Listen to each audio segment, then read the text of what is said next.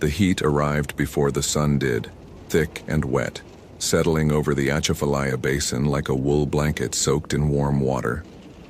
Brooke Thibodeau stood on the dock behind the refuge station, watching the mist rise off the black water in slow, curling tendrils that seemed almost deliberate in their movement. The cypress trees emerged from the fog like the bones of drowned giants, their knees jutting up through the surface, their branches heavy with Spanish moss that hung motionless in the still air. No breeze. There was never any breeze in August, just the heat and the humidity and the constant chorus of insects that served as the swamp's heartbeat. She'd been a wildlife biologist with the Fish and Wildlife Service for 9 years, the last 4 spent here in the Atchafalaya, studying the American alligator population that called this labyrinth of waterways home. She knew these animals better than she knew most people, knew their hunting patterns, their territorial behaviors, the subtle differences between a warning hiss and a genuine threat display. She'd tagged over 200 individuals, tracked their movements through breeding seasons and droughts, documented their remarkable adaptability in the face of human encroachment. Alligators were her life's work, her passion, her area of expertise, which is why she knew with absolute certainty that an alligator had not killed those men. She finished her coffee, chicory blend, black, the only way to drink it this early, and went back inside to review the case files one more time. 3 victims in 14 days. The first had been a local named Beaumont Arsenault, 57, found wedged in the crook of a bald cypress 30 feet above the waterline. No bite marks, no lacerations, no signs of struggle. Just a dead man in a tree with an expression on his face that the responding deputy had described as like he's seen the devil himself rise up out of the water. The second victim was a tourist from Texas, Gerald Hoffman, 62, discovered in similar circumstances a week later.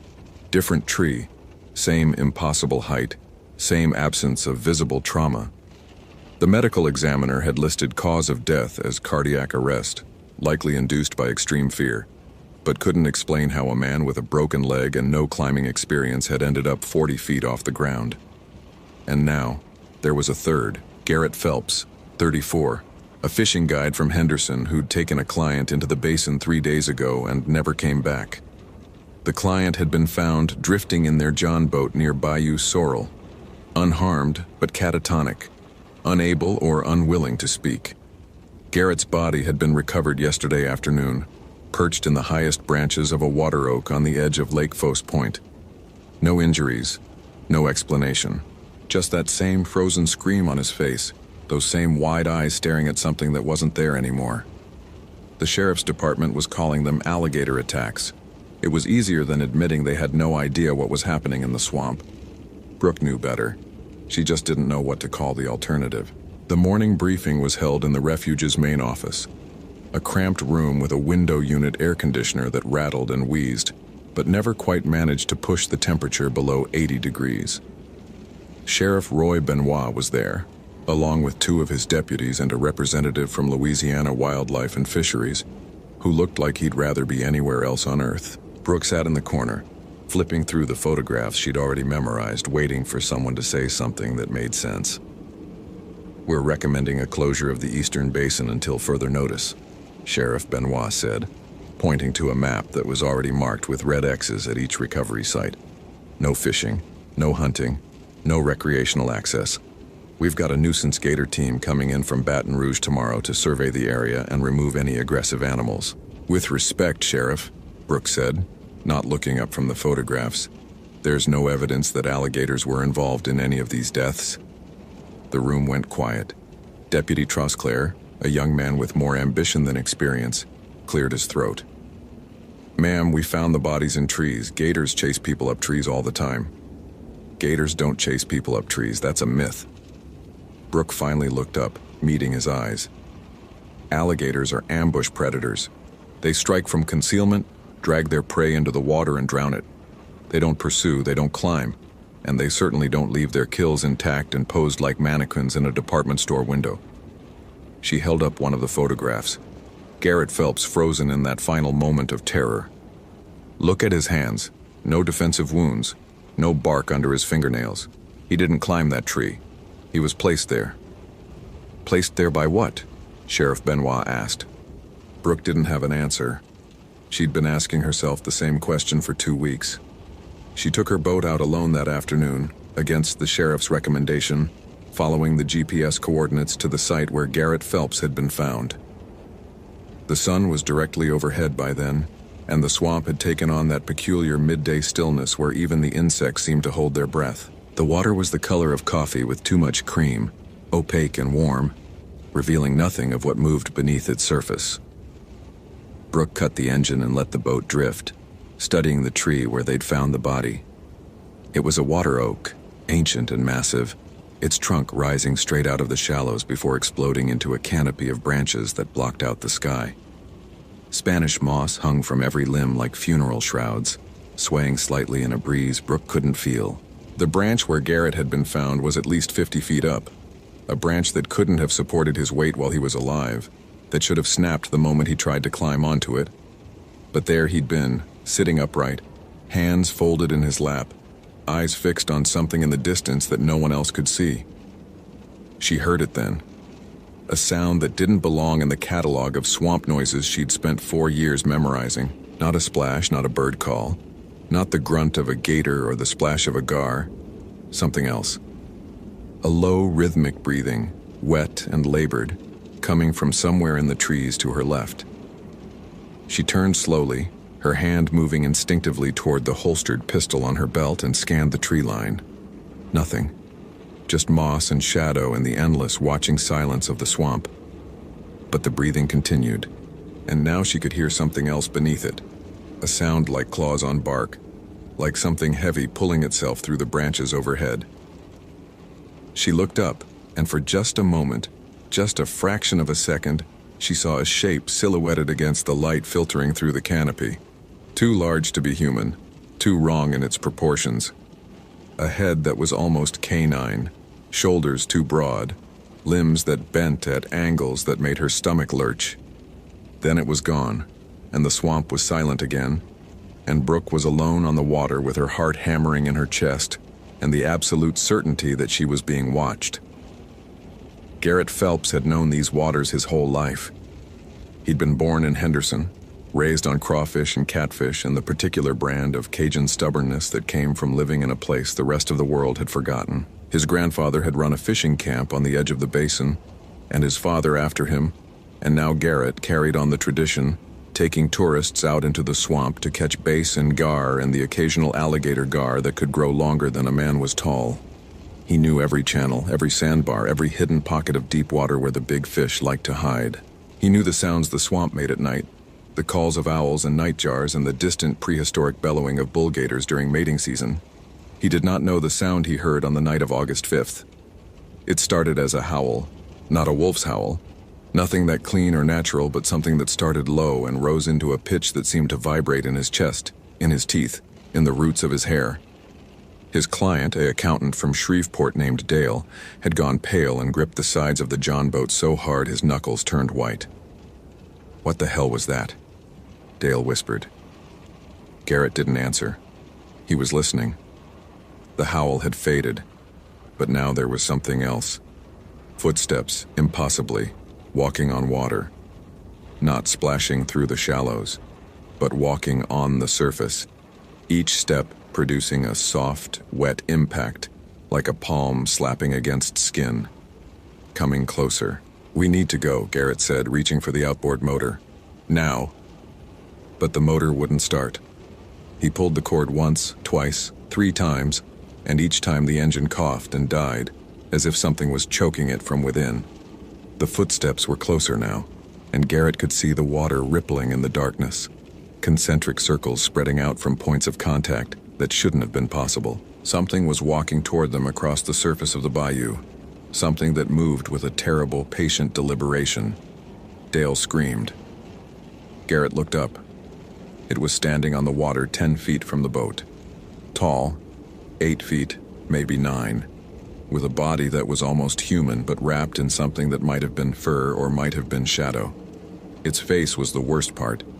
A wolf's muzzle, but elongated, distorted, with eyes that glowed a faint, sickly yellow in the darkness. And it was looking at him.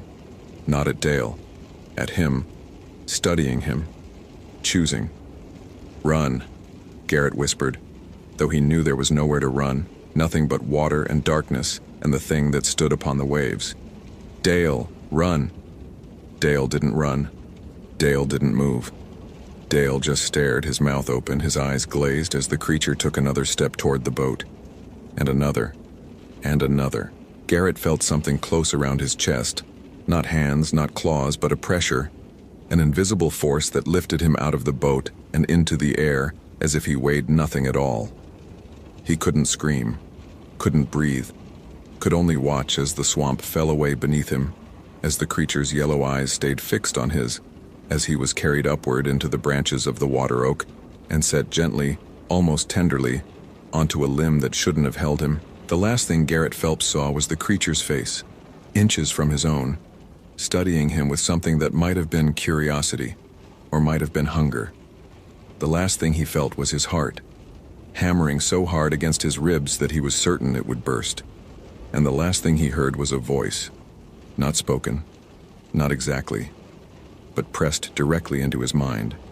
A voice that said, in tones of ancient and infinite patience, "Not yet." But soon, then the darkness took him, and Garrett Phelps was gone. Brooke found the nest 3 days later. She'd been following a pattern she'd noticed on the map. The 3 body sites formed a rough triangle around a patch of flooded forest that wasn't supposed to exist. The satellite imagery showed solid land there, a small island of higher ground in the midst of the basin. But when she navigated her boat through the increasingly narrow channels, she found only water and something else. Bones, hundreds of them, scattered across the shallow bottom, visible through the murky water like pale fingers reaching up from the mud. Human bones, animal bones, bones so old they'd begun to calcite, and bones so fresh they still had scraps of tissue clinging to them. They formed a ring around a single cypress tree, the largest Brooke had ever seen, its trunk easily 30 feet in diameter, its roots spreading out across the water like the legs of some enormous spider. The smell hit her next, not decay, something older, mustier, like a wet dog left in a closed room for weeks. It coated the back of her throat, made her eyes water, triggered some primal response in her hindbrain that screamed at her to leave, to run, to get as far from this place as possible. Her radio crackled. "Brooke, this is base, you copy?" She keyed the mic, never taking her eyes off the tree. "I copy. I found something. Sending coordinates now." "Negative on that, Brooke. We've got weather coming in. You need to head back." She looked up. The sky, which had been clear an hour ago, had turned the color of a bruise, purple and black and swollen with rain. The wind had picked up, sending ripples across the water, making the Spanish moss sway like something alive. And in the branches of the great cypress something moved, something that had been watching her the whole time. "Brooke, do you copy? Return to base immediately." She watched it descend, not climbing, flowing, like shadow given weight and form. It moved from branch to branch with a liquid grace that no living thing should possess, and as it came closer, she could see its face clearly for the first time. The muzzle, the eyes, the way its lips pulled back from teeth that were too long, too sharp, too many. The rougarou, the thing her grandmother had warned her about when she was a child, the monster that haunted the swamps and punished the wicked. She'd stopped believing in it when she was 10 years old. She'd been wrong. It stopped on a branch 20 feet above her, crouching, watching, those yellow eyes fixed on hers with an intelligence that was unmistakably, terrifyingly human. "Not you," the voice said in her mind. "Not yet. You still have work to do." And then it was gone, and Brooke was alone in the gathering storm, surrounded by bones, knowing with absolute certainty that she had been judged, and, for now, found wanting. The official report listed the 3 deaths as accidental drownings complicated by alligator activity. The bone site was never mentioned. The witness, Dale, the accountant from Shreveport, recovered from his catatonic state after 6 weeks of inpatient psychiatric care and claimed to remember nothing of the night Garrett Phelps died. Brooke never told anyone what she saw. What would she say? That a creature from Cajun folklore had shown her its hunting ground and decided to let her live. That she'd looked into the eyes of something older than the swamp itself and seen a patience that spanned centuries. She still works in the Atchafalaya. Still studies her alligators, still files her reports, still drinks her chicory coffee on the dock each morning while the mist rises off the black water. But she doesn't go into the eastern basin anymore, doesn't go near the great cypress or the ring of bones that surrounds it. And some nights when the moon is full and the swamp goes quiet in that particular way, that means something is moving through it, she hears the howling, distant, patient, waiting. The rougarou doesn't kill everyone it catches. Some it releases, some it marks. Brooke touches the scar on her palm, the one she doesn't remember getting, the one that appeared the morning after she visited the nest. It's shaped like a crescent moon, like a bite that never quite broke the skin. She has 93 days left. Then she'll know which kind she is.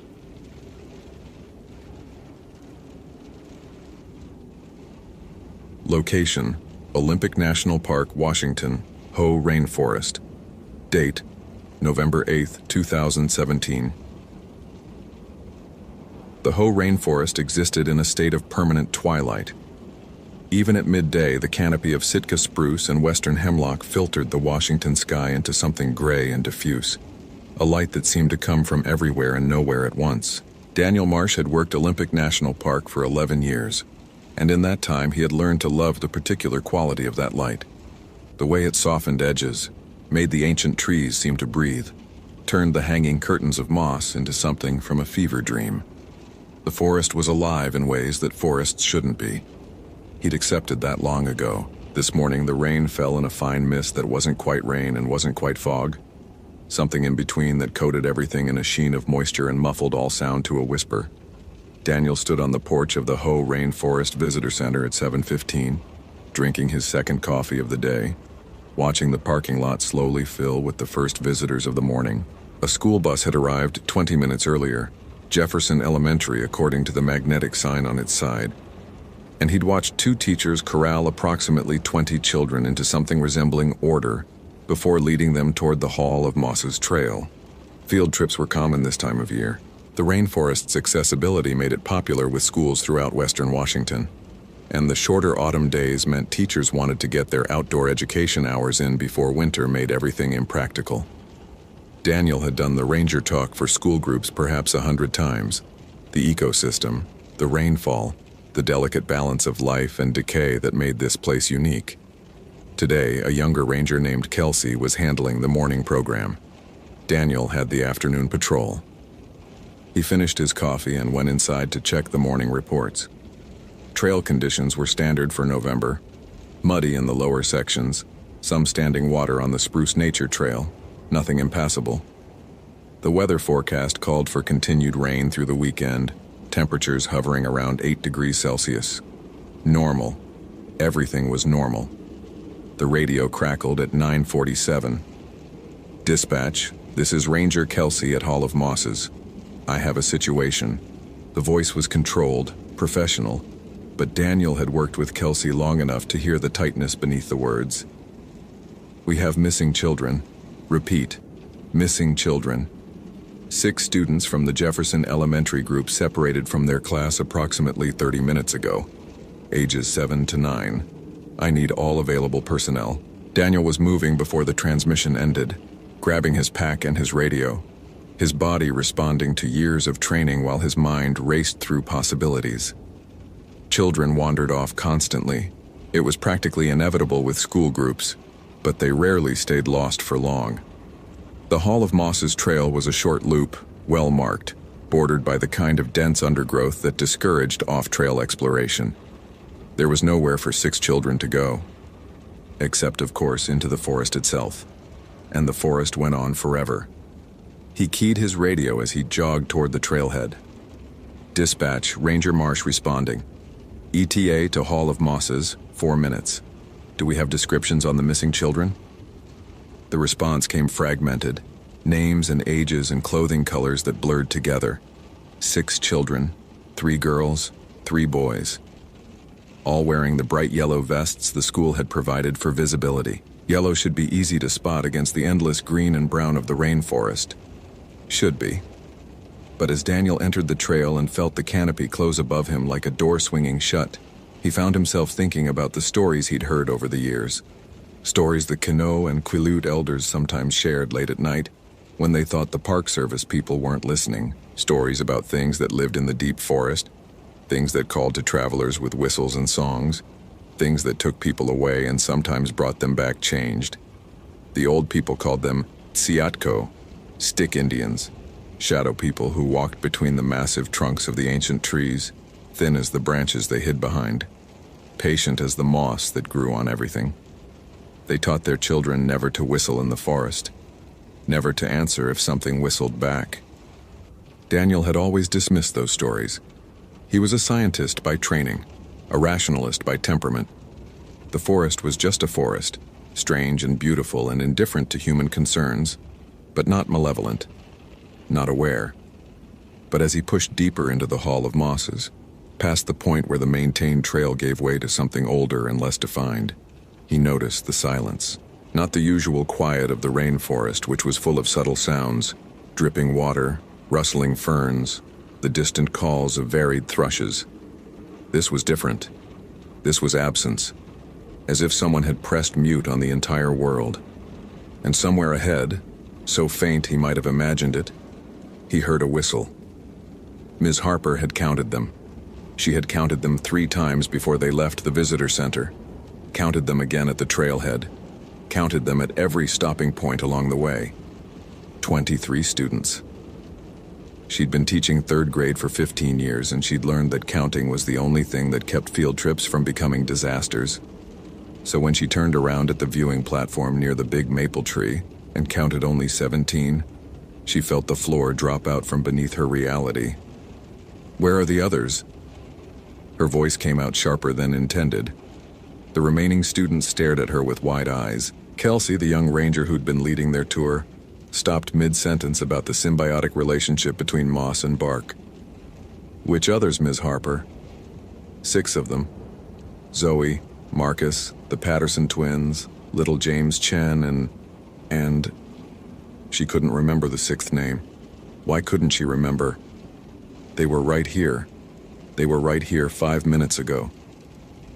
But even as she said it, doubt crept in. Had she actually seen them at this platform? She remembered counting at the previous stop, the one by the fallen nurse log. 23. But the image was fuzzy somehow, like a photograph left in the rain. Had she really counted, or had she just assumed? Kelsey was already on her radio, her voice calm but urgent. The other teacher, Mr. Paulson, began gathering the remaining students into a tight group. Ms. Harper stood frozen, trying to reconstruct the last 30 minutes, and found that she couldn't. The timeline had become unreliable, full of gaps and overlaps that didn't make sense. The rain continued to fall, soft and relentless. The moss-covered trees stood silent around them, watching with patience older than memory. And somewhere in the forest, 6 children walked a path that wasn't on any map, following a sound that no adult could hear. Zoe didn't know why she'd left the group. One moment she was standing with the others, listening to the ranger lady talk about how old the trees were, and the next moment she was walking into the green darkness between 2 massive trunks, her feet moving on their own, her mind floating somewhere peaceful and strange. The whistling was beautiful. That was the thing the grown-ups would never understand, how beautiful it was. Not like a person whistling, not like the songs her dad sometimes hummed while making breakfast. This was something else.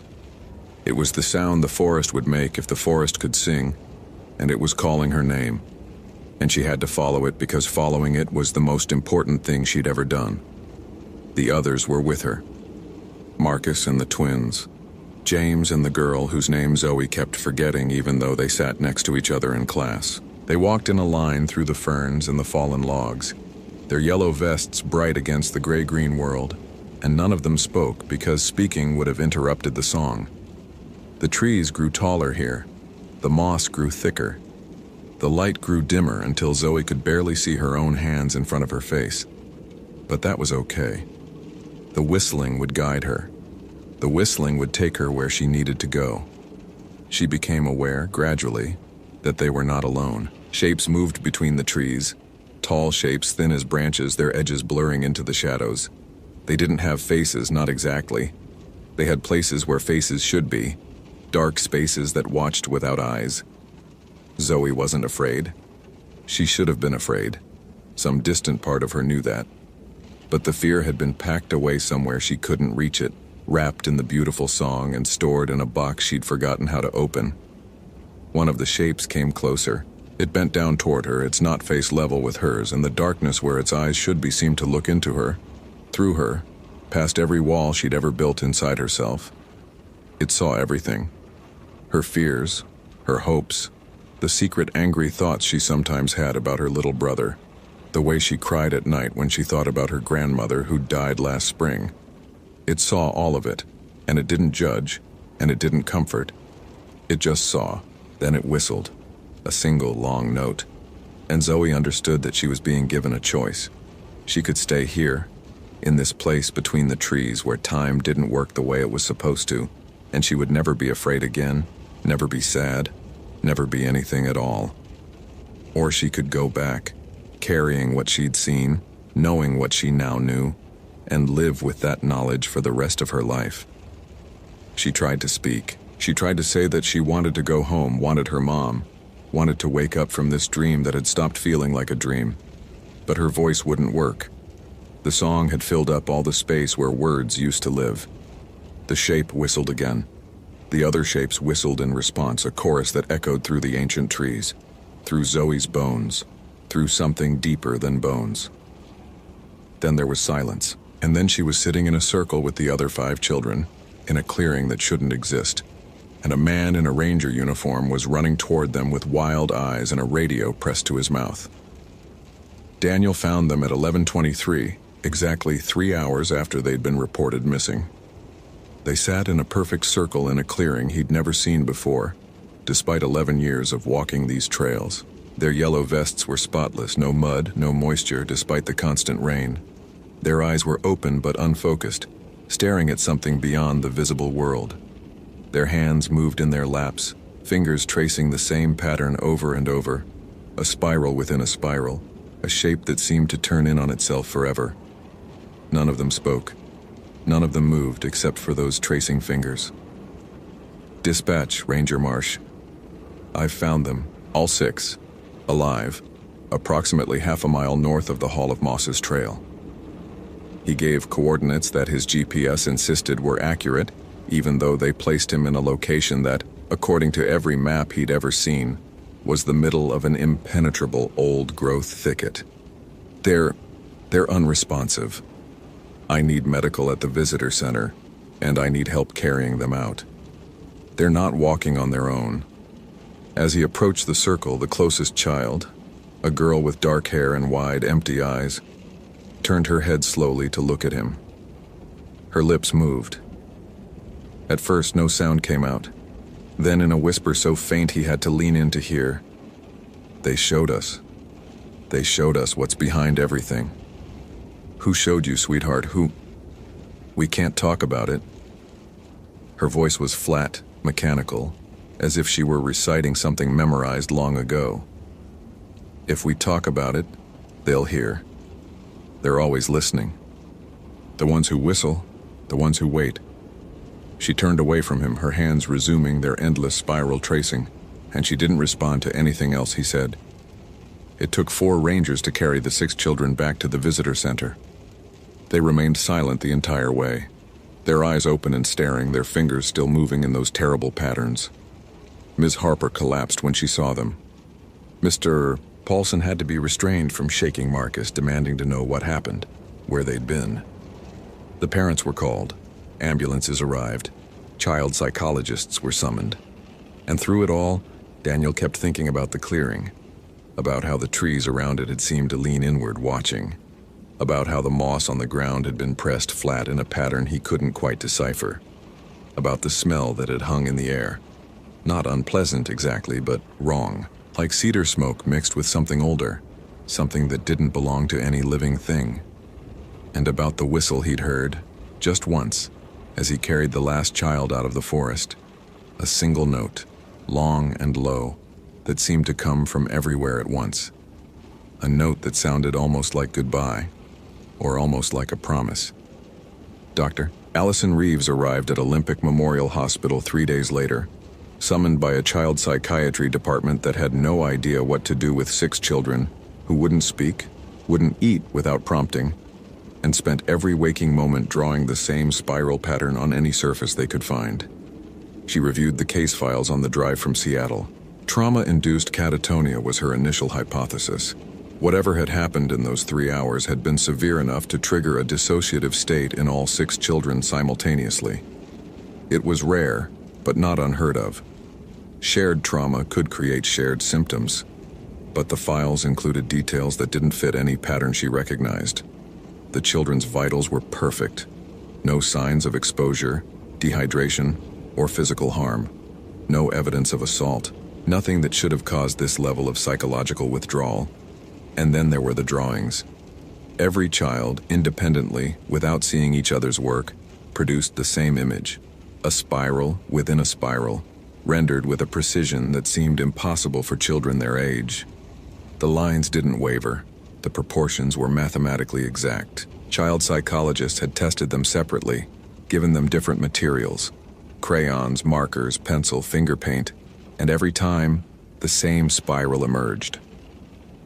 Allison's first interview was with Zoe, the youngest. The girl sat in a hospital room decorated with cheerful animal posters, her hands folded in her lap for once, her eyes focused on Allison's face with an intensity that made the psychiatrist want to look away. "Hello, Zoe. I'm Dr. Reeves. I'm here to talk with you about what happened in the forest." Silence, but not the empty silence of the other children. Zoe was thinking, considering, weighing something behind her 2 old eyes. "You want to know what we saw? I want to help you feel better. We don't feel bad, we feel different." Zoe tilted her head, a gesture that reminded Allison of a bird examining something it might eat. "They didn't hurt us. They just showed us." "Showed you what?" "The space between." Zoe's voice dropped to a whisper. "The place where the trees are always watching. The place where time goes when it's not here. They live there. They've always lived there. Before the forest. Before anything." She paused. "They wanted us to know. They wanted someone to remember." "Remember what, Zoe?" The girl smiled. It was the first expression Allison had seen on any of the children's faces since their return, and it was wrong, too wide, too knowing, a smile that belonged to something much older than 7 years. "That they're still here, that they'll always be here, that sometimes they take people and sometimes they give them back and you can never tell which is worse." She resumed drawing, the spiral within a spiral, perfect and precise, growing outward from the center of the page. Allison watched her for a long time. Then she closed her notebook and left the room, walking past the nurse's station and out into the hospital parking lot, where she stood in the rain and tried to convince herself that what she'd just seen had a rational explanation. The rain fell soft and constant, the same rain that fell in the Hoh rainforest 30 miles away, where the trees stood ancient and patient and watched with something that wasn't quite awareness, but wasn't quite absence either. Her phone buzzed. A text from the hospital. Mark is speaking now, repeating same phrase. "They whistle when they're hungry. They're always hungry. Please advise." Allison didn't respond. She got in her car and drove home, and that night she dreamed of spirals. And in the dream they kept turning inward, inward, until she reached a center that had no bottom. Only darkness, and a sound like whistling that seemed to know her name. The children were released to their families 2 weeks later.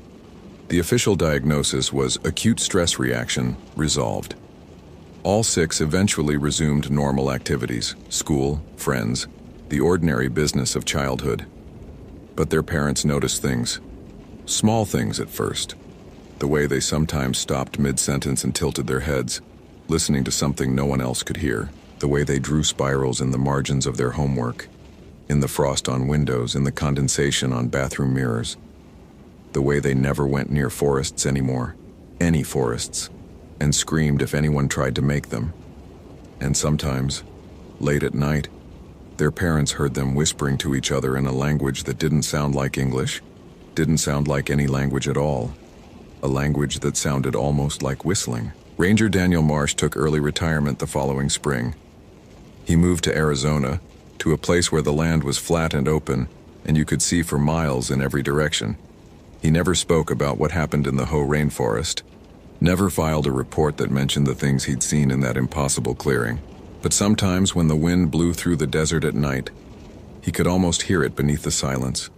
A long, low note, patient and waiting, that seemed to carry all the way from the moss-covered trees of the Pacific Northwest. They were always listening, the children had said. They were always hungry, and they had all the time in the world to wait.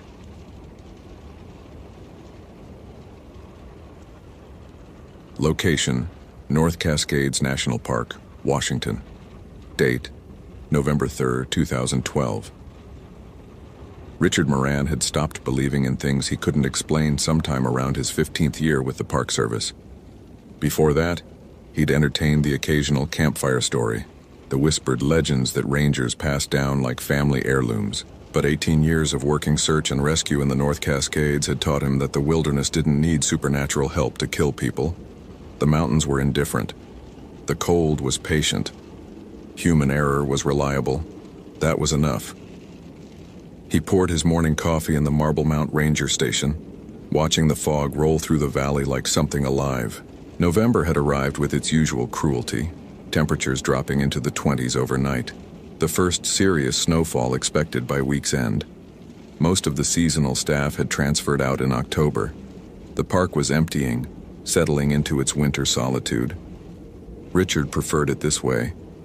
Fewer visitors meant fewer rescues, fewer body recoveries, fewer families he had to call with news that would shatter their worlds. The station was quiet except for the hum of the space heater and the occasional crackle of the radio. Richard ran through his morning checklist with the ease of long practice. Weather report: overcast, high of 38, snow likely by Tuesday. Trail conditions: Cascade Pass closed above 5,000 feet due to ice. Overnight incidents: none reported.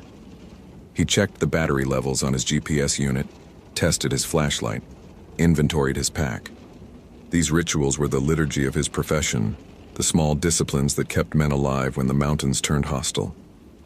Outside, the North Cascades rose in jagged silhouette against the gray sky, peaks that the early explorers had called the American Alps, though Richard had always thought that comparison undersold them. The Alps had been civilized for centuries. The North Cascades remained wild in ways that Europe had forgotten. There were valleys here where no human had ever set foot, glaciers that had been grinding stone since before the pyramids were built, forests so dense that sunlight never reached the ground. It was beautiful. It was also utterly indifferent to human survival, and Richard respected that indifference the way a sailor respects the sea. His radio crackled at 0730. Marble Mount Station. This is dispatch. You copy? Richard keyed the mic. Dispatch, Marble Mount. Go ahead. Rich, we've got a situation. Fourth report in 3 weeks of auditory anomalies near Cascade Pass.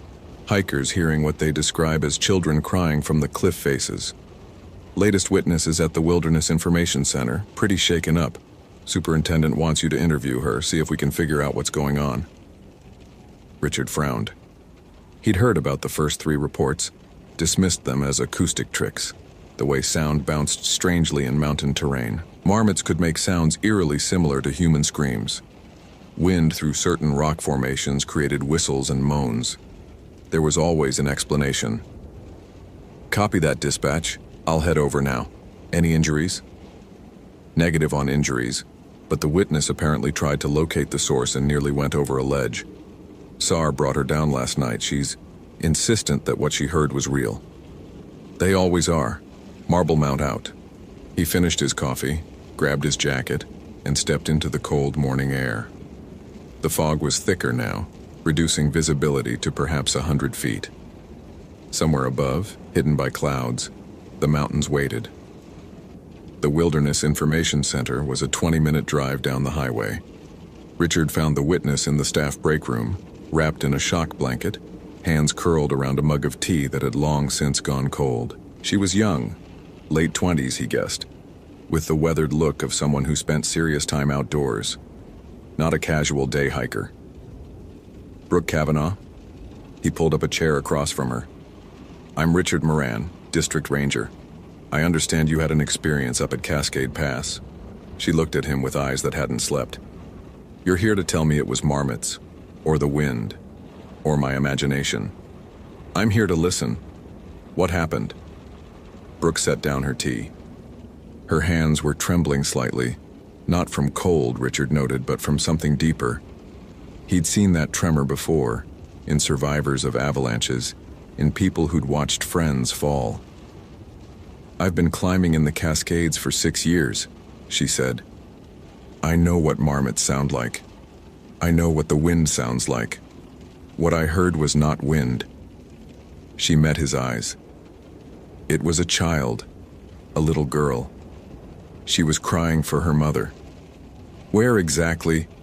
"On the north face of Johannesburg Mountain, about 200 feet up a vertical cliff. No ledges, no caves, no possible way for anyone to be there, let alone a child." Her voice cracked. "But I heard her, clear as I'm hearing you now. She was crying, and then she started calling for help. Please, someone help me, I'm scared, please." Richard wrote in his notebook, keeping his expression neutral. "And you attempted to locate the source?" Yes, I know how stupid that sounds. But you don't understand. It was so real, so desperate, I kept thinking. What if someone actually fell? What if there's a child up there dying while I stand here doing nothing?" She pulled the blanket tighter. "I started climbing toward the sound.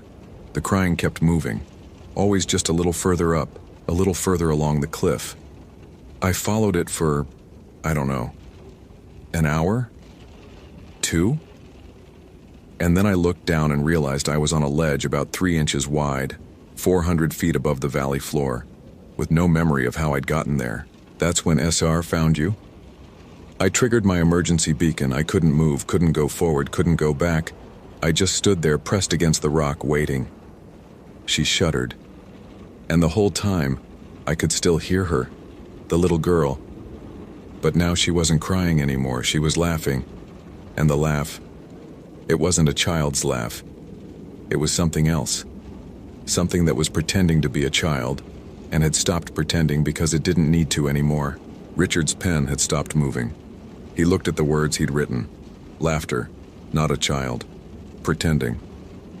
"Ms. Kavanaugh, the mind can play tricks. I know what you're going to say." Her voice was flat now, exhausted. "And I don't care. I know what I heard. But that's not why I'm telling you this." She reached into her jacket pocket and pulled out a folded piece of paper. "After SAR brought me down, I couldn't sleep. So I started researching, looking for any record of similar incidents in the area." She unfolded the paper. It was a printout from some historical archive, a scanned document, handwritten, dated 1897. "This is from a survey report, a geological team mapping the Cascade Pass area. They lost 2 men on Johannesburg Mountain.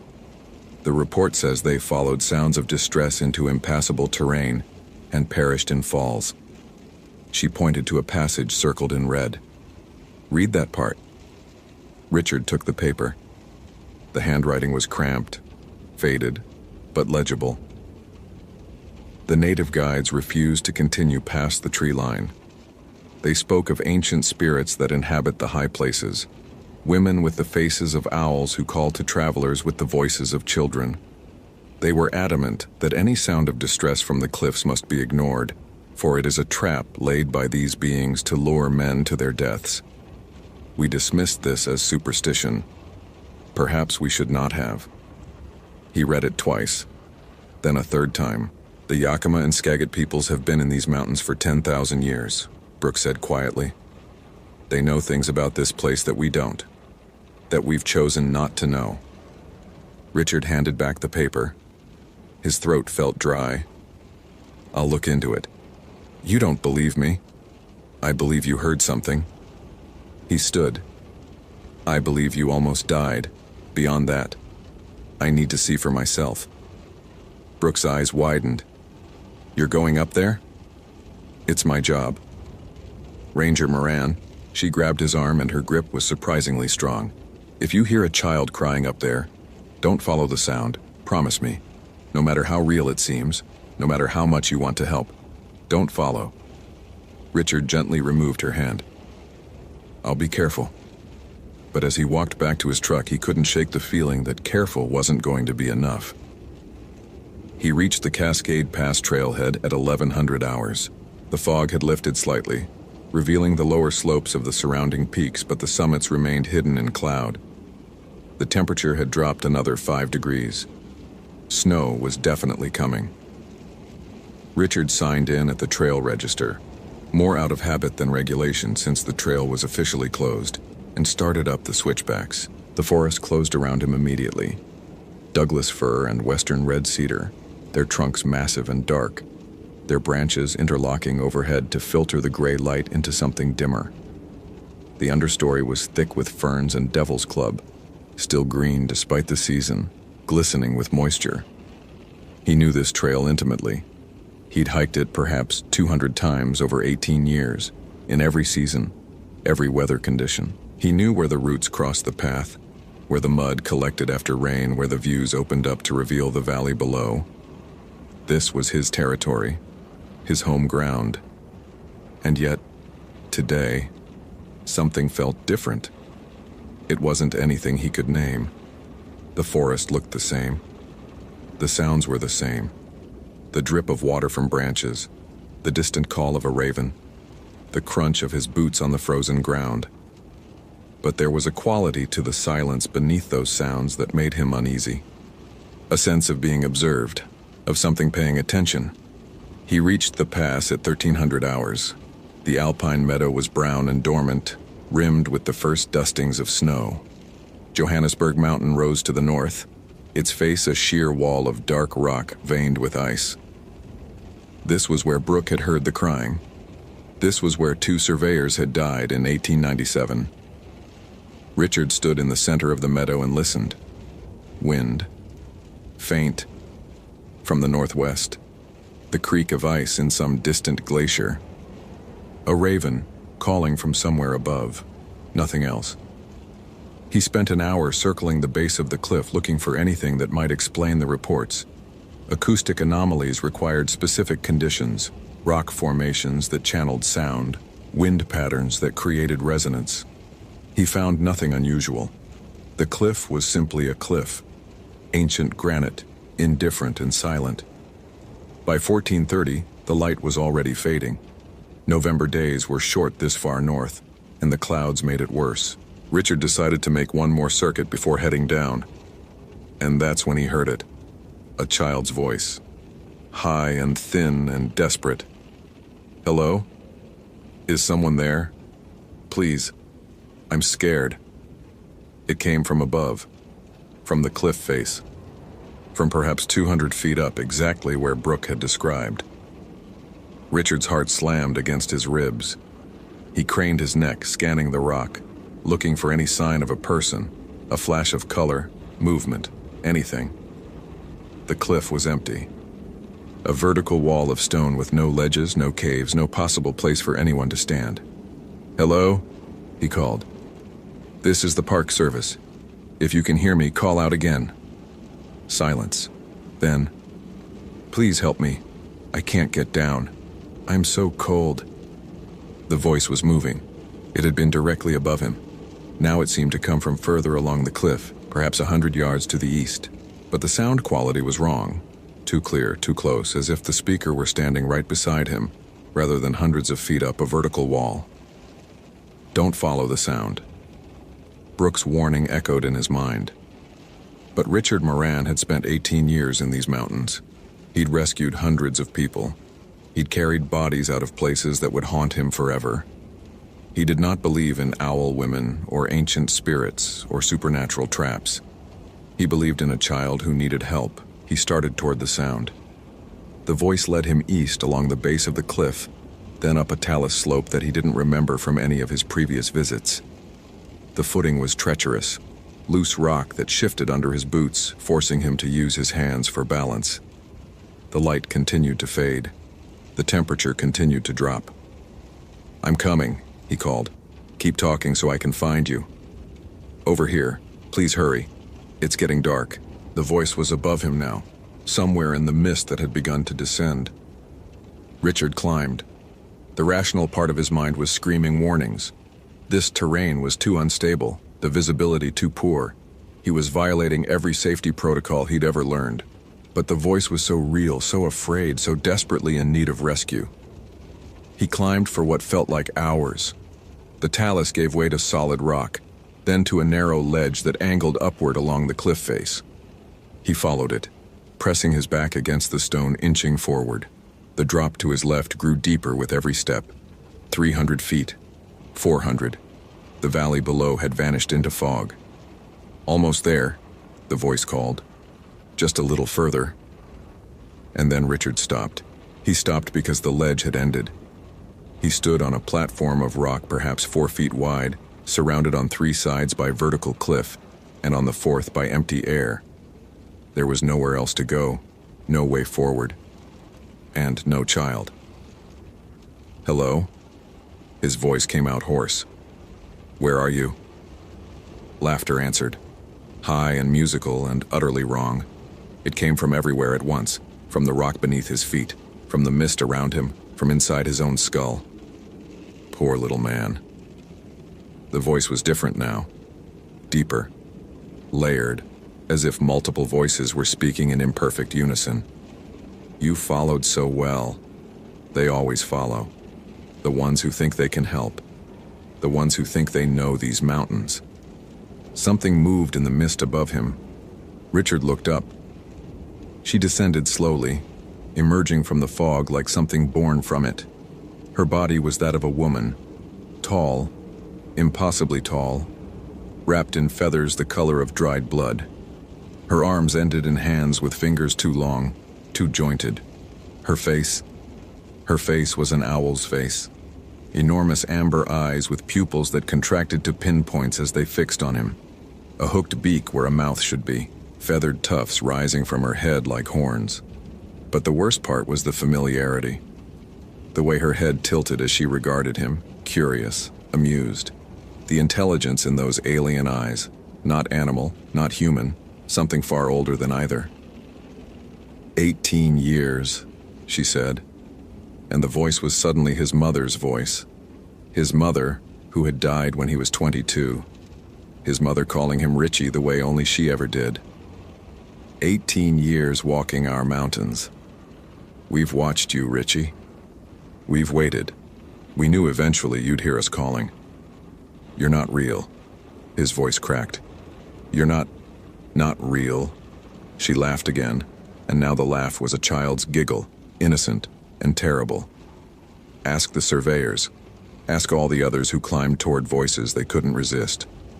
Their bones are here, Richie, deep in the rocks. We keep them. We remember them. She floated closer. Her wingspan was impossible, 20 feet at least. Feathers rustling with a sound like whispered secrets. The cold radiating from her was deeper than winter, deeper than anything the mountains could produce.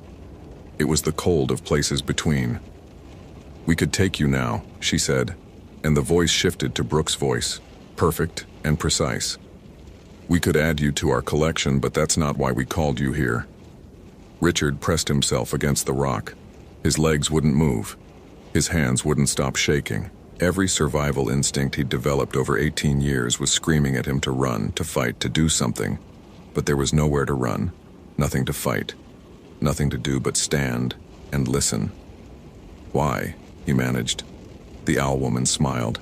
A beak shouldn't be able to smile, but hers did, splitting wide to reveal a throat that went down forever, into darkness that seemed to move. To deliver a message. She leaned close, and her breath smelled of pine and rot, and something older than stone. The mountains are waking. The old agreements are ending. For 10,000 years we took only those who followed, those who chose to climb toward us. But the boundaries are thinning, Richard Moran. Soon we won't need to call. Soon we'll come down from the high places. And when we do..." She tilted her head, owl-like, curious. "Tell them," she whispered. "Tell them what you saw. Tell them to remember the old stories. Tell them that what sleeps in the peaks is stirring." And then she was gone. No transition, no departure. Simply there one moment and absent the next, leaving only the mist and the cold and the impossible ledge where Richard stood, 400 feet above the valley floor, with no memory of how he'd climbed so high. Search and rescue found him at 300 hours, huddled on the ledge, hypothermic and unresponsive. They had to airlift him out by helicopter. There was no safe way to climb down in the dark and no explanation for how he'd reached that position in the first place. The rescue team leader said later that the ledge Richard was on shouldn't have been accessible without technical climbing gear. The route he'd apparently taken didn't exist. Richard spent 3 days in the hospital recovering from exposure. He told the doctors he'd gotten lost in the fog. He told the superintendent he'd slipped and become stranded. He told his colleagues nothing at all. But he wrote a report. A real report. One that would never be filed officially. One that he sealed in an envelope and placed in his personal safe deposit box, along with his will and his service records. The report detailed everything. Brooks' account, the historical documents, what he'd seen on that ledge. He didn't expect anyone to believe it. He wasn't sure he believed it himself. But in March of the following year, a hiker disappeared near Cascade Pass. Her body was never found. The search teams reported hearing a child crying from the cliffs, a voice that moved when they followed, that led them toward increasingly dangerous terrain until their commander ordered a retreat. And in November 2013, exactly 1 year after Richard's encounter, 3 climbers vanished on Johannesburg Mountain. The weather had been clear. Their equipment was found at their campsite, neatly arranged as if they'd simply walked away in the middle of the night. The last entry in their logbook read, "Heard something outside the tent. Sounds like a little girl crying. Going to check." Richard read the incident reports. He visited the memorial plaques that the families installed at the trailhead. He said nothing to anyone because what was there to say? That the mountains were haunted? That owl women lived in the high places and called to travelers with the voices of children? That something ancient was stirring and the old protections were failing? No one would believe him. He barely believed himself, but he never hiked to Cascade Pass again. He requested a transfer to a desert park, anywhere without peaks that vanished into mist, without cliffs that echoed with impossible sounds. The request was denied, and every November when the first snows came and the nights grew long, Richard would lie awake in his cabin and listen. Listen for the sound of crying from the mountains. Listen for a voice calling his name in the darkness. Sometimes, just before dawn, he thought he heard her. "Richie. Come find me, Richie. I've been waiting so long." His mother's voice. Perfect, and patient, and hungry. He would pull the covers over his head and wait for daylight. But daylight came later every year and the nights grew longer. And somewhere in the peaks above the tree line something was watching. Something that remembered his name. Something that had all the time in the world.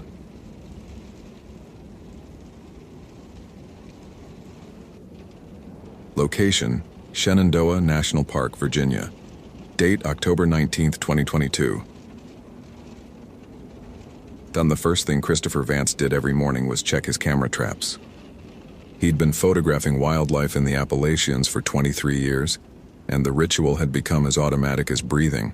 Wake before dawn, drink coffee black from a thermos that had seen better decades, pull on boots that knew the shape of his feet better than he did, and walk the circuit. 12 cameras spread across 3 square miles of Shenandoah backcountry, each one positioned to capture the secret lives of animals that most visitors never saw. Black bears rubbing against marking trees, bobcats padding through moonlit clearings, the occasional coyote, increasingly common these days, moving through the forest like gray smoke, and deer. Always deer. White-tailed deer were so abundant in Shenandoah that most photographers didn't bother with them anymore. Too common, too easy, too familiar. But Christopher had built his reputation on finding the extraordinary in the ordinary. A buck mid-leap, muscles straining, antlers catching the first light of dawn. A doe nursing twin fawns in a meadow of wildflowers. Deer weren't boring. People just stopped looking at them carefully. Christopher never stopped looking carefully. That was his gift, and as it turned out, his curse. The morning of October 19th was cold enough to see his breath, the kind of Appalachian autumn morning where the fog settled into the hollows, and the ridges emerged above it like islands in a white sea. The trees along Skyline Drive had turned that particular shade of orange and red that brought tourists from 3 states away. Their cars crawling along the scenic overlooks, their phones held up to capture something they'd forget by next week. Christopher avoided the drive when he could. His work happened in the spaces between, the unmarked trails and game paths that led deeper into the forest where the land still remembered what it was before the roads came. He was checking camera 7, positioned near a seasonal creek that deer used as a travel corridor, when he found the first image that didn't make sense. The camera had triggered at 3:47 a.m., capturing a burst of 6 frames in rapid succession.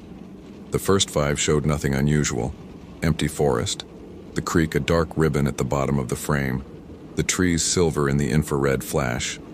But the 6th frame had a deer in it, a buck, young, maybe 2 years old based on the antler development, standing in the creek bed facing the camera. Facing the camera.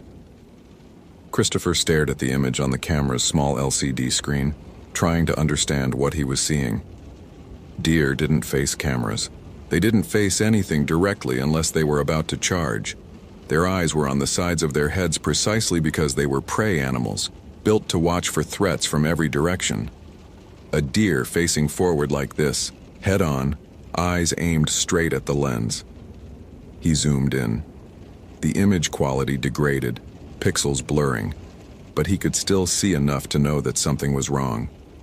The eyes were too far forward, almost on the front of the face, like a predator's eyes, and the mouth. Was the mouth open? It was hard to tell at this resolution. It looked like the deer was smiling. Christopher pulled the SD card and pocketed it. His hands were shaking slightly, and he told himself it was the cold. Madison Calloway had worked the front desk at the Big Meadows Lodge for 3 seasons, and she'd heard every variety of tourist complaint imaginable. The rooms were too rustic, the Wi-Fi was too slow, the bears had gotten into the trash again. But the complaint she received that morning was new. "There's a deer outside my cabin," the woman said. She was maybe 60, silver-haired, wearing the kind of expensive hiking gear that suggested she'd never actually hiked anywhere.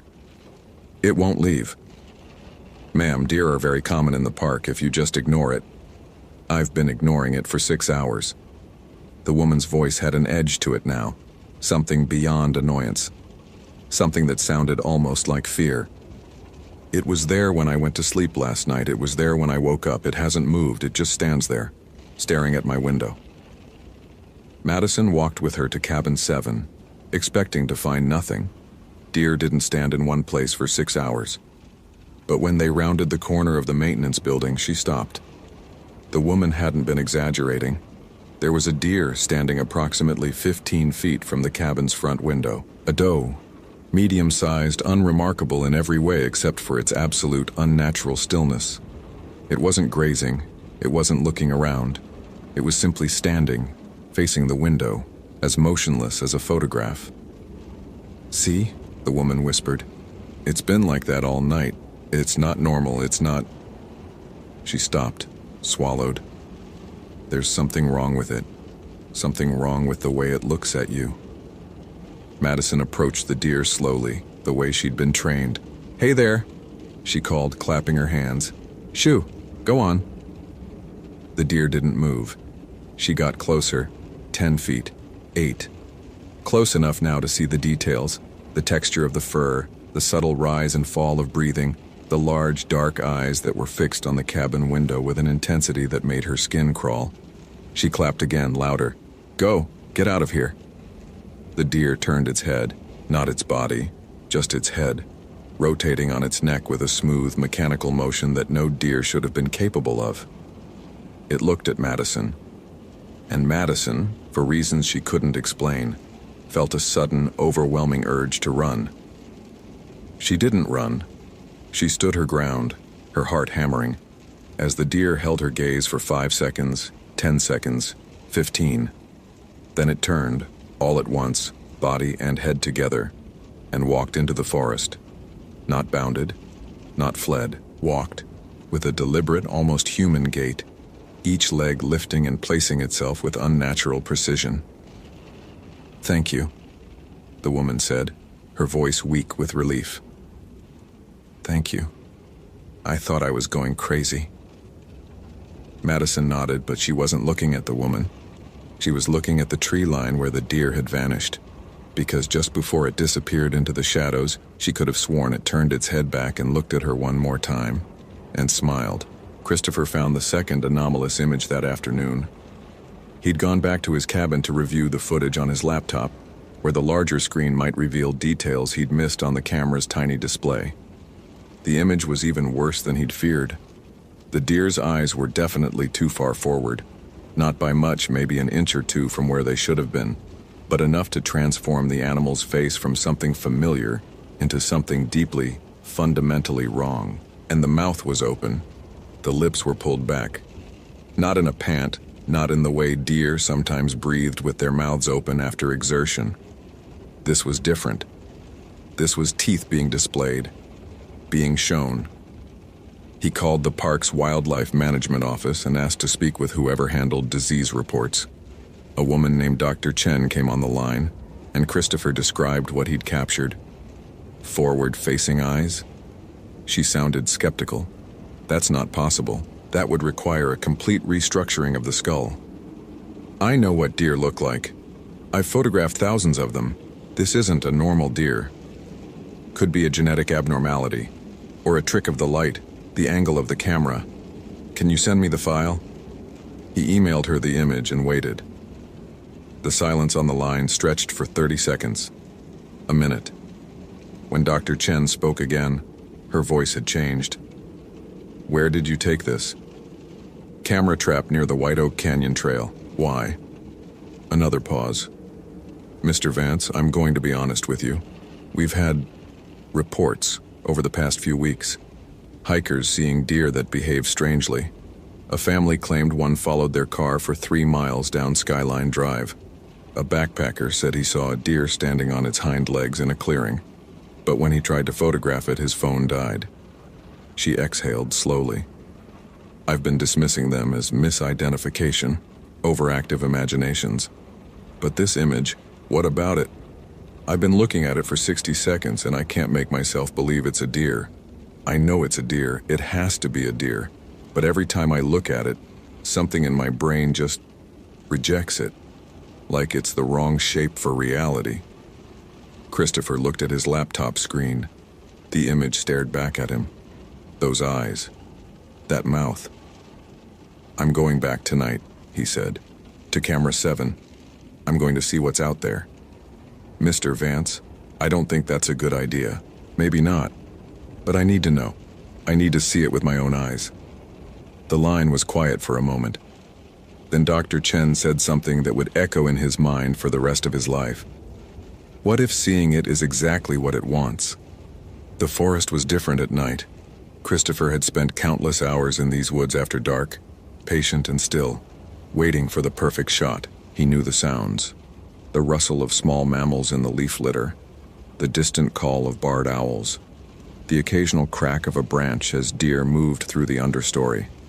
He knew the smells. Decomposing leaves, damp earth, the faint musk of animals passing through. He knew the way moonlight filtered through the canopy, turning everything silver and shadow. Tonight, the forest was silent. He'd reached Camera 7's location just after sunset, settling into a spot behind a fallen oak where he could watch the creek bed without being seen. His camera was ready, a professional DSLR with a low-light lens that could capture detail in near-total darkness. His phone was in his pocket, set to record audio. If something came, he would document it. That's what he did. That's who he was. The silence was the first wrong thing. No insects. No owls. No rustle of wind through the dying leaves, just absolute suffocating quiet, as if the forest had drawn a breath and forgotten to let it out. Christopher checked his watch. 9:47 p.m. He'd been here for almost 2 hours. Nothing had moved. Nothing had made a sound. Then he heard it. Footsteps. Not deer footsteps. Too regular, too rhythmic, too deliberate. These were footsteps that wanted to be heard. They came from somewhere to his left, moving parallel to the creek, getting closer. Christopher raised his camera, his finger hovering over the shutter button, his eye pressed to the viewfinder. The shape that emerged from the darkness was a deer. A buck. Young. 2-point antlers. It walked into the creek bed and stopped, exactly where the deer in the photograph had been standing. And then it turned to face him. Christopher's finger froze on the shutter button. Through the viewfinder, he could see it clearly now. The eyes positioned wrong, too far forward, fixed on his hiding spot with a predator's focus.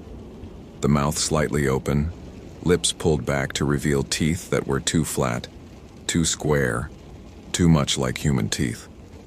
The head tilted at an angle that should have been anatomically impossible, cocked to one side like a curious dog, except there was nothing curious about that stare.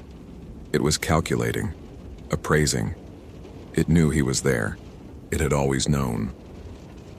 Christopher took the photo. The shutter clicked, and in the instant of the flash, he saw the thing's true face. Not a deer at all, not really, but something wearing the shape of a deer, the way a person might wear an ill-fitting suit. The proportions were wrong everywhere, the legs too long, the neck too flexible, the body somehow too thin and too full at the same time. And the eyes, caught in the flash's glare, weren't reflecting light. They were generating it, a faint internal glow that had nothing to do with the camera's flash. The thing smiled. There was no other word for it. The mouth stretched wider than any deer's mouth could stretch, the lips pulling back past the gums, past the jaw, the expression spreading across the face like a wound opening. Christopher ran. He didn't remember the route he took, didn't remember pushing through branches or stumbling over roots or the burning in his lungs as he sprinted blindly through the darkness. He remembered only the sound behind him. Those footsteps, those deliberate, measured footsteps, keeping pace with him exactly, never falling behind, never getting closer. Following. Herding. He burst out of the tree line onto Skyline Drive just as a car came around the curve, its headlights washing over him. The car swerved, honked, kept going. Christopher stood in the middle of the road, gasping, his camera still clutched in his white-knuckled hands. The forest behind him was silent. The footsteps had stopped. But at the edge of the trees, just beyond the reach of the distant streetlights, something stood, watching him. A deer. Just a deer. Completely normal. Completely still. It looked at him for a long moment. Then it turned and walked back into the darkness, and Christopher Vance finally let himself scream. He checked the camera the next morning.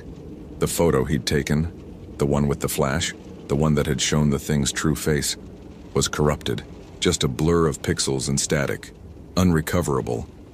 But the camera trap had kept recording after he fled. The motion sensor had triggered 6 more times throughout the night, capturing 6 more images. Every single one showed the same thing. The creek bed, empty. The trees still. And at the very edge of every frame, just barely visible, a shape that might have been a deer standing in the shadows, watching. The last image was time-stamped 6:23 a.m., 20 minutes after sunrise. In that image, the shape was closer, much closer. Close enough that Christopher could make out the outline of antlers, the curve of a neck, the gleam of eyes that seemed to be looking directly at the camera, directly at him. He deleted the images, pulled all 12 cameras from the forest, packed his equipment, checked out of his cabin, drove down the mountain without stopping, without looking back, without allowing himself to glance at the dozens of deer grazing peacefully along Skyline Drive. But he knows it doesn't matter. He knows because of what Madison Calloway told him when he stopped at the lodge to settle his bill. She'd looked pale, exhausted, her hands trembling as she processed his credit card. "Did you see it?" she whispered. The thing that's not a deer? He nodded. It knows, she said. When you see it, really see it, it knows. And then it follows you. She glanced out the window at the tree line, at the shadows between the trunks. I've seen it every day since, standing outside my apartment, walking through the parking lot, always watching, always smiling. Christopher drove home to Richmond that night. He lives on the 4th floor of an apartment building with no trees nearby, no forest, no wildlife. He doesn't photograph animals anymore. He doesn't go outside after dark. But sometimes in the gray hours before dawn, he looks out his window at the empty street below. And sometimes there's a shape standing on the sidewalk. A deer perfectly still, perfectly normal, looking up at his window with eyes that catch the streetlight and glow. It hasn't come closer, not yet. But every morning it's a little bit nearer than it was the night before.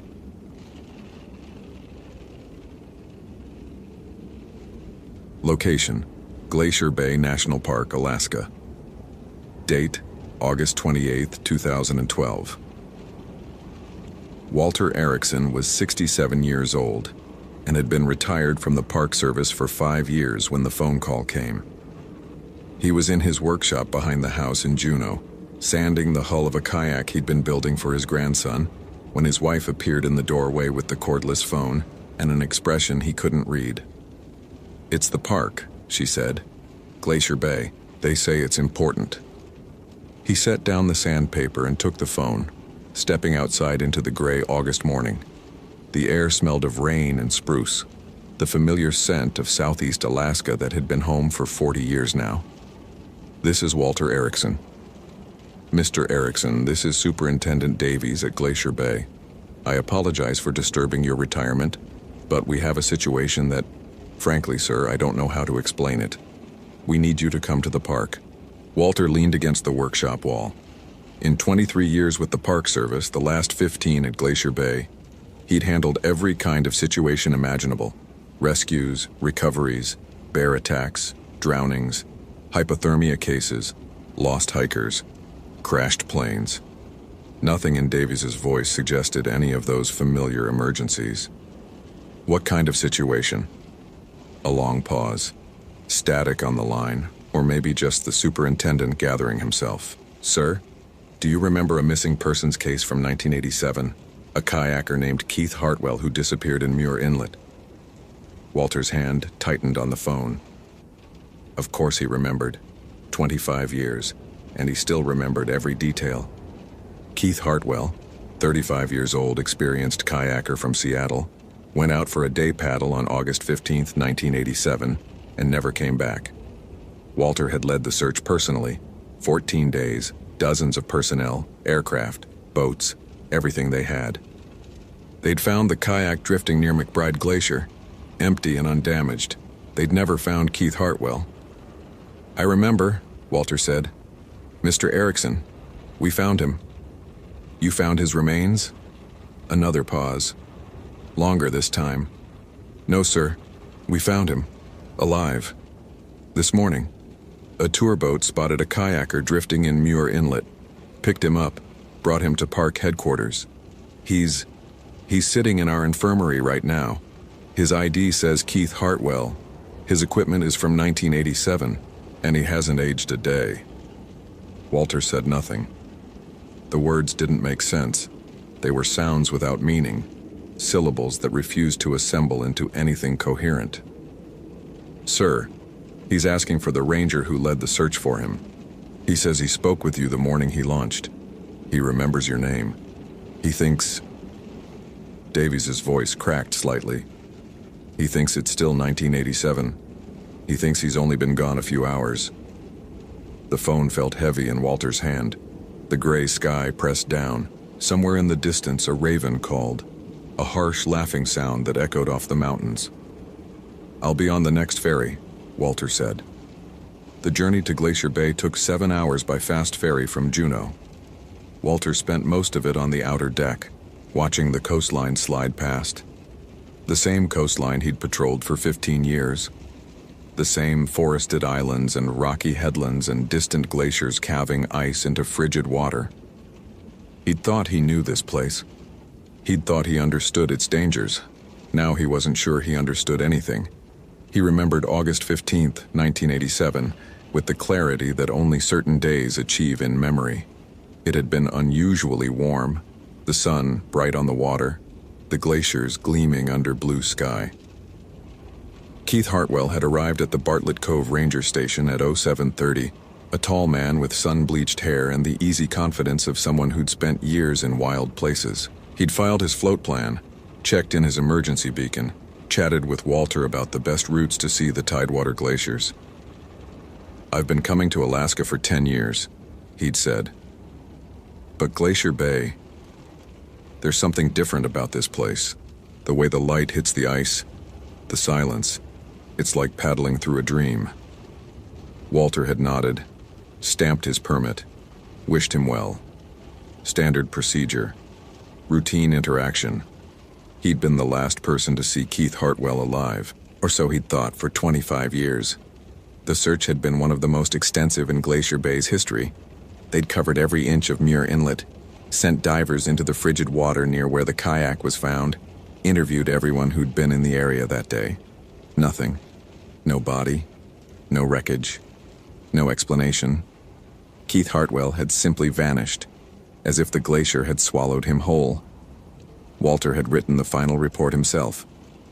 Subject presumed drowned. Body not recovered. Case closed pending new evidence. Now apparently there was new evidence, sitting in the park infirmary, asking for him by name. Superintendent Davies met him at the Bartlett Cove dock. He was a young man, younger than Walter's own son, with the look of someone who hadn't slept and wasn't sure he'd ever sleep again. "Thank you for coming, sir. I know this is unusual." "Has he been examined? Medically?" "Yes. Dr. Chen flew in from Juneau this morning. Physically, he's in perfect health. No signs of exposure, dehydration, malnutrition. Nothing you'd expect from someone who's been wherever he's been. His vital signs are normal. His cognitive function is normal. He knows his name, his address, his social security number. He knows who the president is, except he thinks it's Reagan." They walked along the dock toward the visitor center. Tourists milled about, oblivious to anything strange, taking photos of the mountains and the glaciers visible in the distance, the mundane continuing while the impossible sat in a building 50 yards away. "Has he said anything about what happened? Where he's been?" Davies shook his head. He doesn't understand the question. As far as he's concerned, he went out paddling this morning, got caught in some fog near McBride Glacier, lost his bearings, and then a tour boat picked him up. He keeps asking why everyone's making such a fuss. They reached the infirmary, a small building near the ranger station, used mostly for treating minor injuries and seasickness from the tour boats. Davies stopped at the door. "Sir, I have to warn you. When you see him, it's exactly the photo from the 1987 file. Exactly. Same clothes, same watch, same haircut. The park historian pulled some old newspapers. There's a picture of him from before he disappeared. It's the same man. Not similar. The same." Walter took a breath. "Let me see him." Keith Hartwell sat on the edge of an examination table, wearing a fleece jacket that Walter recognized. It was a brand that hadn't been manufactured since 1992.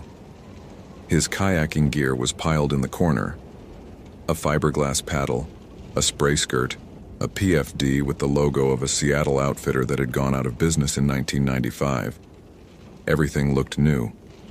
Everything looked like it had been purchased yesterday. And the man himself. Walter had been a ranger for over 2 decades. He'd seen bodies in every state of decay. He'd seen drowning victims and avalanche victims and people who'd been dead so long they were barely recognizable as human. But he had never seen anything that made him question his understanding of reality until this moment. Keith Hartwell looked exactly as he had 25 years ago. Not similar, not well preserved. Exactly. The same laugh lines around his eyes, the same small scar on his chin, the same way he tilted his head when he was thinking. He hadn't aged a single day. "Ranger Erickson?" Keith's face lit up with recognition.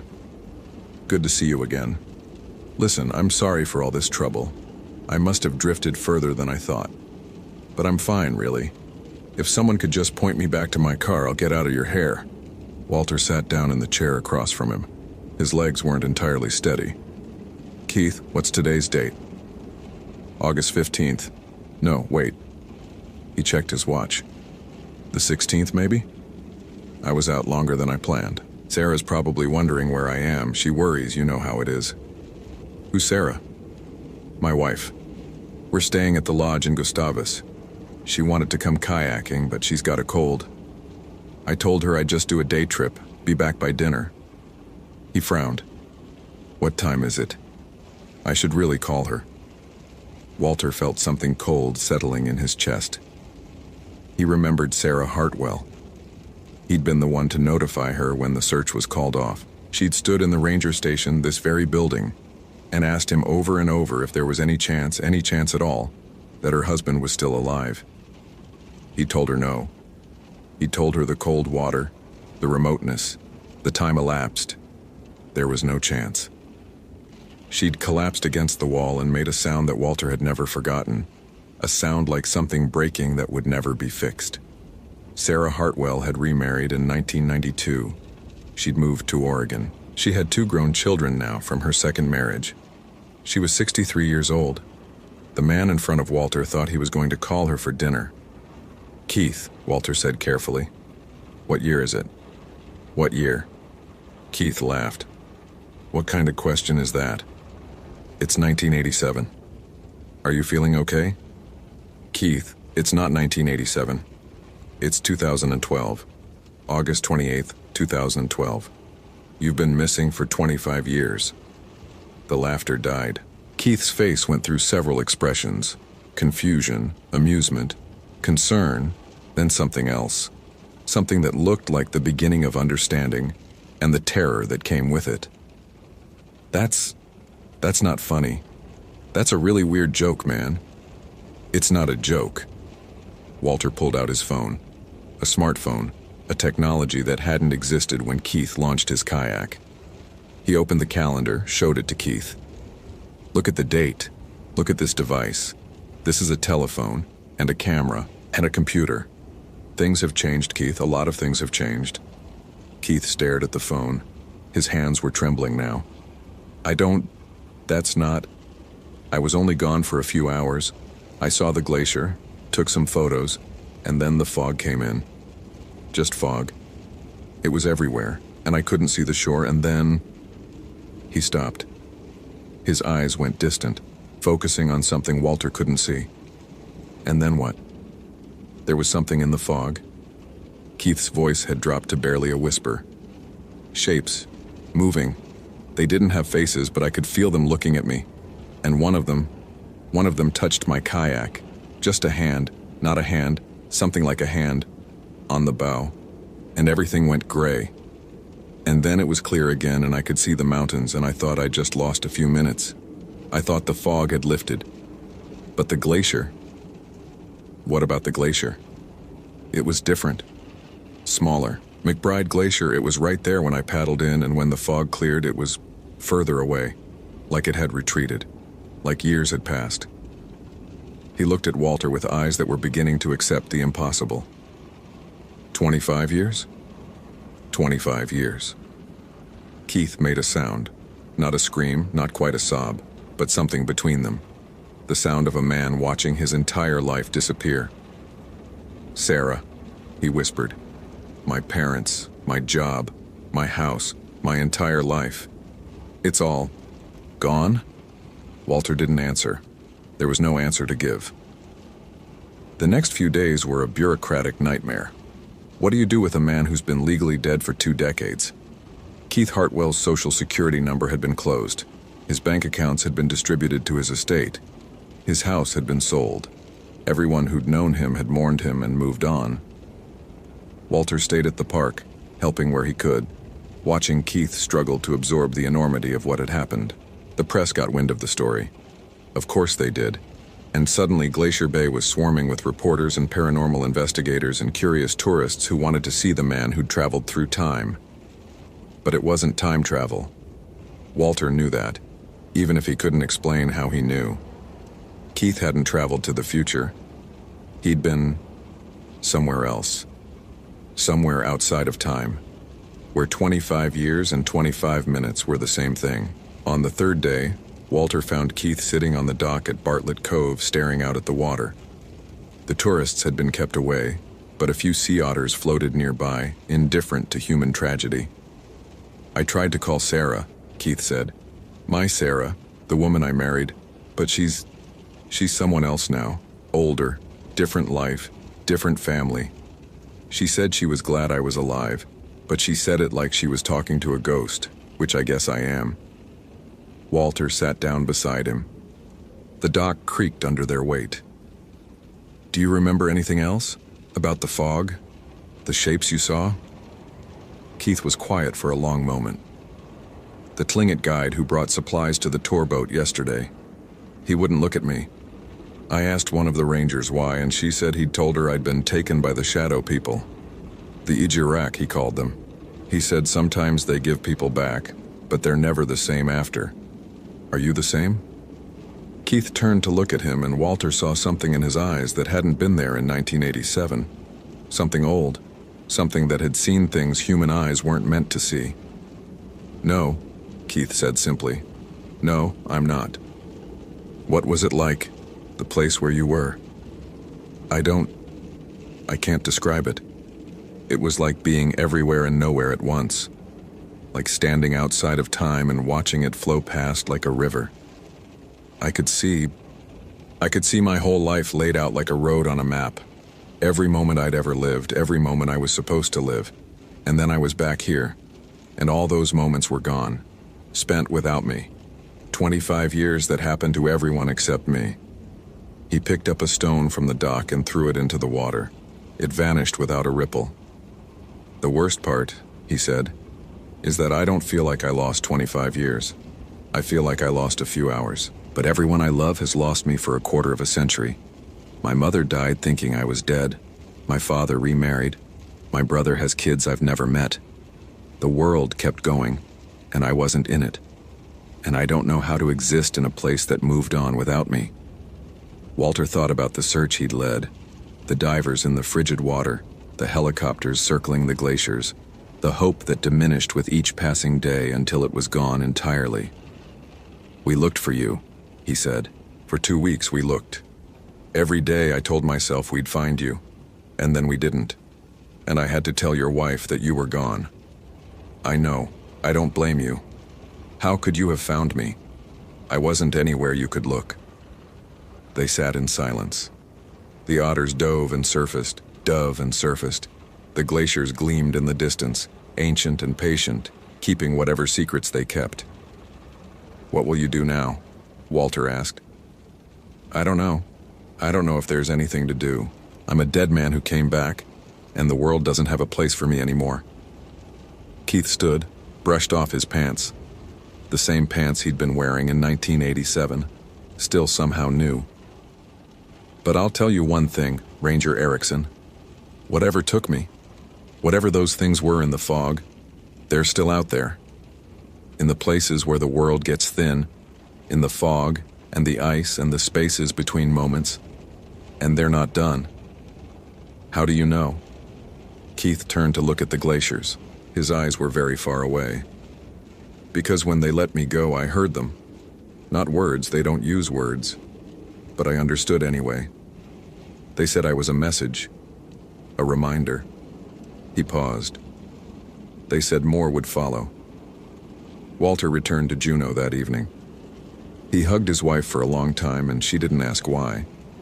He finished building the kayak for his grandson, and he never told him about Keith Hartwell. But sometimes, when the fog came in thick from the water and the world went gray and silent, Walter would stand at his window and remember. He would think about the places where time ran differently, where 25 years could pass in an afternoon, where things without faces reached out from the mist and took people away. Keith Hartwell eventually left Alaska. The last Walter heard, He was living somewhere in New Mexico in the desert, as far from water and fog and glaciers as a man could get. He never married again, never reconnected with his family in any meaningful way. He existed in the world, but not quite of it, a man out of time in every sense. And at Glacier Bay, the glaciers continued their slow retreat, revealing land that had been buried for centuries. Tour boats brought visitors to see the ice and the wildlife and the terrible beauty of a landscape being transformed. Sometimes, the guide said, the fog came in quickly near McBride Glacier. Sometimes passengers reported seeing shapes in the mist, figures that moved wrong, that flickered at the edges of vision. Sometimes people heard voices calling from the fog, asking for help, asking to be found. The Park Service had a protocol now. When the fog came in at Muir Inlet, all boats returned to Bartlett Cove. No exceptions. They never explained why. But Walter knew, and in his nightmares, he saw it. The fog rolling in, thick and gray and alive, and in the fog, shapes without faces, reaching, waiting, patient as glaciers, old as the ice itself. He would wake in the darkness, heart pounding, and check the date on his phone. Make sure it was still 2012. Make sure he hadn't lost any time. Make sure he was still where and when he was supposed to be. So far, he always was. But every morning when he checked, there was a moment, just a moment, when he wasn't entirely sure. And in that moment, the fog seemed very close.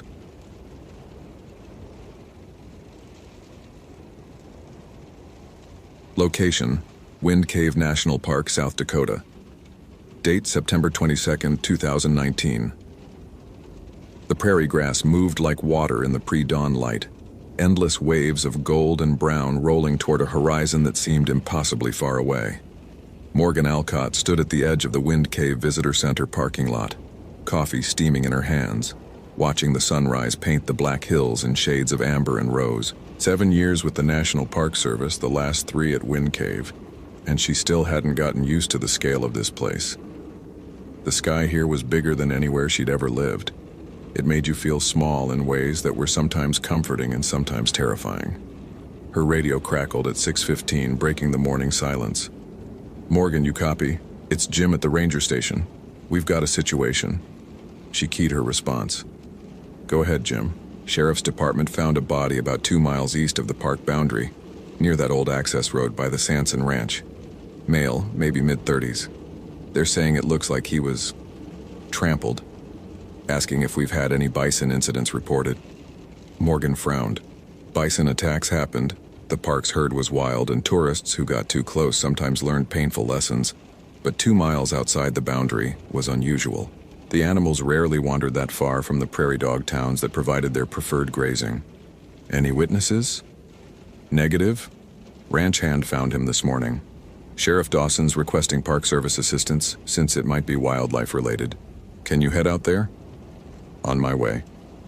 She drove east on Highway 385, then turned onto a gravel road that wound through ranch land dotted with cattle and the occasional pronghorn. The Black Hills rose to the north, dark with ponderosa pine, while to the south the prairie stretched flat and golden toward Nebraska. It was beautiful country, harsh and honest in ways that cities never were. Morgan had come here after a decade in Denver, burned out on urban life, seeking something she couldn't quite name. She'd found it in the silence of the cave tours, the patience of the bison herds, the ancient rhythms of a landscape that didn't care about human schedules or human problems. The crime scene was marked by 2 sheriff's vehicles and an ambulance that clearly wasn't going anywhere fast. Morgan parked and walked toward the cluster of uniforms, her boots crunching on dry grass. Sheriff Dawson, a heavy-set man with a gray mustache and eyes that had seen too much, met her halfway. "Ranger Alcott, thanks for coming." He gestured toward a shape covered by a yellow tarp about 50 yards off the road. "Name's Travis Hendricks, 34. Worked at the grain elevator in Hot Springs. His truck's parked about a quarter-mile back. Looks like he was walking home from somewhere." "The Rusty Spur?" Morgan knew the bar. Everyone knew the bar. It was the only watering hole within 20 miles. A weathered wooden building that catered to ranchers, park employees, and the occasional lost tourist. That'd be my guess. We're checking with the owner. Dawson's expression was troubled. Here's the thing, though. I've seen bison attacks. Hell, I've seen cattle stampedes. This doesn't look like either. Morgan approached the tarp and knelt beside it. Dawson nodded to one of his deputies who pulled back the covering. Travis Hendricks had been a large man, broad-shouldered and thick-necked, the kind of build that came from manual labor and cheap beer. Now he was broken. His chest was caved in, his face a ruin of shattered bone, his arms bent at angles that made Morgan's stomach lurch. But it was the hoof prints that made her go still. They covered his body, dozens of them, pressed deep into flesh and fabric alike. But they weren't bison prints. Too small, too delicate. These were the prints of a deer. A single deer, from the pattern of it, striking the same target over and over with a precision that spoke of intention rather than panic. You see what I mean, Dawson said quietly. Deer don't do this. Deer run away. They don't hunt, Morgan finished. She stood, her mind racing. Any other tracks? Signs of a vehicle, another person? Just his footprints coming from the road. And hers. Hers? Dawson pointed to a line of impressions in the dust leading away from the body.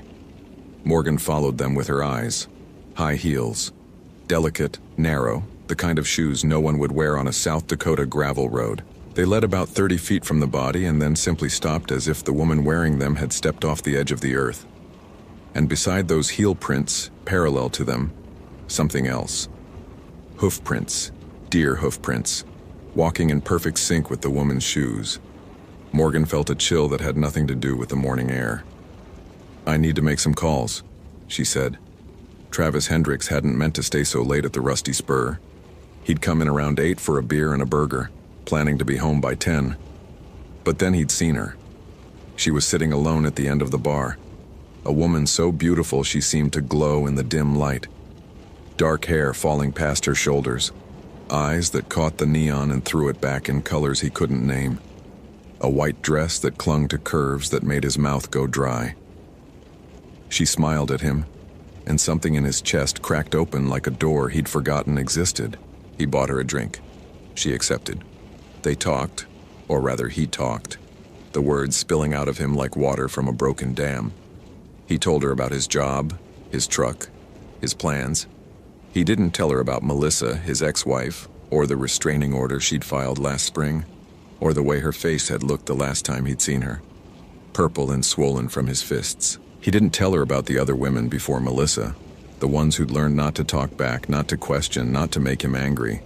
He didn't tell her, but somehow, looking into those impossible eyes, he felt like she already knew. "Dance with me," she said. There was no jukebox playing, no music at all.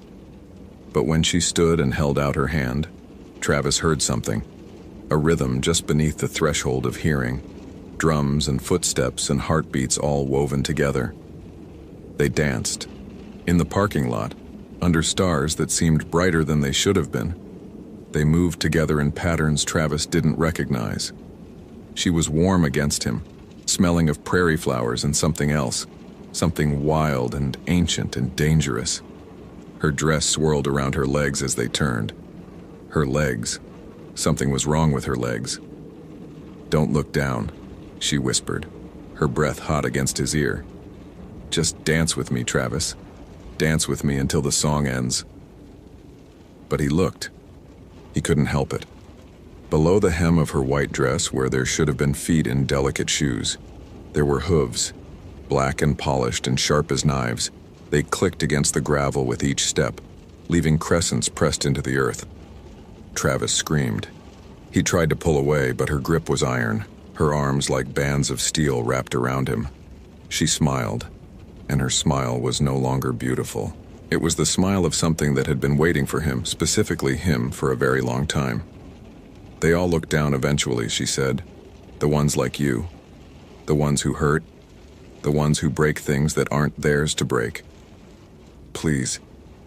Did Melissa say please? Did the others? I never. Don't lie. Her voice was gentle, almost tender. Not now. Not at the end. She released him. For one wild moment, Travis thought she was letting him go. Then she began to dance alone, spinning in the moonlight, her hooves flashing silver as they rose and fell, rose and fell, rose and fell. The last thing Travis Hendricks saw was the prairie sky, vast and indifferent, as the woman in white danced on his chest until his ribs collapsed and his heart stopped and his lies finally fell silent. Morgan spent 3 days investigating. She interviewed the staff at the Rusty Spur, examined the crime scene until she knew every blade of grass and read everything she could find about Travis Hendricks' past. The picture that emerged made her stomach turn. 3 ex-girlfriends, 2 ex-wives, a pattern of escalating violence documented in police reports that somehow never resulted in charges. Melissa Hendricks, his most recent victim, was still in a women's shelter in Rapid City, rebuilding a face that had required 2 surgeries to repair.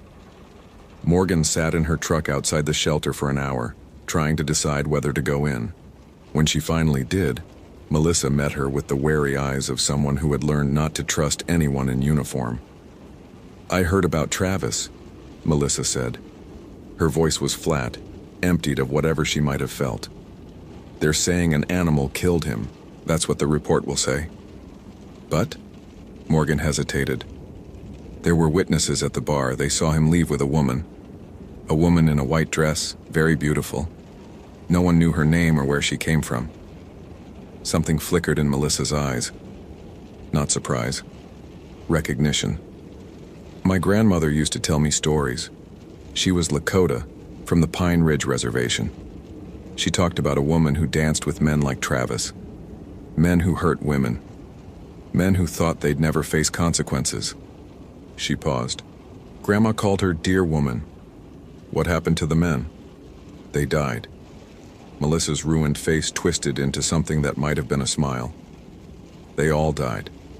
The second body was found 4 days later. Kyle Morrison, 41, a mechanic from Custer who'd served 3 years for aggravated assault against his teenage daughter.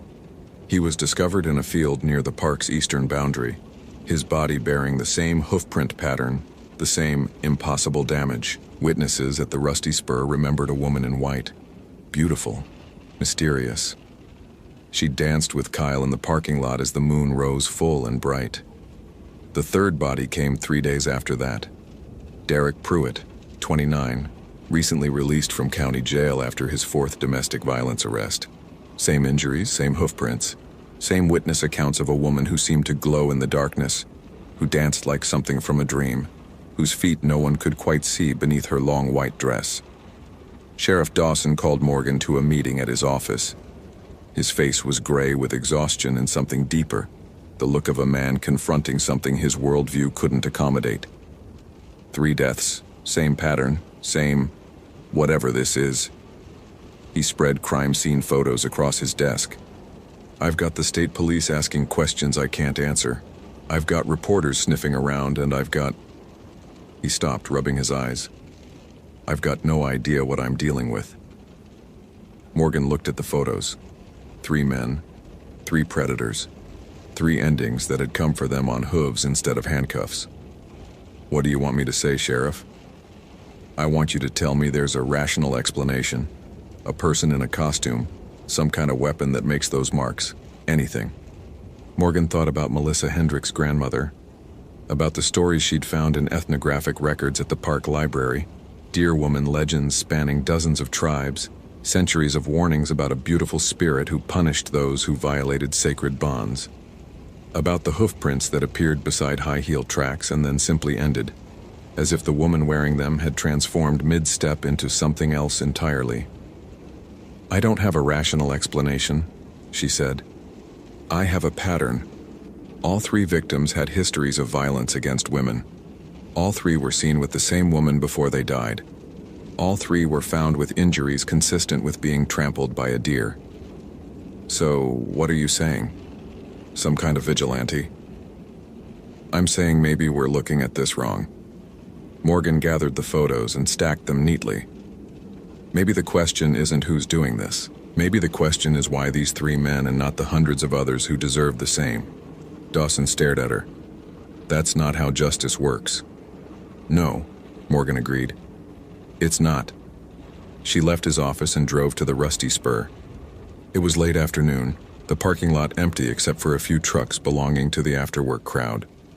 She went inside and ordered a beer she didn't intend to drink, then sat at the end of the bar where the woman in white had been seen, watching the door. She sat there until closing. The woman never appeared. But as Morgan walked to her truck in the moonlit parking lot, she heard something behind her. The click of hooves on gravel. She turned slowly, her heart pounding. The woman stood 20 feet away. She was exactly as the witnesses had described. Dark hair, impossible beauty. A white dress that moved in a breeze Morgan couldn't feel. Her eyes caught the moonlight and held it, glowing with a light that seemed to come from somewhere deep inside. "You've been looking for me," the woman said. Her voice was soft, melodic, carrying clearly across the distance between them. "I've been investigating 3 deaths. 3 killings. There's a difference."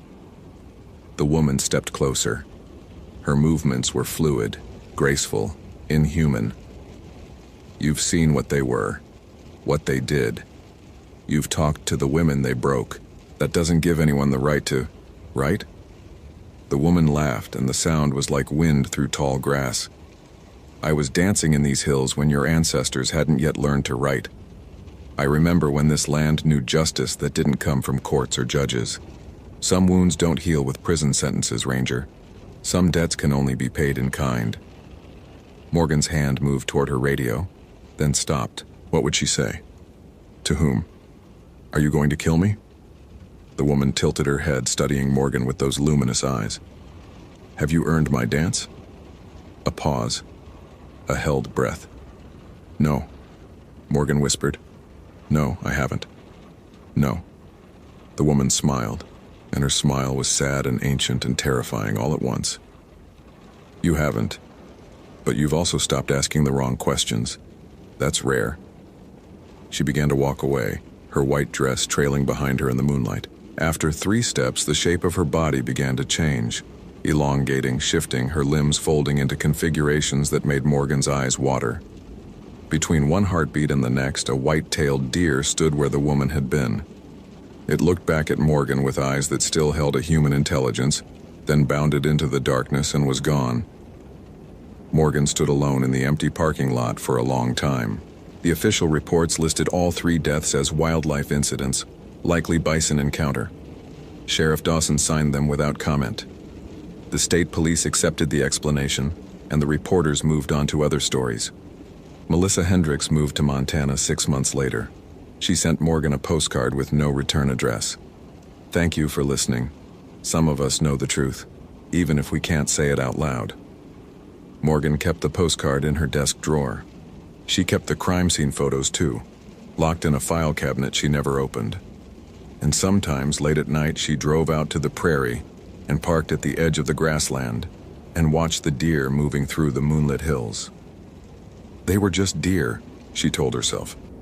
Just animals, graceful and wild, living their ancient lives in an ancient place. But sometimes, just before dawn, she thought she saw one of them watching her back, a doe standing perfectly still at the edge of her headlights, eyes glowing with something that might have been recognition.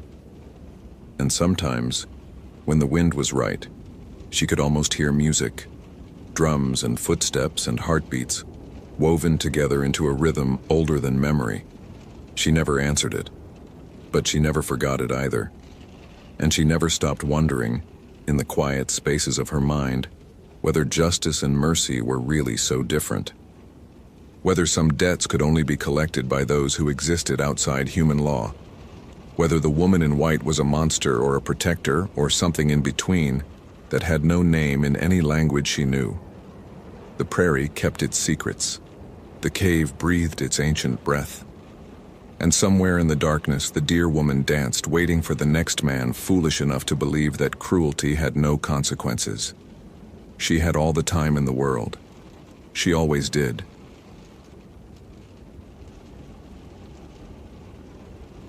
Location: Isle Royale National Park, Michigan. Date, October 27, 2019. The morning fog rolled across Rock Harbor like something breathing, slow and deliberate, swallowing the dock pilings one by one until they vanished into gray nothing. Wesley Thornton stood on the ranger station porch with his thermos of coffee growing cold in his hands, watching the mist erase the world in increments. 45 miles from the Michigan mainland. No roads in or out. The last ferry of the season had departed 3 days ago, and the seaplane wouldn't return until spring, unless there was an emergency evacuation.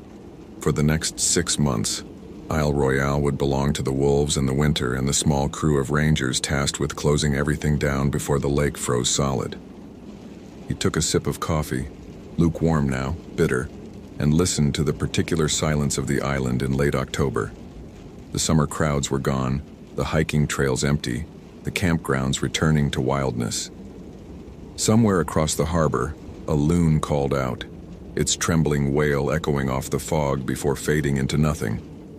Wesley had heard that sound 1,000 times in his 7 years on the island, but this morning, it seemed different somehow. Lonelier, more like a question than a call. The radio inside crackled to life, and he stepped back into the warmth of the station, setting his thermos on the desk beside the laminated map of the island's trail system. Red pins marked the locations they'd already winterized: Daisy Farm, Mosky Basin, the Feltman Lake Cabin.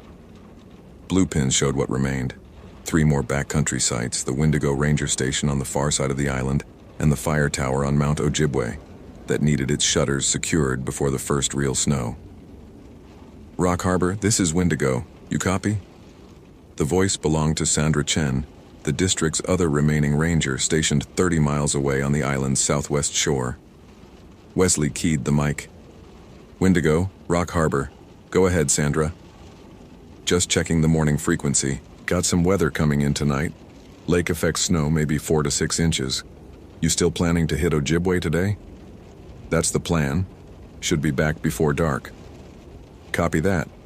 Hey, did dispatch mention anything about a late season permit? I'm showing 1 active registration that wasn't on yesterday's list. Solo hiker, female, checked in at Rock Harbor 2 days ago for a 5-day backcountry trip. Wesley frowned, pulling the permit log from the desk drawer. He flipped through the carbon copies until he found it, the registration he'd processed himself on Friday afternoon, though the memory felt strangely distant now, like something from weeks ago rather than days. Paige Whitmore, age 28, solo permit for the Greenstone Ridge Trail, planning to camp at Hatchet Lake and return via the Minong Ridge before the final evacuation window. Yeah, I've got her here, Wesley said. Whitmore. She was supposed to check back in yesterday for a weather update but never showed. I figured she was still out on the ridge. Might want to confirm her position. With this front coming in, anyone still on trail needs to start heading back. Radio me if you need support. Will do. Rock Harbor out. He set down the mic and stared at the permit form. Something about it bothered him. Not the information itself, which was entirely ordinary, but the handwriting. Careful, precise letters that seemed to press too hard into the paper, as if the writer had been concentrating with unusual intensity. In the emergency contact field, she'd written a phone number and a single word: Mom. Wesley finished his coffee, pulled on his jacket, and began gathering his gear for the hike to Mount Ojibwe. The tower was a 6-mile round trip, mostly along the Greenstone Ridge, the same trail Paige Whitmore had taken 2 days ago. If he was lucky, he'd cross paths with her on his way up or down. If not, he'd radio Sandra and they'd initiate a welfare check before the weather moved in. He stepped outside into the fog, and somewhere in the distance, deeper in the island's interior, he heard a sound that might have been a branch breaking, or might have been something else entirely. Paige had woken before dawn that morning, though she couldn't have said exactly when. The sky above her tent was still dark, and the cold had crept into her sleeping bag during the night, settling into her bones with a persistence that no amount of shifting or curling could dispel. She'd camped at Hatchet Lake as planned, her tent pitched in the designated site between the water's edge and the tree line. But something about the night had felt wrong from the moment she'd zipped the rainfly closed. The silence, maybe. She'd expected silence on Isle Royale. That was part of why she'd come, to escape the noise of her life in Minneapolis, the job she hated, the apartment that felt too small, the texts from her mother that came every hour asking if she was okay, if she was eating enough, if she'd thought about moving back home. But this silence was different. It had weight to it, presence, like the air itself was holding its breath. She'd heard the wolves around midnight, or thought she had. A single howl, thin and distant, rising from somewhere to the north. Then nothing. No response from the pack, no chorus of calls, just that one voice crying out and then stopping abruptly, as if something had silenced it mid-note. Now, packing her tent in the gray pre-dawn light, Paige kept looking over her shoulder at the tree line. The fog had rolled in overnight, thick enough to blur the shore of the lake into a smear of gray, and the forest behind her had become a wall of shadows that seemed to shift whenever she wasn't looking directly at it. She told herself it was just the mist moving, just the early light playing tricks. She almost believed it. Her plan for the day was to continue east along the greenstone ridge toward the Mount Ojibwe Tower, then descend to Rock Harbor and check in with the ranger station before the weather turned. 12 miles, maybe 13. A long day, but manageable if she kept a steady pace. She'd done longer hikes in worse conditions. She shouldered her pack and started up the trail, and within minutes the fog had swallowed Hatchet Lake behind her. The world shrank to a tunnel of gray. The path beneath her feet, the ghostly shapes of spruce and birch on either side, and somewhere ahead, the promise of higher ground where the mist might finally clear. She didn't hear the clicking sound until she'd been walking for almost an hour. Faint, rhythmic, like someone tapping two sticks together in the woods to her left. She stopped, listening. The sound stopped too. She waited. Nothing. She started walking again, and there it was, click, click, click, matching her footsteps, always just out of sight in the fog. "Hello?" she called. Her voice came out smaller than she'd intended, absorbed by the mist before it could carry. "Is someone there?" The clicking stopped. The silence that followed was absolute. No wind, no birds, no distant lapping of lake water. Just the fog and the trees and the sudden, certain knowledge that she was not alone on this trail. Wesley found the first sign 2 miles up the greenstone ridge. A hiking pole, aluminum and expensive, lying across the trail as if it had been dropped rather than placed.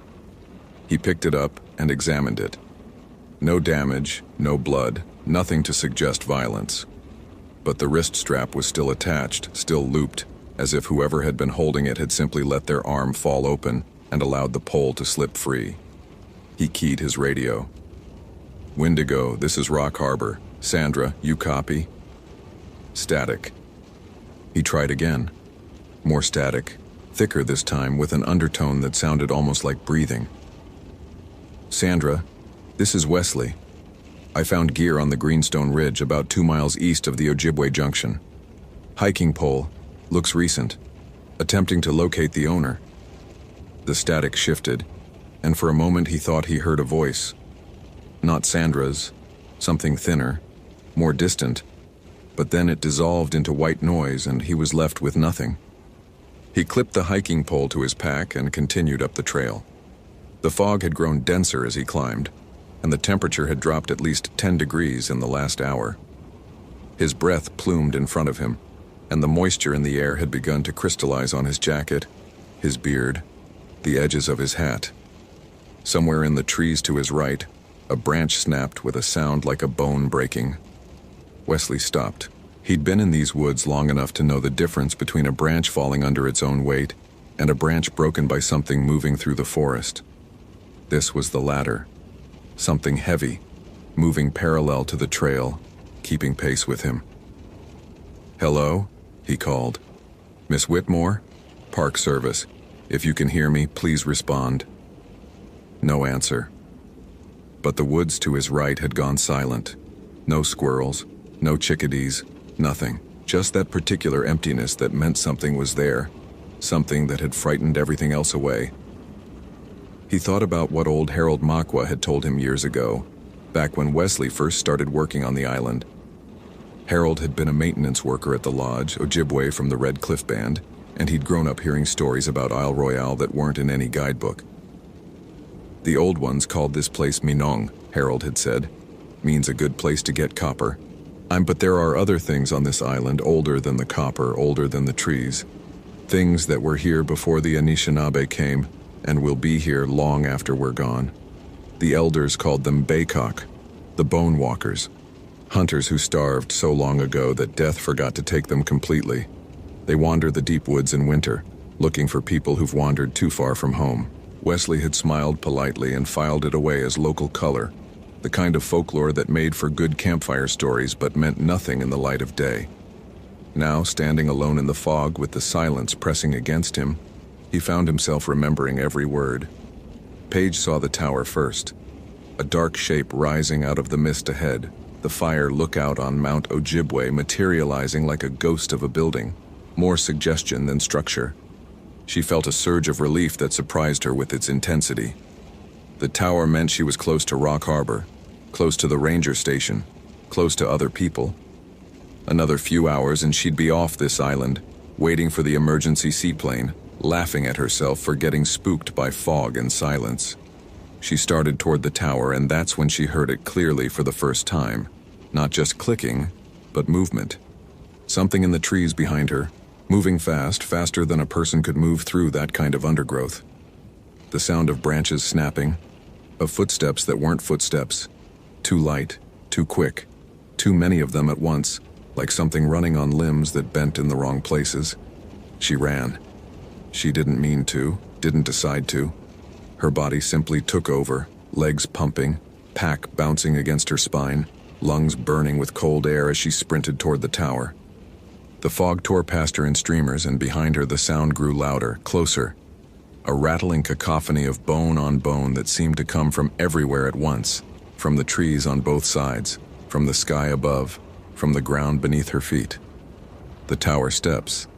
She hit them at a full run, taking them two at a time, her hands scrabbling at the railing for purchase. The cab at the top was locked.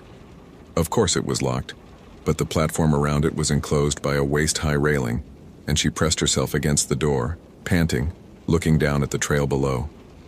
The fog swirled. The trees stood motionless. Nothing moved. But something was watching. She could feel it.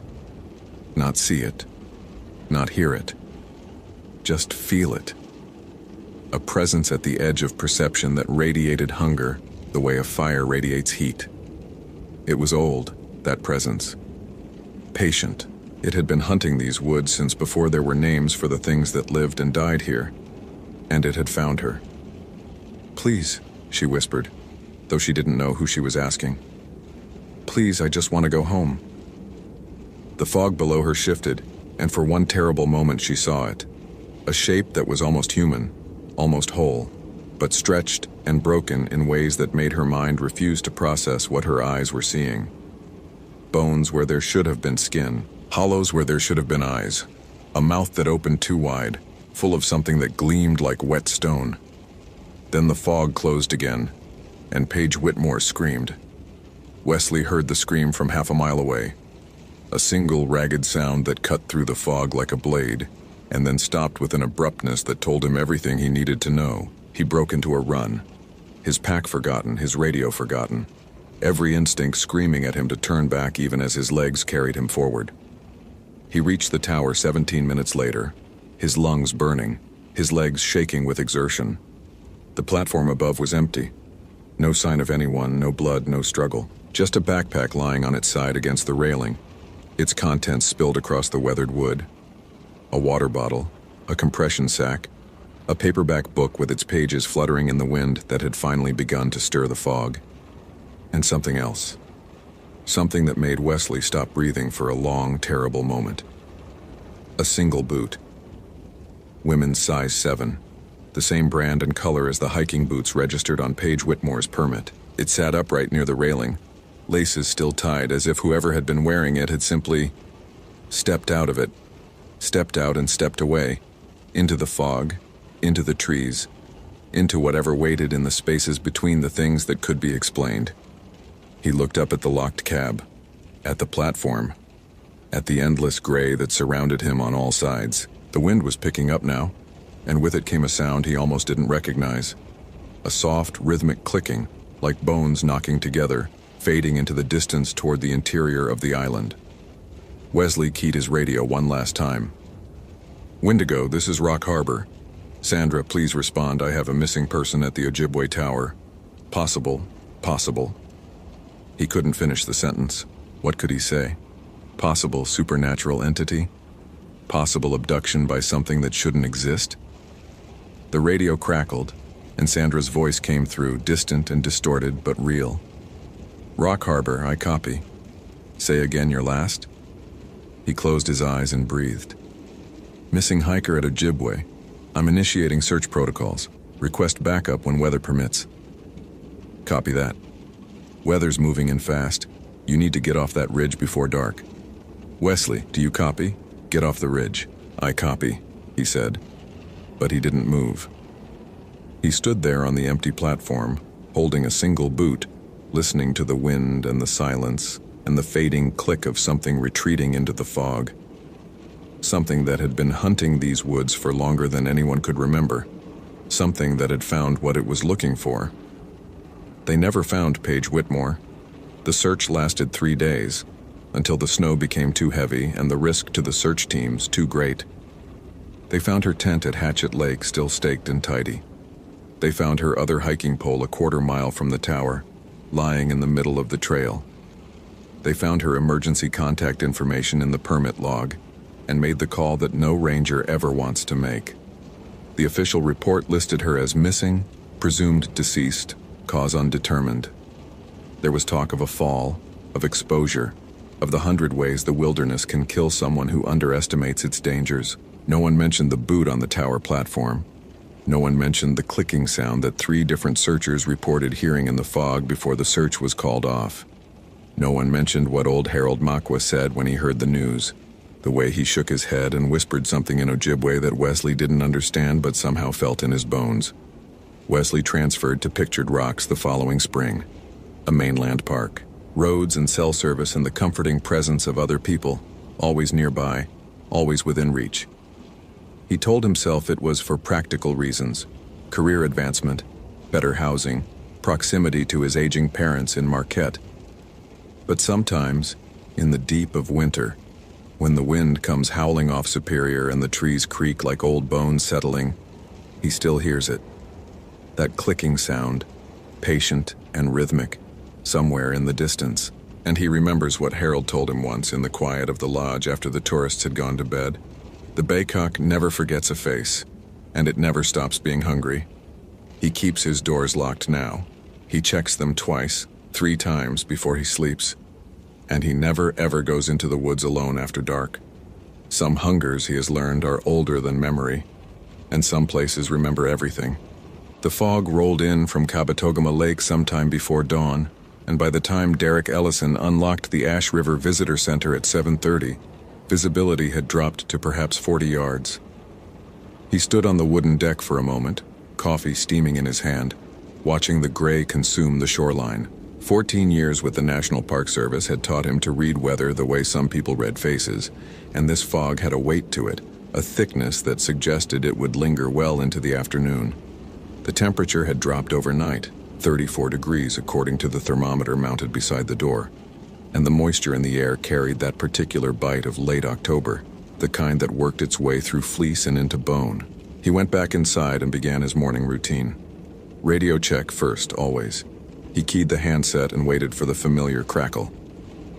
"Dispatch, this is Ash River. Checking in for the morning. How copy?"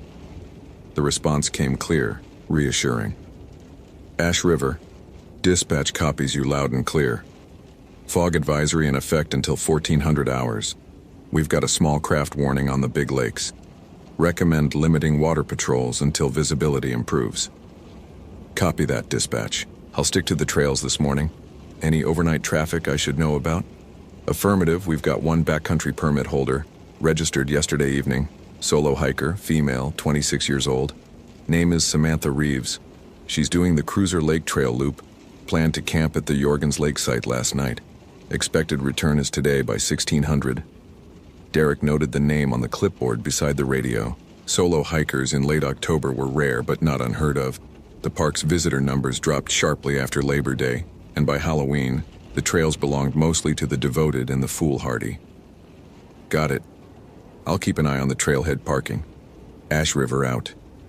He finished his coffee while reviewing the trail conditions report from the previous week. The Cruiser Lake Trail was in decent shape, though the recent rains had turned several low-lying sections muddy. A few downed trees had been reported near the Jorgens Lake Junction. Nothing impassable. Standard late-season conditions. Derek had walked that trail perhaps 100 times over the years. He knew every switchback, every rocky outcrop, every place where the tree cover thinned, and the lakes became visible through gaps in the birch and aspen. The morning passed slowly, as mornings in the off-season tended to do. Derek cleaned the visitor center displays, restocked the trail map dispenser, and spent an hour updating the wildlife sighting log. A couple from Wisconsin stopped in around 10 to ask about fishing conditions. Pike were still biting, he told them, but the fog would make navigation tricky. And an elderly man came by to use the restroom and complain about the cold. Nothing unusual. The fog remained, pressing against the windows like something patient. It was just after noon when Derek decided to drive out to the Cruiser Lake trailhead. Call it professional habit. Call it a feeling. He'd learned not to ignore feelings. The parking area sat 3 miles from the visitor center along a gravel road that wound through stands of red pine so dense they blocked what little light filtered through the overcast sky. His truck's headlights carved pale tunnels through the gray. When he pulled into the lot, he spotted a silver Honda Civic parked in the far corner, alone. He ran the plates through dispatch. The car belonged to Samantha Reeves. On the passenger seat, visible through the window, he could see a purple day pack and a water bottle. A handwritten note sat on the dashboard, hiking cruiser loop, back by 4 p.m. Beside it, a granola bar wrapper and a paperback novel with a cracked spine, something with a mountain on the cover. Derek checked his watch, 12:17. She had plenty of time. He stood beside her car for a moment, listening. The forest was quiet in that particular way fog creates, all the usual sounds muffled and distant. Somewhere far off, a raven called once, twice, then fell silent. The trees dripped moisture from their bare branches. He could smell the wet earth, the decomposing leaves, the faint mineral tang of the nearby lake. He keyed his radio. Dispatch, Ash River. I'm at the Cruiser Lake trailhead. Permit holder's vehicle is present, no sign of distress. I'm going to hike in a mile or two just to check conditions. Copy? Copy, Ash River. Be advised, fog is not expected to lift until after 1400. Watch your footing out there. Will do. Ash River out. The trail began at a wooden sign marking the Cruiser Lake Loop, 9 miles total, rated moderate, featuring rocky terrain and several stream crossings. Derek set off at an easy pace, his boots finding the familiar path even in the reduced visibility. The fog had a strange quality here, different from the lake fog he was used to. It seemed to move in currents, thickening and thinning in ways that didn't quite match the breeze. Twice in the first quarter mile, he stopped and looked behind him, certain he'd heard footsteps echoing his own. Both times, nothing. Only the dripping trees and the gray. Samantha Reeves had been hiking for 3 hours when she first noticed the lights.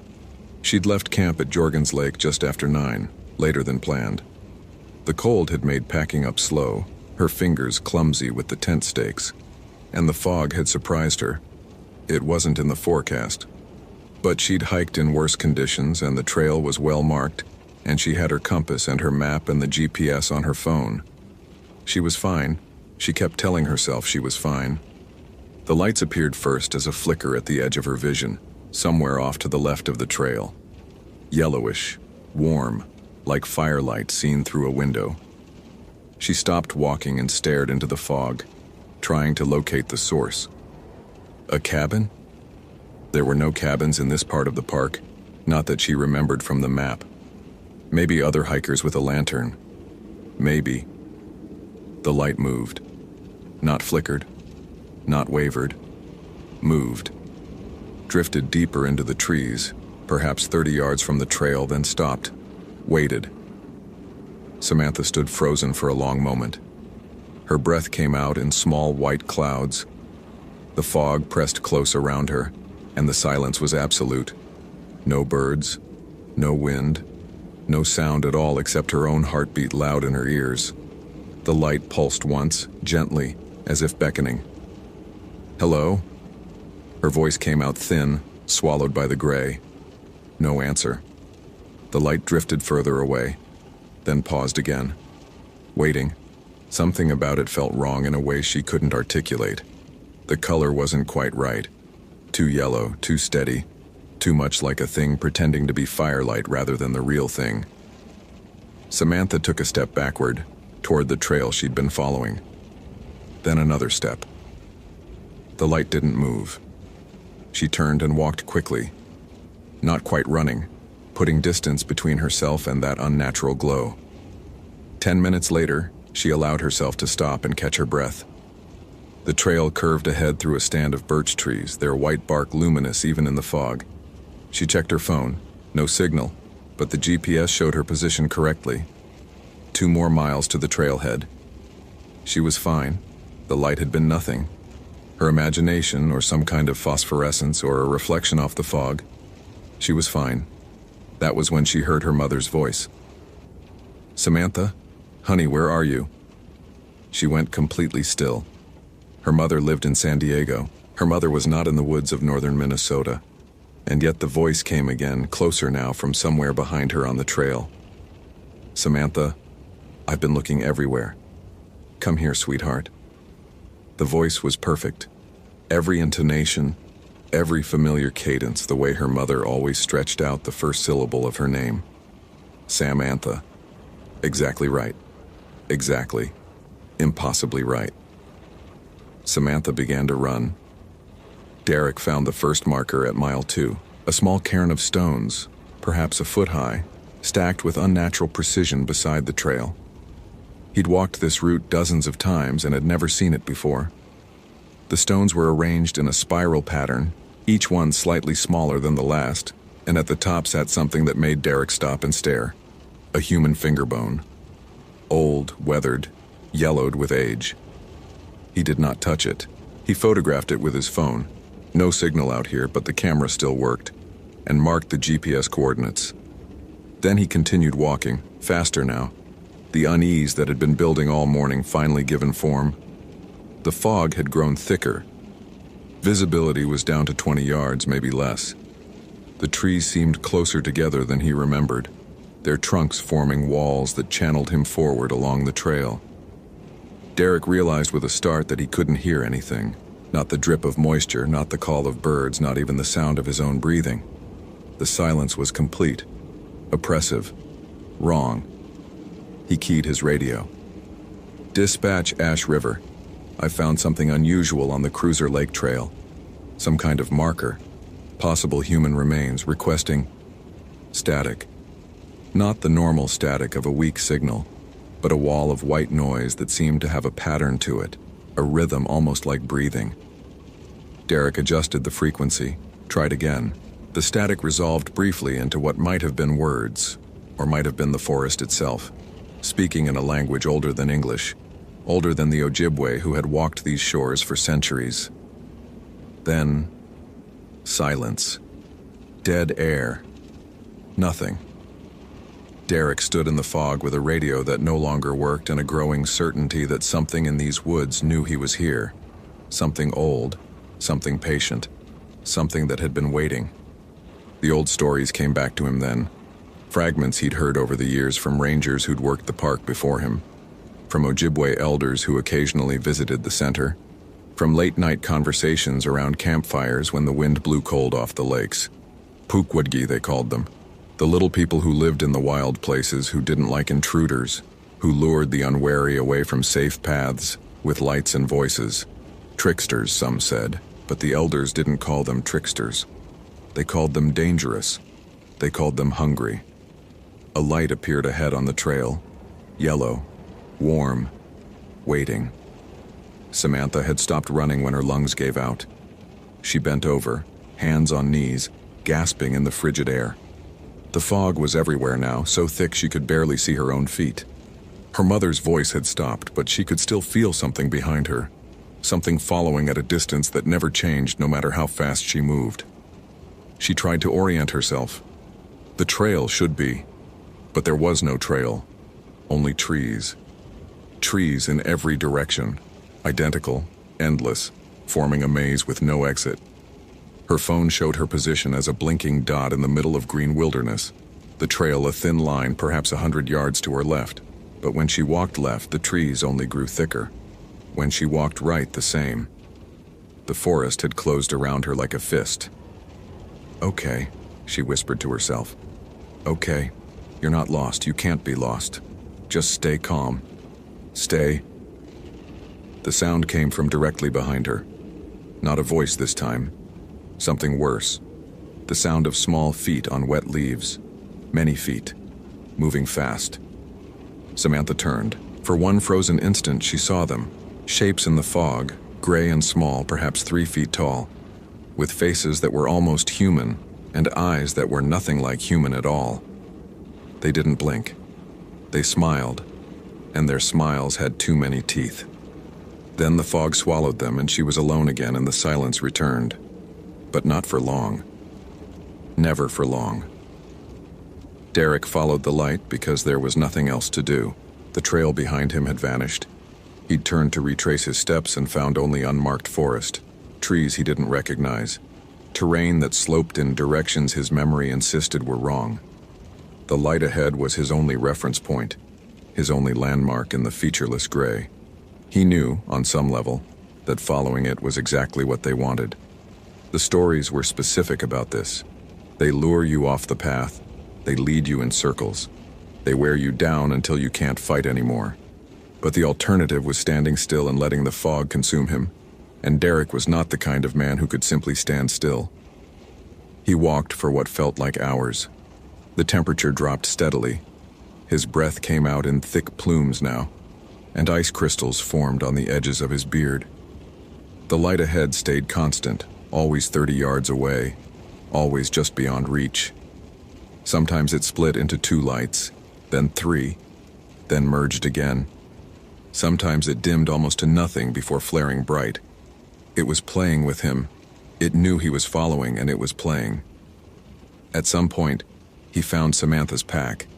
It lay in the middle of a clearing he didn't remember the trail having, its contents scattered across the frozen ground. A water bottle, empty.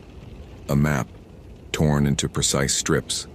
A small journal with handwritten entries, the last one reading simply, "The lights, the lights, the lights." And blood.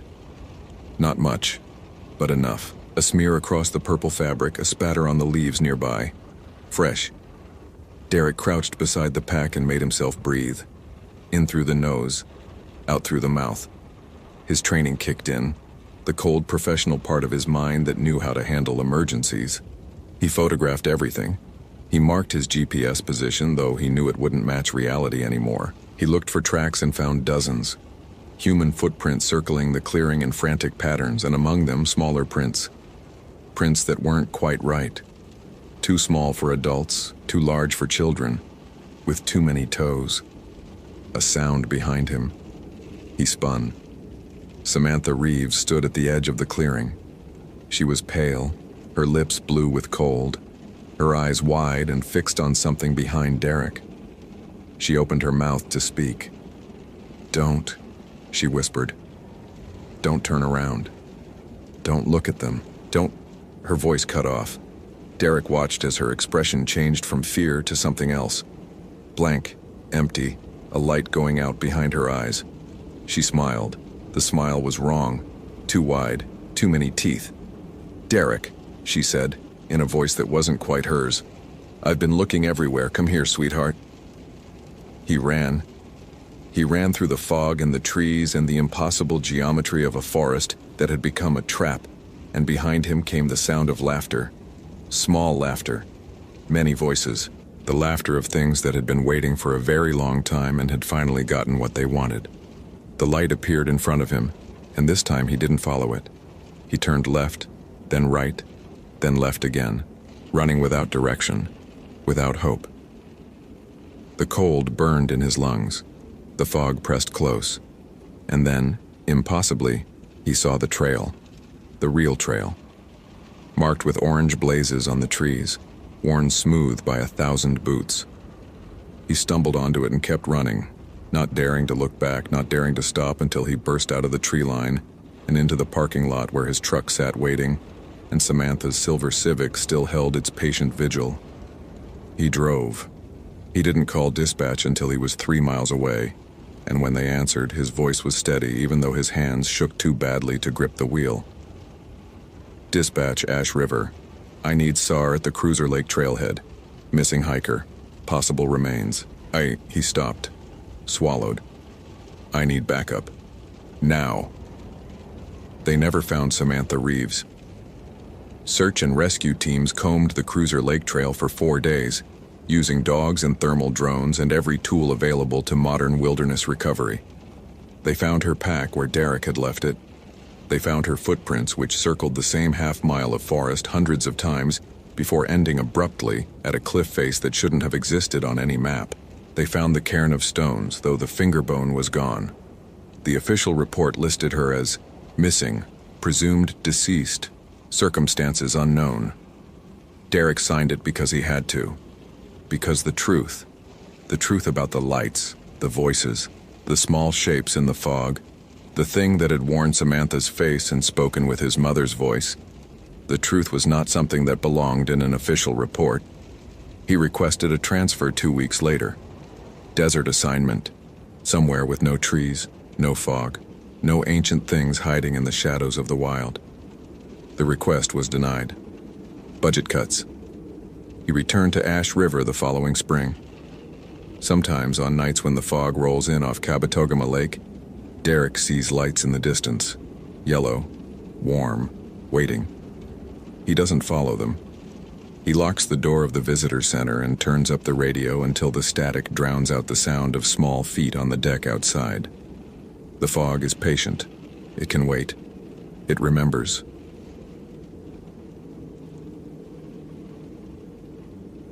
Location: Gates of the Arctic National Park, Alaska.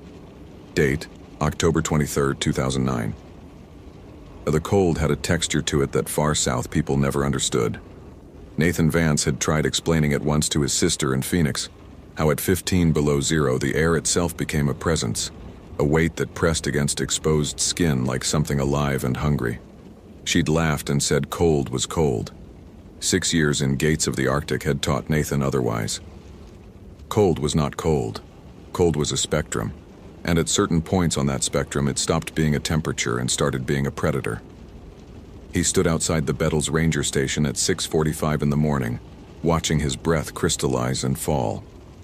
The sky was still dark. It would stay dark until nearly 11, and even then, daylight meant only a few hours of gray twilight before the blackness returned.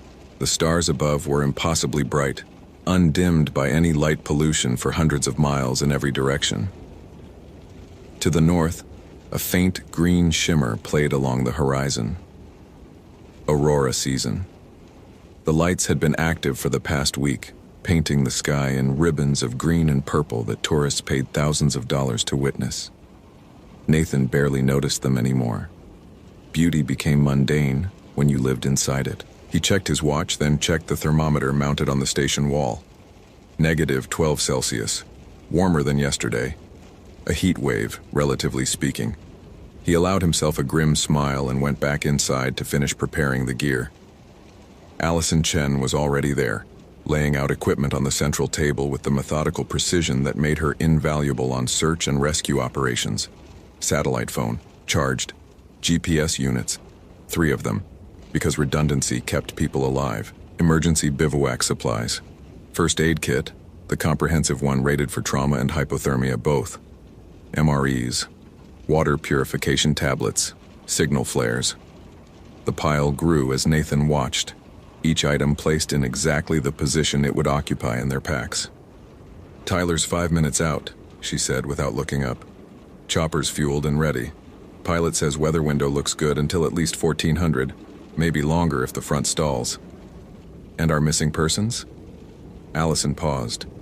Her hand stilled over the GPS units. Brandon Ellis and Chloe Whitmore, both 28, experienced backcountry hikers. They've done Denali, the Chilkoot Trail, half a dozen expeditions in the Brooks Range. They filed a flight plan with the Fairbanks office 6 days ago. Bush Pilot dropped them at Anaktivuk Pass on the 17th for a 5-day traverse to the Alatna River drainage. They were supposed to radio for pickup on the 21st. She finally looked up and Nathan saw something in her expression he rarely saw from Allison: unease. They never called. Pilot flew the route twice. No sign, no signal, nothing. Nathan absorbed this. Experienced hikers didn't simply vanish. Not both of them. Not in conditions that had been relatively stable all week. Theories? Bear encounter. River crossing gone wrong. Equipment failure.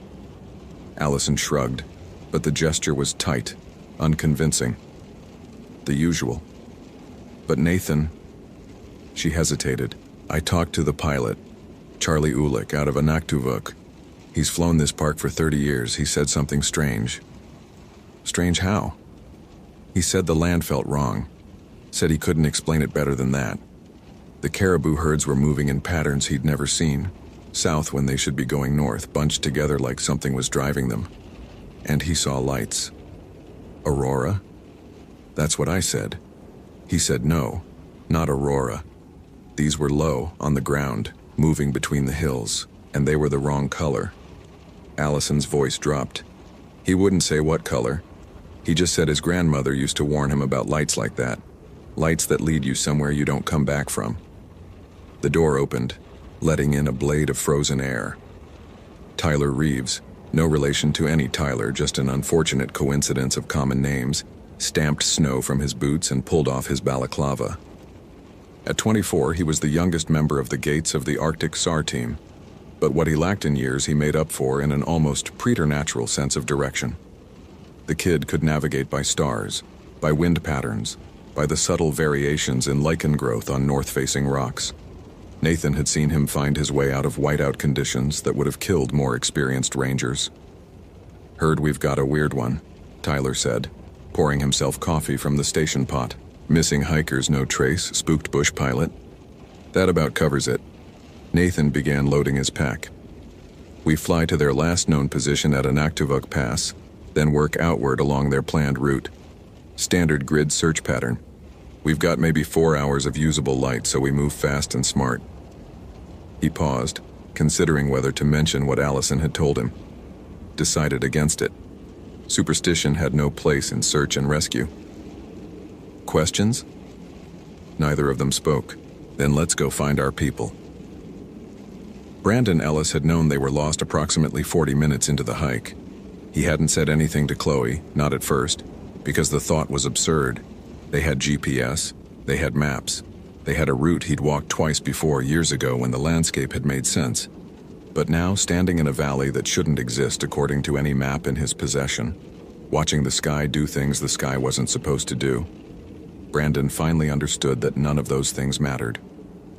The GPS showed their position as a blinking dot in the middle of empty tundra, exactly where they should be. But the terrain around that dot bore no resemblance to what the device claimed. The valley walls rose too steeply.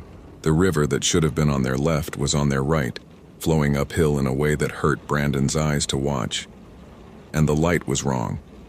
Not wrong like cloud cover or atmospheric distortion. Wrong like someone had taken a photograph of daylight and pasted it over a darkness that kept bleeding through at the edges. Brandon. Chloe's voice was steady, but he'd known her long enough to hear the tightness beneath it. Brandon, how long have we been walking? He checked his watch, checked it again. The digital display showed 10:47 a.m. October 17th. That was when they'd started hiking. That was 6 hours ago at least. But according to the numbers glowing on his wrist, not a single minute had passed. The watch is broken, he said. Mine too. Chloe held up her wrist. Same time, same date, same impossible stillness. And my phone and the GPS timestamp. She took a breath that fogged in the air, though the cold seemed less intense than it should be, muted somehow, as if they were experiencing it through glass. Brandon, I don't think we're lost. I think we're somewhere else. That was when they saw the caribou. It stood on a ridge perhaps 200 yards away, silhouetted against the strange gray sky. A bull, massive, its antlers spreading like bare winter branches. Brandon had seen hundreds of caribou in his years hiking Alaska. He knew their behavior, their posture, the way they watched humans with wary curiosity before moving on. This caribou was watching them, not with wariness, not with curiosity, with something that looked horribly, impossibly like recognition. "Don't look at it," Chloe whispered. Her hand found Brandon's arm, her grip painfully tight. "Brandon, don't look at its face." He looked. He couldn't help it. The caribou's face was wrong, blurred somehow like a photograph taken in motion, features smearing into each other in ways that made his stomach lurch. And where its eyes should have been, there was only darkness. Not empty sockets. Darkness that moved, that watched, that knew. The caribou turned and walked away, disappearing over the ridge. But it didn't walk like a caribou. It walked like something that had learned to walk by watching caribou and hadn't quite gotten the movements right. Brandon and Chloe ran. They ran through the valley that shouldn't exist under the sky that wasn't a sky, while their watches stayed frozen at 10:47 a.m. and the cold pressed against them like hands trying to hold them in place. Behind them, always behind them, never visible but always present, something followed. Something patient, something that had all the time in the world, because in this place, time had stopped meaning anything at all. The helicopter set down in a flat area near Anaktuvuk Pass at 9:30. Nathan was first out, scanning the terrain while the rotor wash whipped snow into stinging clouds around him. The landscape was familiar. He'd run searches in this area before, but something about it felt off this morning. The proportions seemed wrong somehow. Distances compressed and expanded in ways that didn't match his mental map of the region. He chalked it up to the strange light of Arctic autumn and focused on the task. Tyler and Allison joined him, and together they established a base marker and oriented themselves to the planned search grid. The missing hikers had intended to follow a drainage northeast toward the Alatna River, a route that wound through several valleys before descending into the river's floodplain. Standard wilderness traverse. Nothing technically difficult.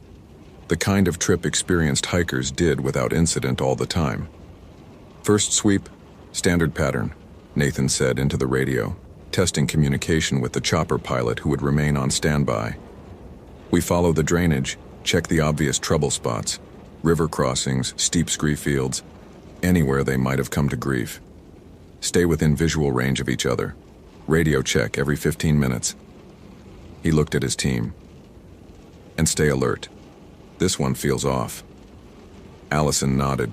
Tyler's expression was unreadable, but his hand drifted to the signal flare in his vest pocket, a nervous habit Nathan had noticed before, on searches that turned strange. They moved out. The first hour passed without incident. The terrain matched their maps. The GPS readings were accurate. Nathan began to relax, allowing himself to hope this would be a simple case. Hikers holed up somewhere with a broken radio, waiting for rescue, embarrassed but alive. It happened more often than the public realized. Most search and rescue operations ended with handshakes and lessons learned, not body bags. Then Tyler stopped walking. "Nathan." The young ranger's voice was strange, flat, emptied of its usual energy. "Nathan, look at the sky." Nathan looked up. The sky was wrong. Not cloudy, not clear. Wrong. The gray had a texture to it, a granularity, like static on an old television set. And through that static, something moved. Shapes that might have been birds or might have been something else entirely, circling in patterns that hurt to follow. "The hell is that?" Allison whispered. Before Nathan could respond, his radio crackled. Not static. A voice. A human voice, faint and distant, speaking words he almost understood. "Help us, please, we don't know how long. Can anyone hear? The caribou aren't caribou there. Please, someone." The voice cut off. Nathan keyed his radio. hands trembling with sudden cold that had nothing to do with the temperature. "This is Nathan Vance. Gates of the Arctic Search and Rescue. Identify yourself. Repeat. Identify yourself and your position." Nothing. Then, "Walked for 6 days, but it's only been..." "Watches don't work. Something's watching from the hills." "Brandon? Chloe? Is this Brandon Ellis or Chloe Whitmore?" Nathan was shouting now, the protocol forgotten. "Give me your position. We're here to help." The voice that responded was clearer this time, clearer and horribly familiar, because it was his own voice, speaking from the radio in his hand. "Don't come looking. Nathan, don't come looking. They're already here." The radio died. Not to static, to silence.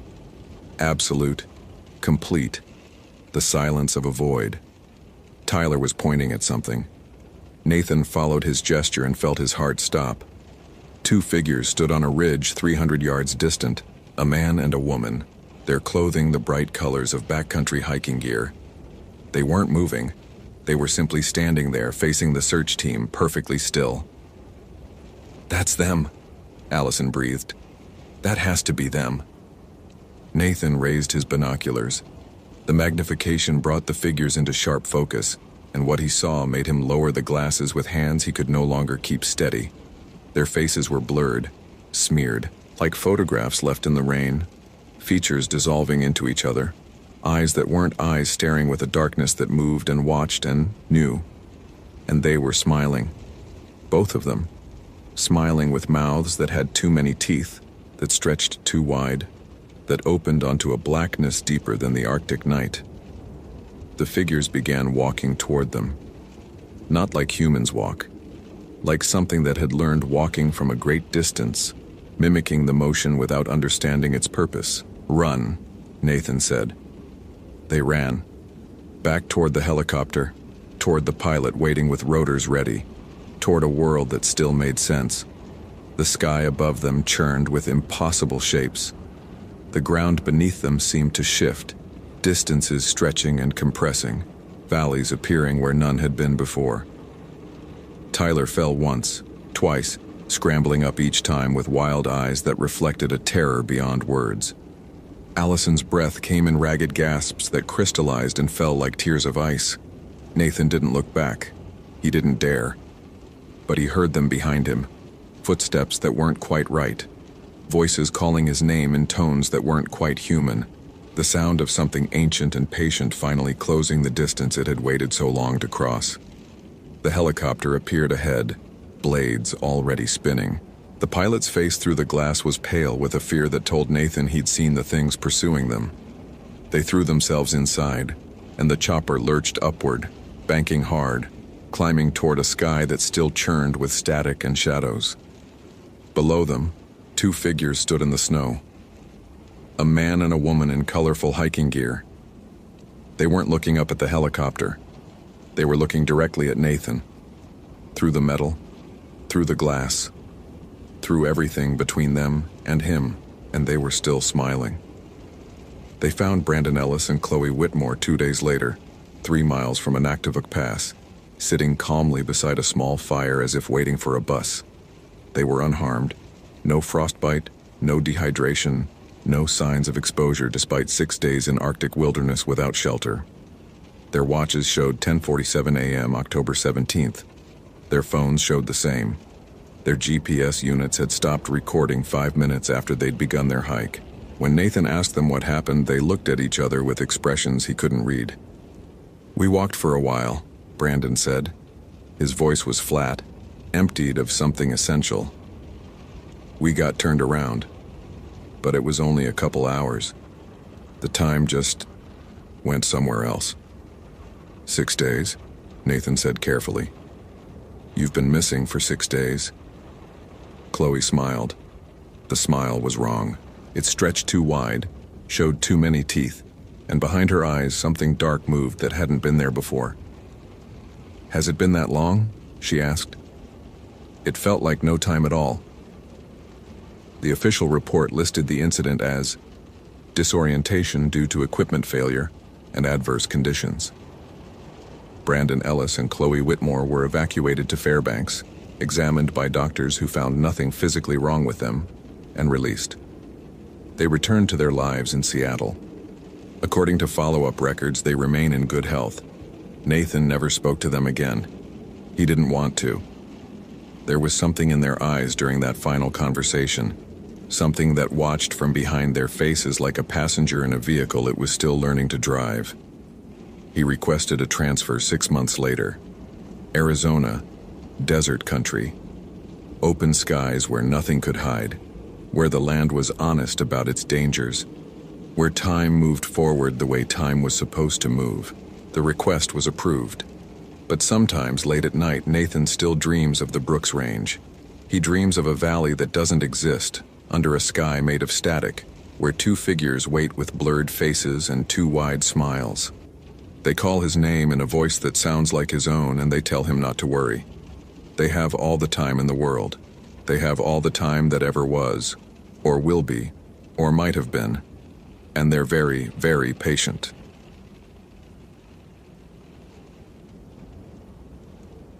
Location: Wrangell St. Elias National Park, Alaska. Date: October 27, 2019. The coffee had gone cold in Daniel's thermos by the time he noticed. He'd been standing at the window of the Kennecott Ranger Station for nearly 20 minutes, watching the way the morning light crept across the stairway icefall in the distance. That peculiar Alaskan dawn that arrived reluctantly, as if the sun itself was hesitant to illuminate what lay beneath. At this latitude, in late October, daylight was a brief gift. By 3 in the afternoon, the mountains would swallow it again, and the 17-hour darkness would settle over Wrangell St. Elias like a held breath. He poured the cold coffee into the sink and started a fresh pot. The station's propane heater clicked and hummed, fighting against the 31 degrees outside. Daniel checked the weather radio out of habit. Overcast skies, temperatures dropping throughout the day, snow expected by evening. Nothing unusual for this time of year. The park was emptying. Most of the summer staff had transferred out weeks ago. The few remaining rangers were scattered across 13 million acres, skeleton crews maintaining stations that would close entirely by mid-November. Daniel had been with the Park Service for 7 years, the last 3 at Wrangell St. Elias. He'd requested the posting specifically. Other rangers wanted Yellowstone, Yosemite, parks with visitors and amenities and cell phone signals. Daniel wanted silence. He wanted mountains that had never been named, glaciers that moved with geological patience, valleys where the only footprints were his own. He'd found all of that here. He'd also found something else, something harder to name. The awareness that in a park larger than Switzerland, a man could disappear completely, could walk into the backcountry and simply cease to exist, leaving nothing behind but an abandoned vehicle and unanswered questions. He'd processed 3 such cases in his time here. Standard missing persons, hikers who overestimated their abilities, underestimated the terrain. The wilderness took what it wanted and the paperwork followed. The radio crackled at 0700 sharp, the morning check-in with dispatch in Copper Center. Kennecott Station, this is dispatch. Radio check, over. Daniel keyed the mic. Dispatch, Kennecott Station. I read you 5 by 5. All quiet here. Over. Copy that, Kennecott. Be advised, we've got a vehicle at the end of McCarthy Road registered to a Samantha Vance, 28, out of Anchorage. Checked in for a backcountry permit 3 days ago, solo hike to the Bonanza Mine area. Was due back yesterday. No contact. Over. Daniel set down his coffee. Solo hiker. 3 days overdue. October conditions. Copy, dispatch. I'll head to the trailhead, see if I can locate her vehicle and assess. Over. Affirmative. Check in at 1100. Dispatch out. He gathered his pack with the efficiency of long practice. First aid kit, emergency blanket, flares, GPS unit, satellite phone for areas where radio signals couldn't reach, extra batteries, protein bars, water purification tablets. He checked his flashlight twice, a habit he'd developed after his first Alaskan winter, when darkness came so early and completely that even a brief equipment failure could mean death. His boots were already by the door, broken in and waterproofed. He pulled on his NPS jacket, the green wool blend that still smelled faintly of wood smoke from last week's cabin inspection. Outside, the cold hit like a physical presence. Daniel paused to take in the view he never tired of. The abandoned copper mill buildings of Kennecott, red against the white of the Kennecott Glacier, the peaks of the Wrangell Mountains rising beyond like teeth. The air smelled of ice and something else, that particular mineral scent of glacial dust, rock ground fine as flour over millennia. Ravens circled overhead, black shapes against the gray sky, their calls echoing off the mountainsides. This was what he loved about Alaska, the scale of it, the way it reduced human concerns to insignificance. He took the service road toward McCarthy, driving slowly. The road was rough in places where recent frost heaves had cracked the surface. Patches of ice glinted in the weak sunlight. On either side, the forest pressed close, black spruce and alder, their branches heavy with the first dusting of snow that had fallen overnight. Through gaps in the trees, he caught glimpses of the river, its gray-green water already sluggish with the cold, ice forming along the banks in delicate fractal patterns. It took 40 minutes to reach the trailhead where Samantha Vance had parked. Her vehicle was exactly where dispatch had described, a silver Subaru Outback with anchorage plates, pulled to the side of the gravel lot. Daniel parked beside it and stepped out into the silence. And it was silent. That was the first thing he noticed, the absolute absence of sound. No birds, no wind in the branches, no distant rush of water, just the tick of his cooling engine, and beneath that, nothing. He'd experienced quiet in Wrangell St. Elias before, but this was different. This was silence with weight to it, silence that seemed to be waiting. He approached the Subaru and cupped his hands against the driver's window. The interior was neat. A water bottle in the cup holder, a paperback book on the passenger seat, something about mountain photography, and a handwritten note on the dashboard. Back by Thursday evening, dinner at the Potato? S. Thursday was 2 days ago. Daniel photographed the vehicle and its contents with his phone, then walked to the trailhead sign. The registration box showed Samantha's permit, solo hiker, moderate experience, planned route to Bonanza Mine and back via the Jumbo Creek Trail. A 2-day trip at most for someone competent. She'd marked her expected return as October 24th, 3 days overdue. He keyed his radio. Dispatch, this is Kennecott Station. I'm at the trailhead. Vehicle confirmed. No sign of the subject. I'm going to hike in, see if I can locate her on the trail. Over. Static answered. Then faintly. Copy. Kennecott. Advise caution. Weather. The signal broke apart into white noise. Daniel waited, tried again. More static. He checked the frequency. Correct. Checked the battery. Full. This happened sometimes in the mountains. Radio shadows, atmospheric interference. Nothing to worry about. He shouldered his pack and started up the trail. 3 days earlier, Samantha Vance had stood in this exact spot and felt nothing but anticipation. The morning had been clear, the kind of crystalline October day that made her grateful she'd moved to Alaska. She was a photographer, landscapes mostly with a growing specialty in glacial formations, and Wrangell St. Elias had been on her list for years. The Bonanza Mine, the abandoned copper workings above the glacier, would give her the shots she needed for the gallery showing in February. She'd done her research, checked the weather, filed her permit, told her roommate exactly where she'd be and when she'd return. Everything by the book. The trail was well marked for the first 2 miles, switchbacking up through the spruce forest toward the alpine zone. Samantha moved at a steady pace, stopping occasionally to photograph the way the light fell through the branches, the patterns of frost on fallen logs. She was comfortable here. She'd hiked alone dozens of times, in Denali, in the Chugach, along the Chilkoot Trail. The wilderness didn't frighten her. It felt, if anything, like coming home. By midday, she'd reached the old mining structures, their wooden frames weathered silver gray against the rocky slopes. She spent 2 hours photographing them, moving around to catch different angles as the sun tracked across the sky. The wind picked up as clouds moved in from the west, and she decided to make camp early, setting up her tent in a sheltered spot below the main mill building.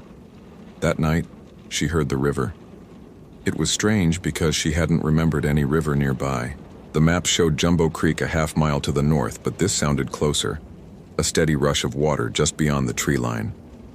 She unzipped her tent and looked out into the darkness. Nothing visible. The sound continued, rhythmic and almost hypnotic, like something calling her to come and see. She zipped the tent closed and told herself it was just the wind. Daniel had been hiking for an hour when he found the first sign of trouble. The trail forked near the creek crossing, one path continuing toward the mine, the other branching northwest into unmarked backcountry. On a low-hanging spruce branch beside the northwest fork, he found a strip of orange fabric, the same color as the rain shell Samantha had listed on her permit. She'd gone off trail. He stood at the fork, considering. The responsible thing to do was mark the location, return to the station, report his findings, and wait for search and rescue to mobilize. That was protocol. But the weather was changing. He could smell the snow coming, feel the pressure dropping, and once the storm hit, any tracks or signs would be buried. He took the northwest fork. The trail, such as it was, vanished within a quarter mile. Daniel navigated by terrain, following the path of least resistance through the dense undergrowth. The forest here was different. Older, the spruce trees taller and more twisted, their branches interlocking overhead to block what little daylight remained. Moss hung from the limbs in thick curtains, gray-green and wet with condensation. The ground was soft, spongy with centuries of decomposition. And still, that silence, that waiting, watchful silence. He found her camera at the base of an enormous spruce, resting upright against the trunk as if carefully placed. The lens cap was on. The camera was undamaged. Daniel picked it up and scrolled through the images, the mine buildings, the glacier, close-ups of frost patterns, all the shots you'd expect from a landscape photographer on assignment. The last image was different. It was blurred, clearly taken in motion, but he could make out trees and, in the center of the frame, something that might have been a figure. Something standing where nothing should be standing. He checked the timestamp. October 25th, 4:47 p.m., 2 days ago, just before sunset. "Hello?" Daniel called out, his voice strange and flat in the dead air. "Samantha Vance? Park Service. If you can hear me, call out." Nothing answered. But somewhere to the north, far to the north, impossibly far given how sound should carry in this terrain, he heard something that might have been a voice. A woman's voice calling a name he couldn't quite make out. He started walking toward it. Samantha had woken on that second morning to find footprints around her tent. Not bear prints, not wolf prints. Human footprints, bare and narrow, circling her campsite in a pattern that made no logical sense. They came from the direction of the creek she couldn't see, and they returned the same way. She counted them. The same pair of feet had walked around her tent exactly 17 times during the night. She packed up quickly, abandoning her planned photography schedule. The smart thing to do was return to the trailhead, report the incident, try again another time. She'd done enough solo hiking to know when something was wrong, and something was very wrong. But the trail wasn't where she'd left it. She had marked her route carefully, tying orange ribbons to branches at regular intervals. Those ribbons were gone. Not untied, gone, as if they'd never existed. And the terrain itself seemed changed. The rocky outcropping she'd used as a landmark was now 30 degrees off from where it should be. Or she was 30 degrees off from where she should be, or both. Her GPS unit showed her position accurately. She knew exactly where she was. She simply couldn't reconcile that knowledge with what she was seeing. That was when she heard the voice. Samantha. Clear as if spoken from beside her. A woman's voice, warm and familiar, calling her name. She spun, camera raised like a weapon. No one there, just the trees, the rocks, the silence. "Samantha, come find me, I'm by the water." She knew that voice. She knew it in her bones, in the deepest part of her memory. It was her mother's voice, her mother who had been dead for 3 years, who had drowned in a boating accident in Prince William Sound, whose body had never been recovered. Samantha ran. Daniel found her tent at 1400 hours, partially collapsed against a stand of Devil's Club, the fabric torn in long parallel lines. Inside, her sleeping bag was shredded, her supplies scattered. Her hiking boots sat neatly beside the tent flap, perfectly paired, perfectly empty. No blood, no signs of animal predation, just destruction and absence. He tried his radio again. "Dispatch, this is Kennecott Station, over." Static hissed back at him, and beneath the static something else, a rhythm that almost sounded like breathing. He switched frequencies, tried the emergency channel. The same static, the same breathing. The satellite phone was in his pack. He pulled it out, powered it on, waited for it to acquire signal. The screen flickered, showed 1 bar, then none, then a GPS position that placed him somewhere in the middle of the Bering Sea. That wasn't possible. The unit was new, maintained, tested monthly. Daniel looked up from the phone and realized the light had changed. It was darker now, much darker than it should be at 2 in the afternoon, even with the cloud cover. The shadows between the trees had deepened into something absolute, something that seemed to pulse at the edges of his vision. "Samantha?" he called again, his voice cracking slightly. "Samantha Vance, can you hear me?" From deep in the forest, impossibly deep, a voice answered. Daniel. His name, in a voice he knew. In the voice of his brother Michael, who had died in Kandahar in 2007, who had been 23 years old and afraid, and so far from home when the IED detonated.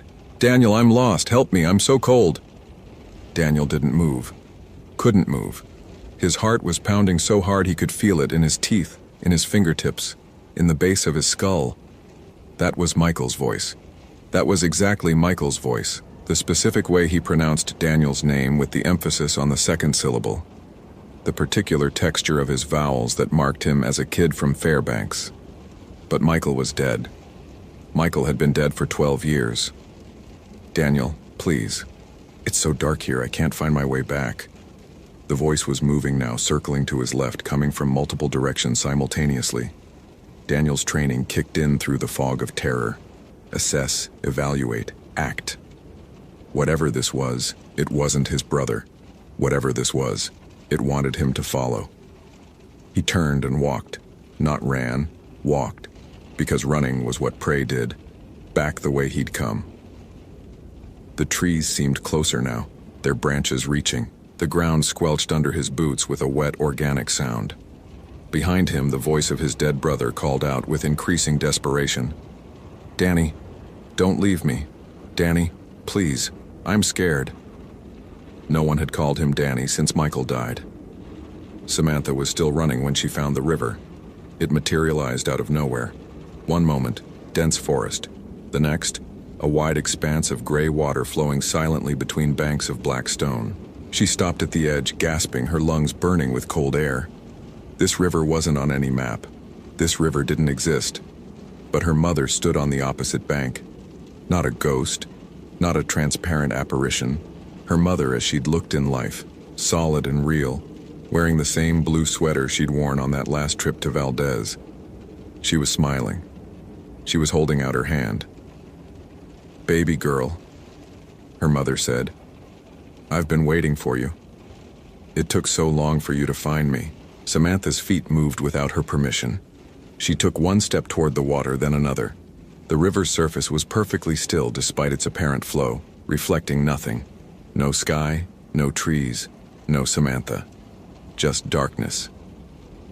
"That's it," her mother said. "Just a few more steps, it's warm here. You'll never be cold again." The water touched her boots. It was warm, impossibly warm, bathtub warm, in late October in Alaska. The warmth felt like sleep, like surrender. Somewhere, very far away, she thought she heard a man's voice calling her name. A stranger's voice. It didn't matter. Her mother was here. Her mother had been waiting. Samantha took another step. and the water rose to her knees. Daniel burst out of the tree line and saw her. She was waist-deep in a river that shouldn't exist, walking steadily forward, her arms outstretched toward something on the opposite bank. From where he stood, he could see the other side clearly. There was nothing there. Nothing but rocks and snow and a darkness that seemed to move with intention. Samantha, stop. She didn't turn. The water was at her chest now. Daniel ran to the bank, fighting through the undergrowth, branches tearing at his jacket. The temperature had dropped 20 degrees since he'd entered the forest. His breath came in visible clouds. The silence was absolute. He couldn't even hear his own footsteps, his own labored breathing. Samantha, that's not real. Whatever you're seeing isn't real. She paused. The water lapped at her shoulders. My mother, she said without turning. She's been waiting for me. Your mother's not there. Look at me, Samantha, look at me. Slowly, she turned her head. Her eyes were wrong. Not blank exactly, but seeing something other than what was in front of her, seeing some other world layered over this one. She says you can come too, Samantha said. She says there's someone waiting for you, your brother, Michael. The cold that went through Daniel had nothing to do with the weather. That's not my brother, he said, his voice shaking.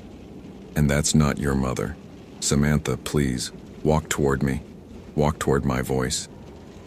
Something changed in the water. The stillness broke. Ripples appeared around her body, spreading outward in concentric circles, though nothing visible had disturbed the surface. The warmth was draining from the water. Samantha gasped as the true cold hit her, the Alaskan river cold that stopped hearts and numbed limbs in minutes. On the far bank, the darkness condensed. It didn't take a shape exactly. It was more like the absence of shape, a hole in the world where something should be standing. But Daniel could feel it looking at him. He could feel its patience, its ancient, inhuman hunger. It had waited here for so long, it could wait a little longer. Daniel. Michael's voice came from everywhere now, from the trees and the water, and the inside of Daniel's own skull. I forgive you. I forgive you for living when I died. Just come into the water. Just come home. Samantha was shaking violently, hypothermia setting in. But she wasn't moving forward anymore. She wasn't moving at all. Don't listen to it, Daniel said. He was at the water's edge now, reaching out his hand. It only knows the voices. It doesn't know the people. It can't know the people. She smells like her perfume, Samantha whispered. Gardenias. She always wore gardenias. It doesn't know what gardenias mean. It doesn't know Sunday mornings or birthday cards or inside jokes. It knows the shape of love, but not the substance. Samantha, take my hand. The darkness on the far bank pulsed. The voice of Daniel's brother shifted, became something else, not a voice at all, but a sound like ice cracking, like something enormous moving beneath deep water. The temperature dropped again. Frost formed on Daniel's eyelashes. Samantha took his hand. He pulled. She resisted for a moment, still staring at the far bank, still seeing something that called to the deepest part of her grief. And then she let go. She let herself be pulled backward, stumbling, falling against him as they both collapsed on the frozen rocks. The river vanished. One moment it was there, wide and gray and terrible. The next, there was only a shallow creek, barely 6 inches deep, flowing over ordinary stones. The opposite bank was just a rocky slope leading up into the trees. Nothing stood there. Nothing had ever stood there. But as Daniel helped Samantha to her feet, as he wrapped his emergency blanket around her shaking body and began the long walk back to the trailhead, he heard it one more time. I'll remember you. Michael's voice, perfect and patient and old beyond measure. I'll be here whenever you're ready. I'll be here. Samantha Vance was airlifted to Anchorage that evening with moderate hypothermia and exposure. Her official statement described becoming disoriented in the backcountry and falling into a creek. She was released after 2 days. She never returned to Alaska. Daniel's report listed the incident as subject located after becoming lost off trail. He did not mention the voices. He did not mention the river that appeared and vanished. He did not mention the shape in the darkness or the feeling that something had learned his name. 3 weeks later, he put in for a transfer. Desert, anywhere without water, anywhere without trees that seemed to close in at the edges of his vision. The request was denied. Budget constraints, staffing shortages, the usual bureaucratic indifference. He returned to Kennecott Station on December 1st. The mountains were buried in snow. The darkness lasted 20 hours a day, and every night when the wind came down from the glaciers, he could swear he heard something moving in the forest, something patient, something that knew the shape of his grief and was learning slowly to wear it. Sometimes, just before sleep took him, he heard Michael's voice. "I'm waiting, Danny. I'll always be waiting." Daniel kept his flashlight on all night. He checked the batteries 3 times before bed. He told himself it was just the wind, but the wind didn't know his brother's voice. The wind didn't know about Kandahar. The wind didn't call him by the name only Michael had ever used. In the morning, he made his coffee, checked the radio, filed his reports. He did his job. He didn't go near the northwest fork of the Bonanza Trail. He didn't talk about what he'd seen. But at night, in the long Alaskan dark, he listened. And somewhere out there in the vast and patient wilderness, something listened back.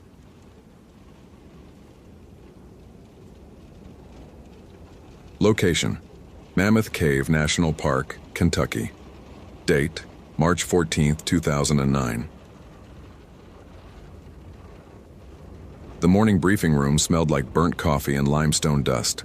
That particular mineral dampness that clung to everything in Mammoth Cave National Park and never quite washed out of your clothes. Tyler Reeves sat in the back row, his new ranger uniform still stiff at the collar, watching the senior staff pass around photocopied maps of the cave system with sections highlighted in yellow and red. He'd been on the job for 11 weeks. 11 weeks of guided tours, of memorizing the names of formations, of learning to walk in absolute darkness by the sound of his own footsteps echoing off the walls. He'd thought he was ready for this. He wasn't ready for this. 2 cavers entered the Violet City entrance yesterday at approximately 2 p.m., said District Ranger Patricia Odom, tapping the map with a pointer that trembled slightly in her hand. She was 53 years old and had worked Mammoth Cave for 26 years, and Tyler had never seen her hands shake before. Kevin Marsh, age 31, and Hannah Brennan, age 27, both experienced spelunkers, both permitted for a day exploration of the historic section with optional extension into the less developed passages near the Snowball Room. They were due to surface by 8 p.m. They did not. Tyler looked at the map. The cave system sprawled across the page like the root structure of some enormous tree, branching and rebranching into passages with names that sounded almost cheerful in the fluorescent light of the briefing room: Frozen Niagara, Fat Man's Misery, Bottomless Pit. But there were other passages too, unlabeled ones, sections where the lines simply stopped and the white space took over. Terra Incognita. Here be dragons. At 11 p.m., a maintenance crew reported hearing what they described as rhythmic tapping, coming from somewhere below the Methodist church area. Ranger Odom continued.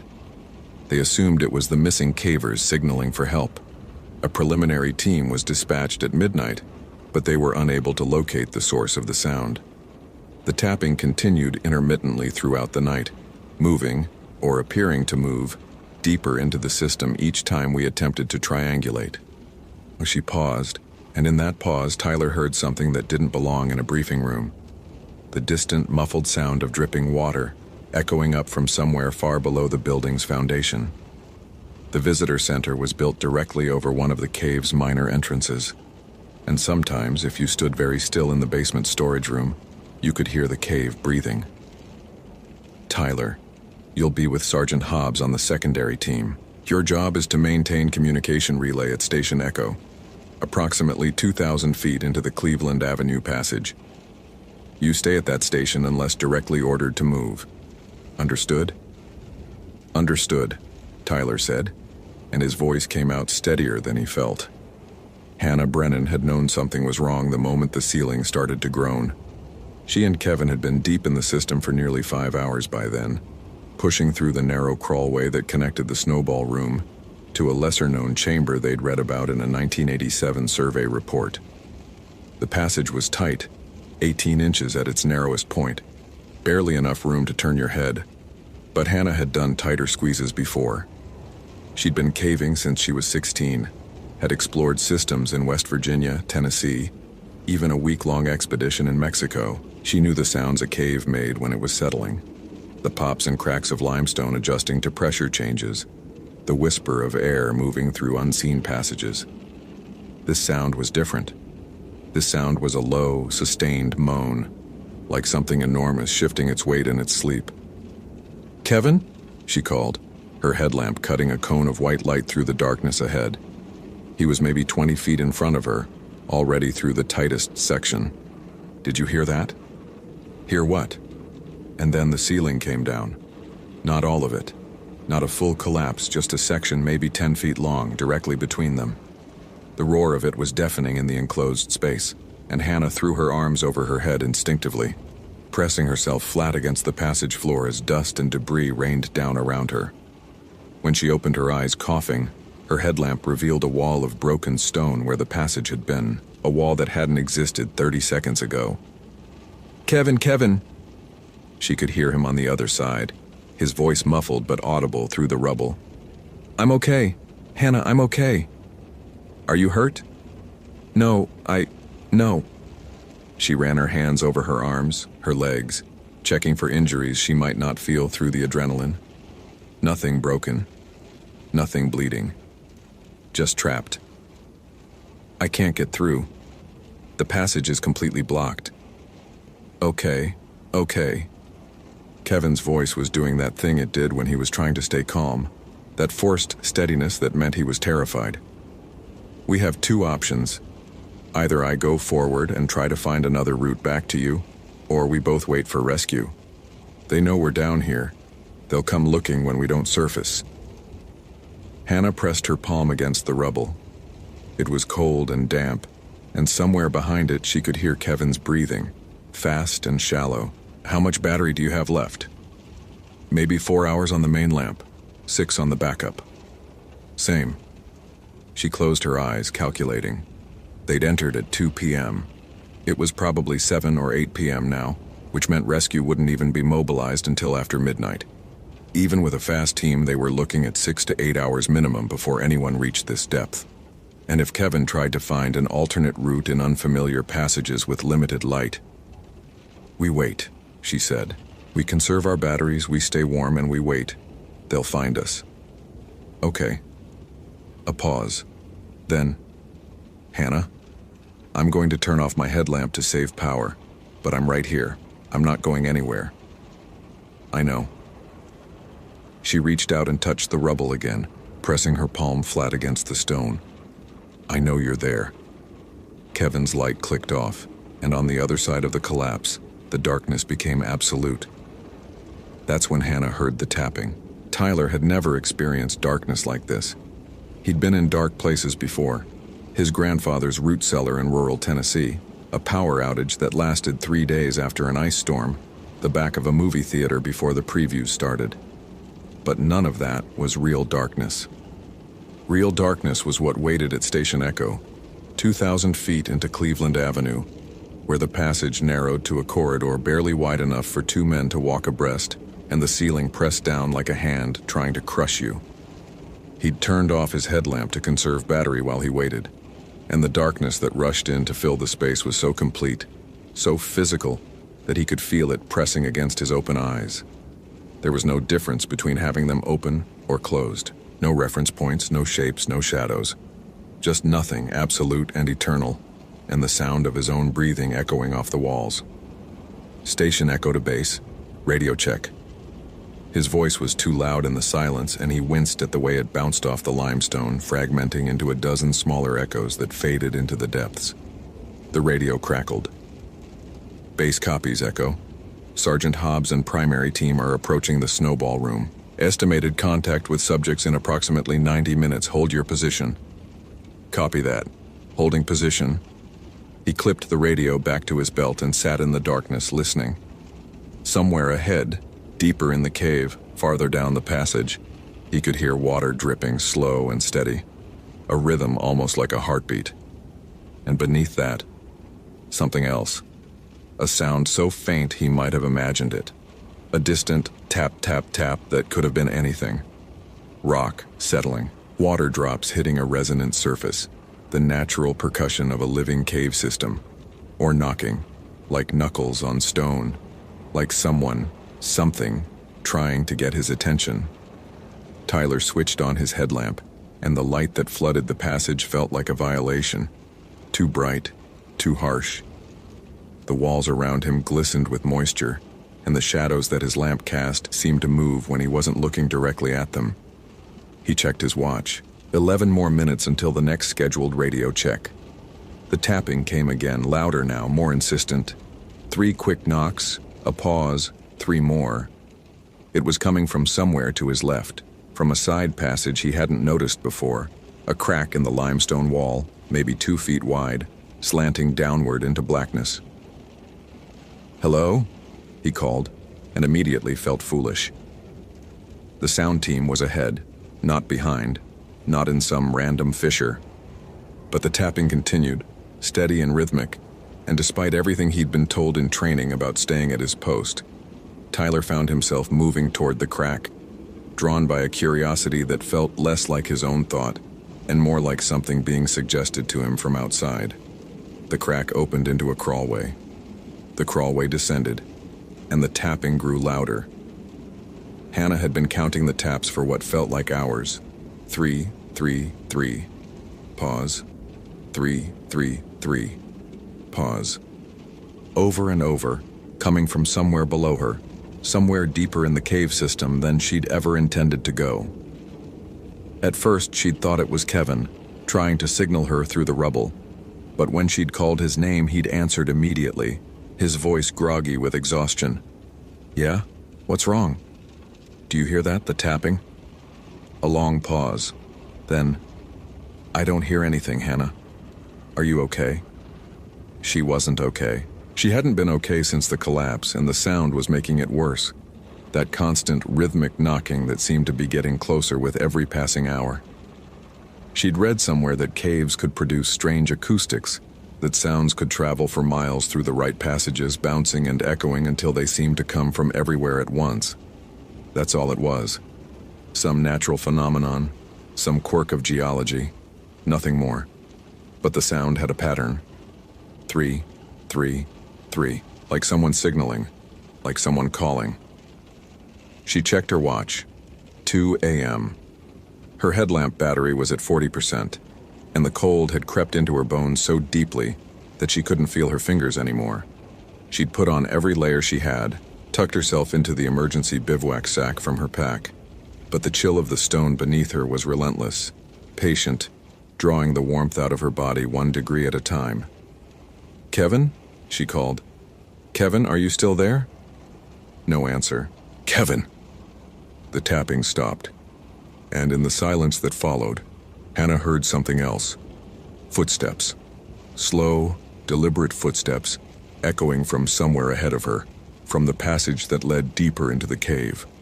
Not from Kevin's direction. From the opposite direction. From the darkness beyond. She fumbled for her headlamp switch, and the light that erupted from it revealed the passage stretching out before her, empty and endless, the walls slick with moisture and carved with formations that looked almost like faces in the harsh white glare. Nothing there. No one there. But the footsteps continued, growing closer, and now she could hear something else beneath them. A faint, high-pitched wheezing, like air being forced through broken bellows, like lungs that hadn't worked properly in a very long time. "Who's there?" Her voice cracked on the second word. "Kevin?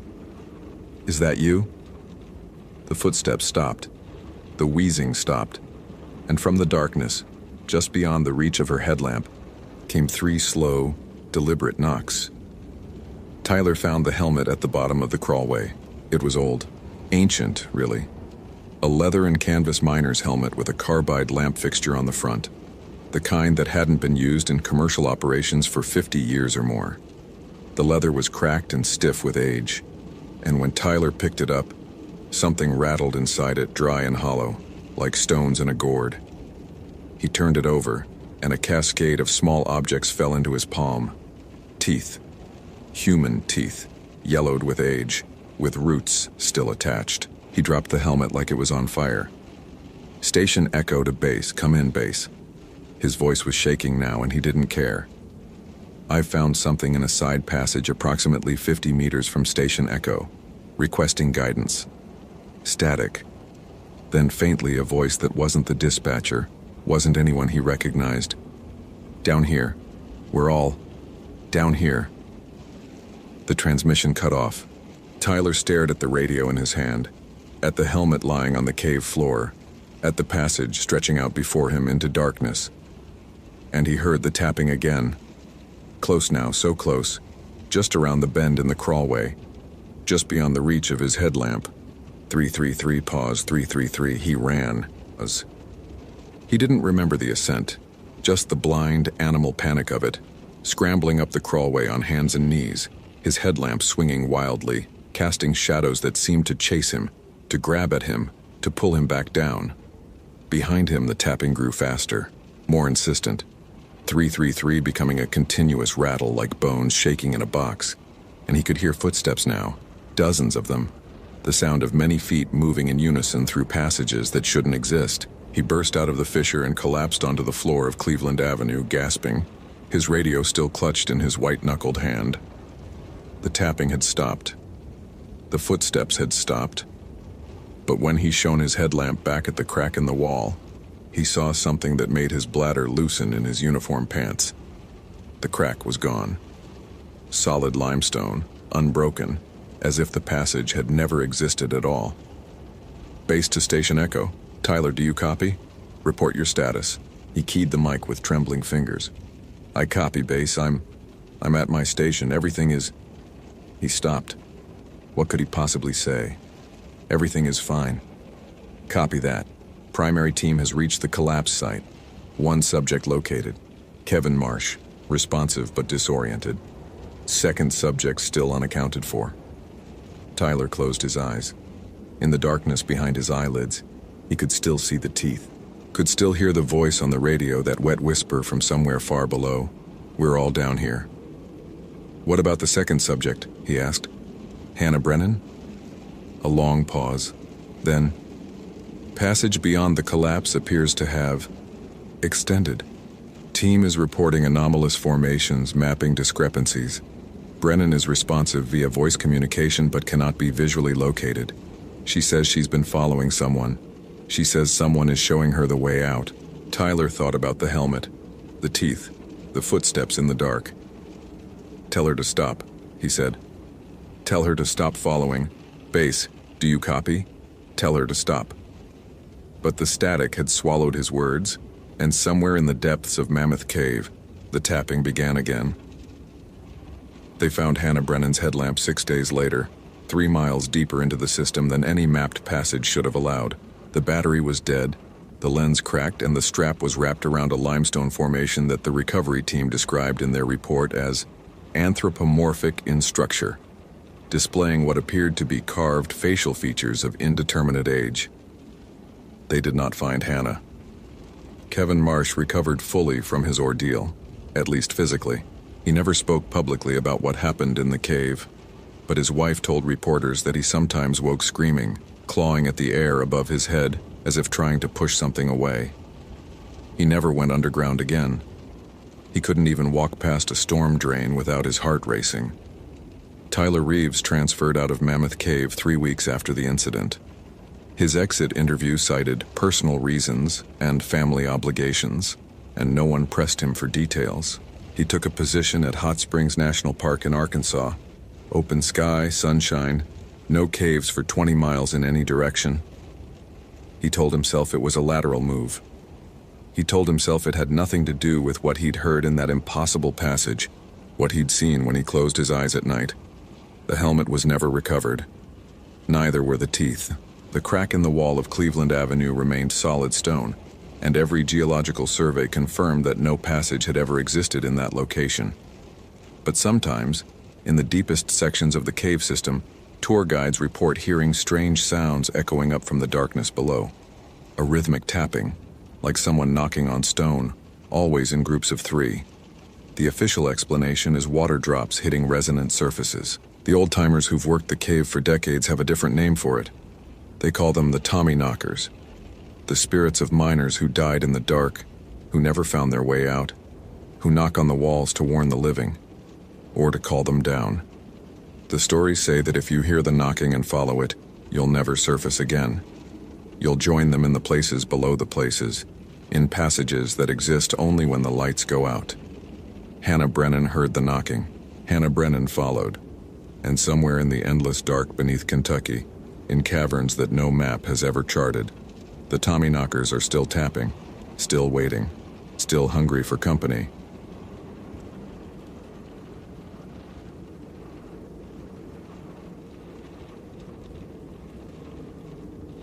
Location: Boneyard Marsh Wildlife Refuge, Louisiana. Date: September 28, 2016. The heat was a living thing in Boneyard Marsh, pressing against Marcus Reeves's skin like wet fabric, filling his lungs with air so thick it felt like breathing through a sponge. He wiped the sweat from his forehead for the 3rd time in 5 minutes and checked the fuel gauge on the airboat. 3/4 full. Enough to get them deep into the refuge and back, assuming nothing went wrong. Nothing ever went wrong the way you expected in the bayou. The refuge headquarters sat on the only solid ground for miles, a concrete block building with a dock extending into the brown water of Catfish Channel. Marcus had worked out of this station for 11 years, longer than anyone else on the current roster. He knew Boneyard Marsh the way a man knows his own house. Every twist of the waterways, every cypress stand, every patch of quicksand masquerading as solid ground. He knew where the gators nested in spring, where the wild boar rooted in fall, where the water moccasins coiled in the summer shade. He knew the sounds, the chorus of frogs at dusk, the splash of nutria, the prehistoric grunt of bull gators calling for mates. He also knew the stories. Every Cajun kid grew up hearing them. "Team's ready," called Denise from the dock. She was already loading the medical kit into the 2nd airboat, her movements efficient despite the heat. Denise Thibodeau had been the refuge's emergency medic for 6 years, a former Army combat medic who'd done 2 tours in Afghanistan before coming home to Louisiana. Nothing rattled her. Marcus had seen her set a compound fracture while armadillos fought 3 feet away, calm as Sunday morning. The rest of the team assembled on the dock. Ray Fontenot, their tracker, a wiry 62-year-old who'd grown up in these swamps and knew them better than the maps did. Elena Castillo, a wildlife officer on loan from Texas Parks, and Jerome Washington, the youngest of them at 26, a volunteer firefighter who'd trained with search and rescue for 2 years. 5 people, 2 airboats, one mission that had already gone wrong once. "All right, listen up." Marcus spread the laminated map across the dock's weathered planks. Henderson family, parents and 2 teenagers, went out kayaking Sunday morning. They were supposed to stay on the marked trail through Heron Bay, loop back by afternoon. Never returned. Derek took his team in yesterday at 600 to search the standard lost kayaker grids. He tapped the map. Last radio contact with Derek was 1800 hours yesterday. They'd found one of the Henderson kayaks abandoned near Whisper Island. His finger moved to a small landmass deep in the refuge's interior. After that, nothing. No response on any channel. Emergency beacon never activated. "That's 14 hours of silence," Elena said. Her hand rested on the sidearm at her hip. 5 trained SAR personnel don't just go quiet for 14 hours. "No," Marcus agreed. "They don't." Ray Fontenot spat into the water. "Whisper Island," he said, and the way he said it made the others look at him. "My grandpère used to tell stories about that place. Said the old Huma people wouldn't go there. Said something lives in those waters that ain't natural." "Ray," Marcus started. I know. Superstition. Old Cajun nonsense." Ray's eyes were flat and serious. "But I also know Derek Guidry. Known him 20 years. That man don't spook easy, and he don't miss radio check-ins. Something happened out there, Marcus. Something bad. The humidity pressed down. Somewhere in the refuge, a bird screamed, a harsh alien sound that echoed across the water and died. "We move in 2 boats," Marcus said. "I'll take lead with Ray and Jerome. Denise, you're with Elena in the second boat 30 meters back. We maintain visual contact at all times. Nobody goes anywhere alone. Clear?" 4 nods. "Radio's on channel 7. Check in every 15 minutes. If you see anything at all, you call it out." He folded the map. "Storm's coming in tonight. We've got maybe 8 hours of decent weather. Let's move." The airboat engines roared to life, shattering the swamp's silence, and they pushed off into the brown water of Catfish Channel. 40 hours earlier, the Henderson family had been laughing. Tom Henderson had planned this trip for months, a kayaking adventure through the Louisiana Bayou, something different from their usual beach vacations, something the kids would remember. His wife, Sarah, had been skeptical at first, but she'd warmed to the idea. Their son, Jake, 17, had been excited. Their daughter, Lily, 15, had complained about the lack of Wi-Fi but brought her waterproof camera anyway. They'd launched from the refuge dock at 8 a.m. Sunday, following the marked buoys through Heron Bay. The water was calm. The cypress trees rose around them like cathedral columns, draped in Spanish moss that swayed in the faint breeze. Tom had felt for the first time in months genuinely relaxed. The trouble started when Jake spotted the side channel. "Dad, look, there's a path through there. Can we check it out?" The channel was narrow, barely wide enough for a single kayak, branching off from the main waterway into deeper forest. The buoy system didn't extend there. It wasn't on Tom's map. "We should stick to the marked trail," Sarah said. But Jake was already paddling toward the opening and Lily was following, and Tom found himself thinking, what's the harm? They were experienced kayakers. They had supplies. They could explore for a bit and circle back.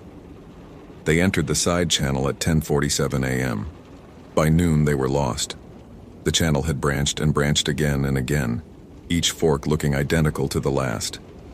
Tom's compass showed consistent headings, but the sun's position didn't match. The GPS on his phone showed no signal. The cypress trees pressed closer, their roots forming twisted walls on either side, and the water grew darker, stained almost black with tannins. "Dad," Lily's voice was small. "Something's following us." Tom looked back. The water behind them was still. Too still. No ripples, no insects skating across the surface, no fish breaking for air. "There's nothing there, honey." There was. I saw it. Something big. They paddled faster. By 3 p.m. they'd found the island, a mound of solid earth rising from the swamp, covered in scrub brush and a few twisted oaks.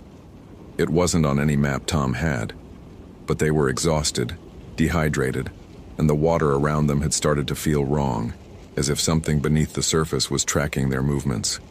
They pulled the kayaks onto the muddy shore and made camp. Tom tried the emergency whistle. 3 blasts, the universal distress signal. The sound died in the heavy air, swallowed by the swamp. That night they heard the howling. It started around 2 a.m., a sound that wasn't quite a wolf, wasn't quite human, rising from somewhere in the darkness beyond the island's edge. Sarah clutched Tom's arm. Jake and Lily pressed close. The sound circled them, moving through the trees at the island's perimeter, sometimes close enough that Tom swore he could hear breathing beneath the howl. Then it spoke. Tom. His name. His actual name. In a voice that sounded like gravel dragged across bone. "Tom. Bring me the children." Sarah screamed.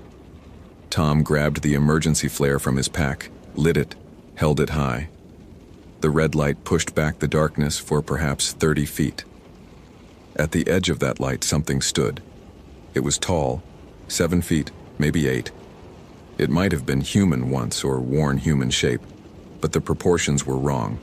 Arms too long, legs jointed backward, a face that was mostly mouth. Its eyes caught the flare light and reflected it back, yellow and intelligent and hungry. Tom threw the flare at it. The creature caught it, held the burning cylinder in a hand with too many fingers, smiled with a mouth that opened too wide. "Running makes it sweeter," it said. And then it was gone, moving into the darkness faster than anything that size should move. The Hendersons ran. They left everything: kayaks, supplies, sanity. And they ran into the swamp, splashing through knee-deep water, tripping over roots, Sarah dragging Lily, Tom dragging Jake. They ran until the island was far behind them, until their lungs burned and their legs screamed, until they collapsed against a cypress trunk and could go no further. It was still dark. It was always dark here. And somewhere behind them, something was following, patient and amused, herding them deeper into the marsh. Marcus's airboat rounded the bend into Whisper Channel and he cut the engine. Ahead, wedged against a fallen cypress, was Derek's airboat. It was intact, no visible damage, no signs of collision. Just abandoned, drifting gently in the current, the emergency lights still blinking their slow red pulse. "Jesus," Jerome breathed. Marcus keyed his radio. "Denise, hold position. We're going to check the boat." "Copy. We see it. Marcus, the supplies are still there." She was right. As they drifted closer, Marcus could see the cases of water, the first aid kit, the rescue equipment, all untouched. Derek's team had 5 people. They hadn't taken anything. "Ray, what do you see?" The old tracker was leaning over the side of their boat, studying the water, the vegetation, the patterns only he could read. "Mud's disturbed on that bank," he said, pointing. "Multiple sets of boots going into the water, not coming out. Could have swam to the island. Could have." Ray's voice said he didn't believe it. "Could have also been dragged." Marcus climbed onto Derek's airboat. The deck was slick with morning dew, but beneath that, something else. A dark stain on the aluminum, dried and cracked in the heat. He crouched, touched it, lifted his fingers to the light. Blood. A lot of blood. "Found something," Jerome called. He was at the boat's control console, holding up a handheld radio. The casing was cracked, the antenna snapped off, but the power light was still on, blinking weakly. Marcus took it, turned up the volume. Static hissed from the speaker, and beneath the static, something else. A voice, repeating. "Don't come. It knows you're... Don't..." Derek's voice.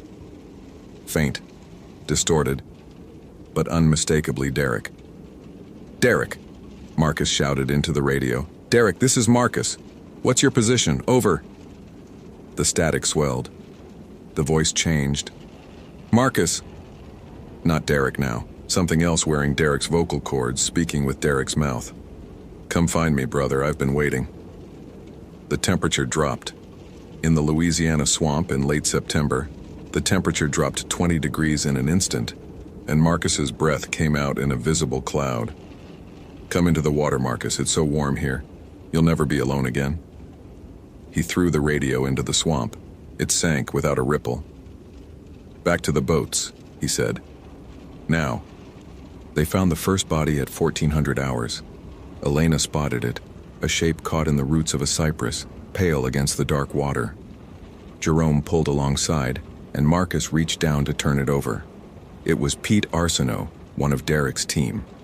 His face was frozen in an expression of absolute terror, mouth open in a scream that would never end. But that wasn't the worst part.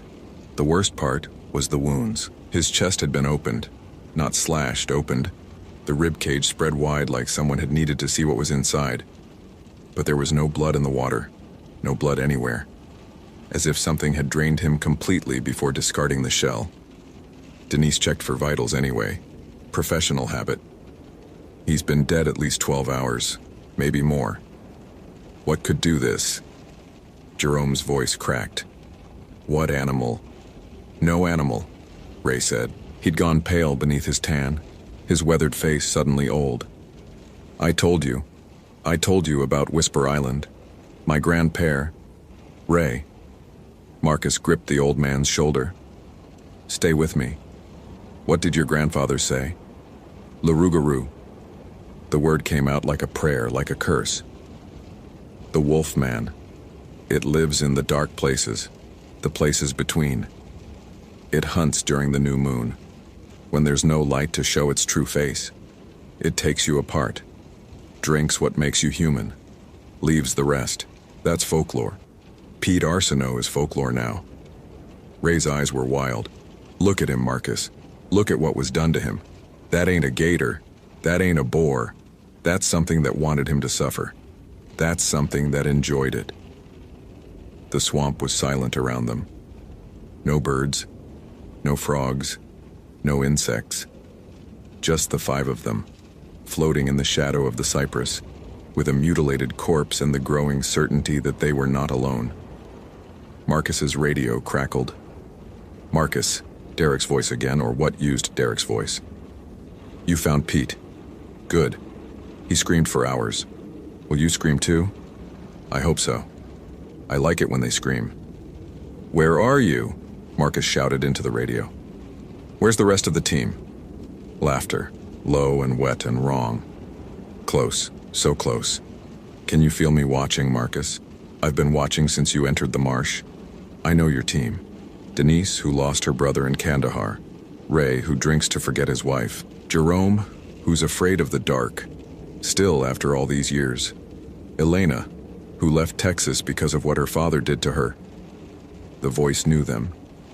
Knew things it couldn't know. And you, Marcus. You who stayed when your mother was dying. You who chose the swamp over her hospital bed. She called for you at the end, did you know that? She called and you never came.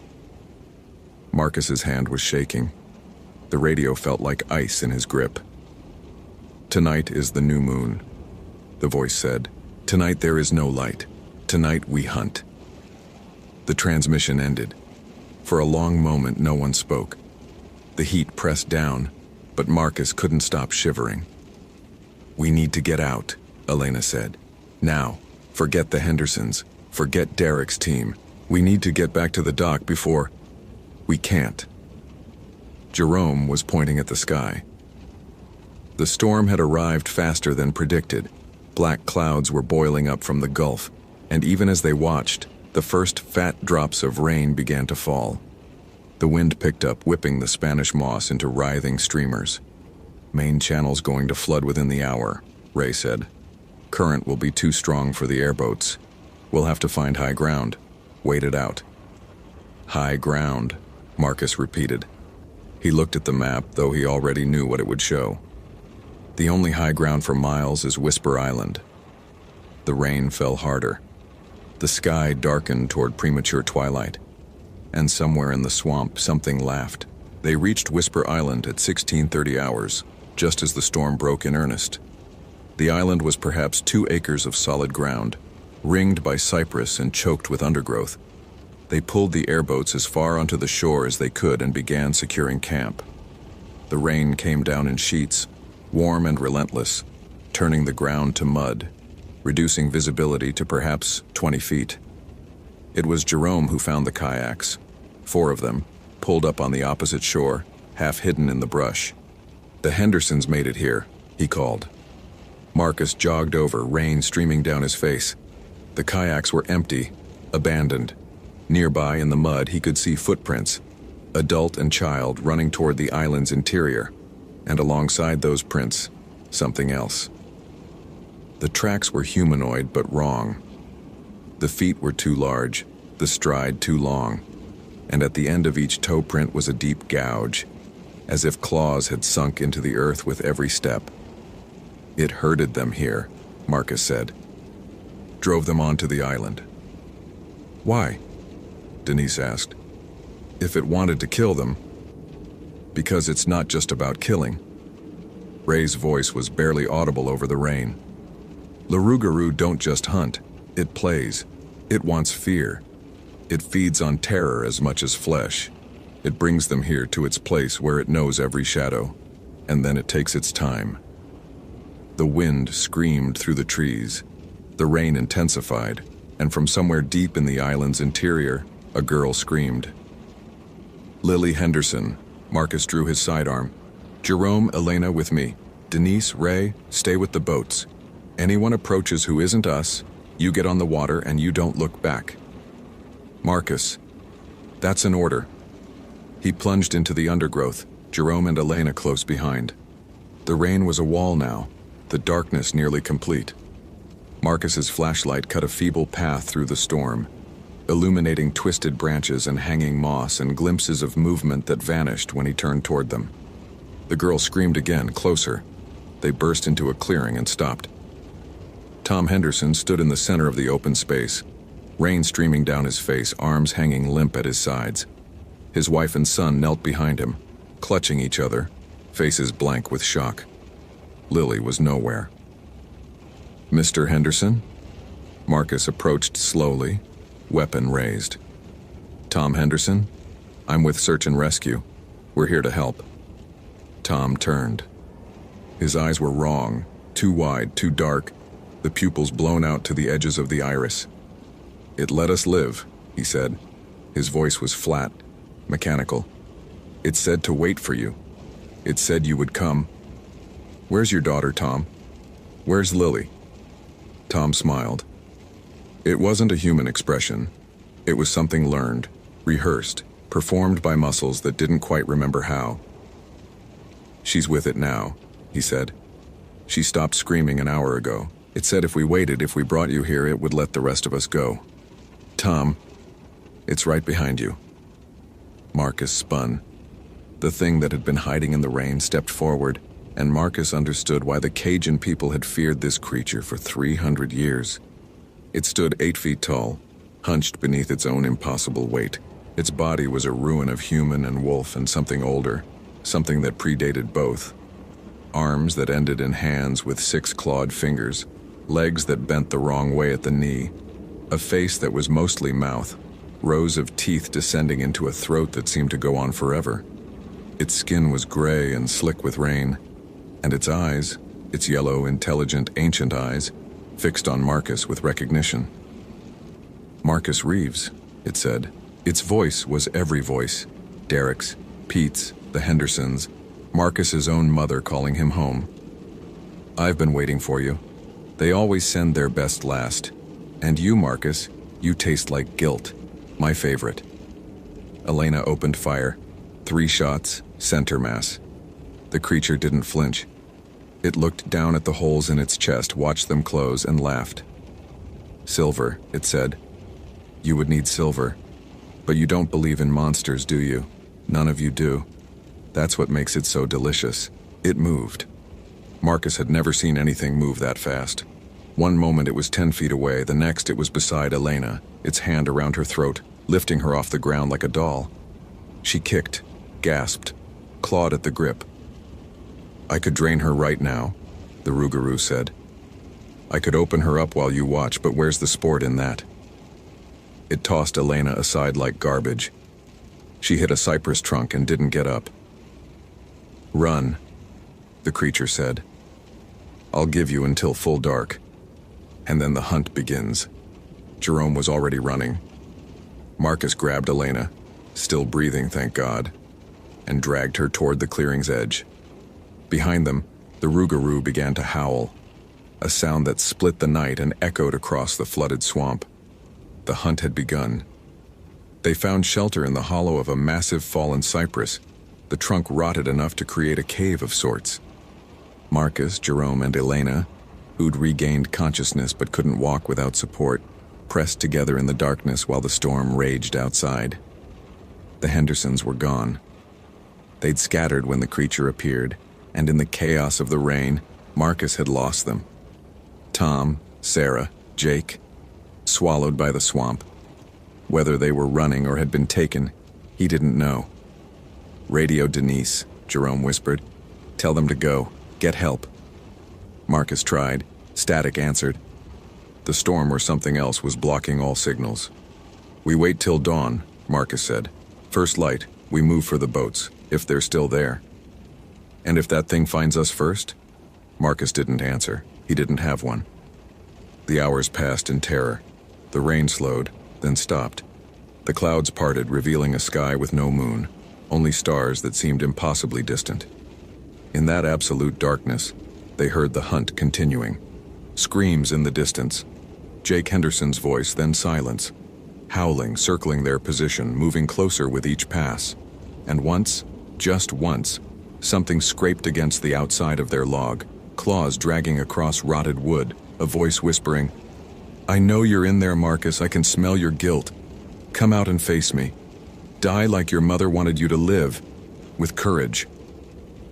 Marcus pressed his hand over his mouth to keep from screaming. Dawn came at 0612. The gray light filtered through the cypress canopy like a blessing. Marcus crawled from the log first, sidearm ready, and found nothing. The island was empty. The creature was gone.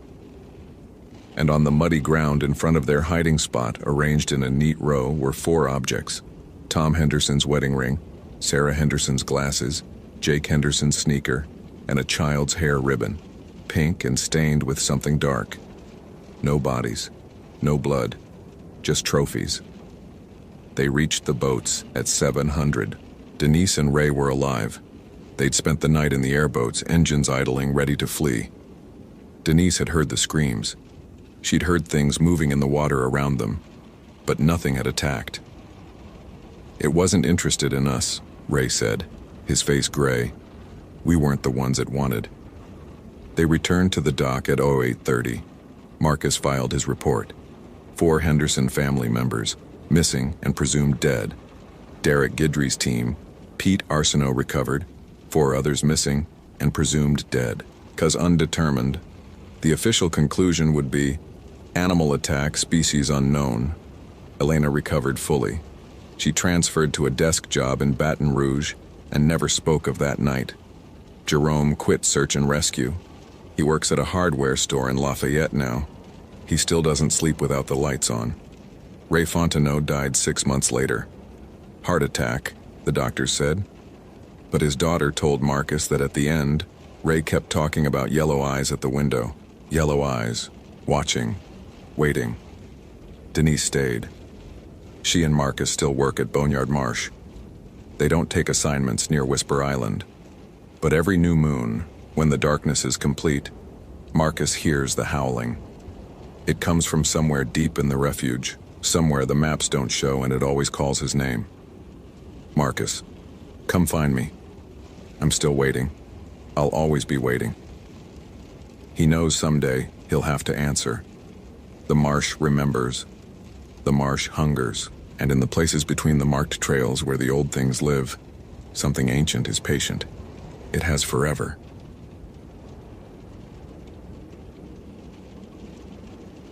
Location: Boneyard Marsh Wildlife Refuge, Louisiana.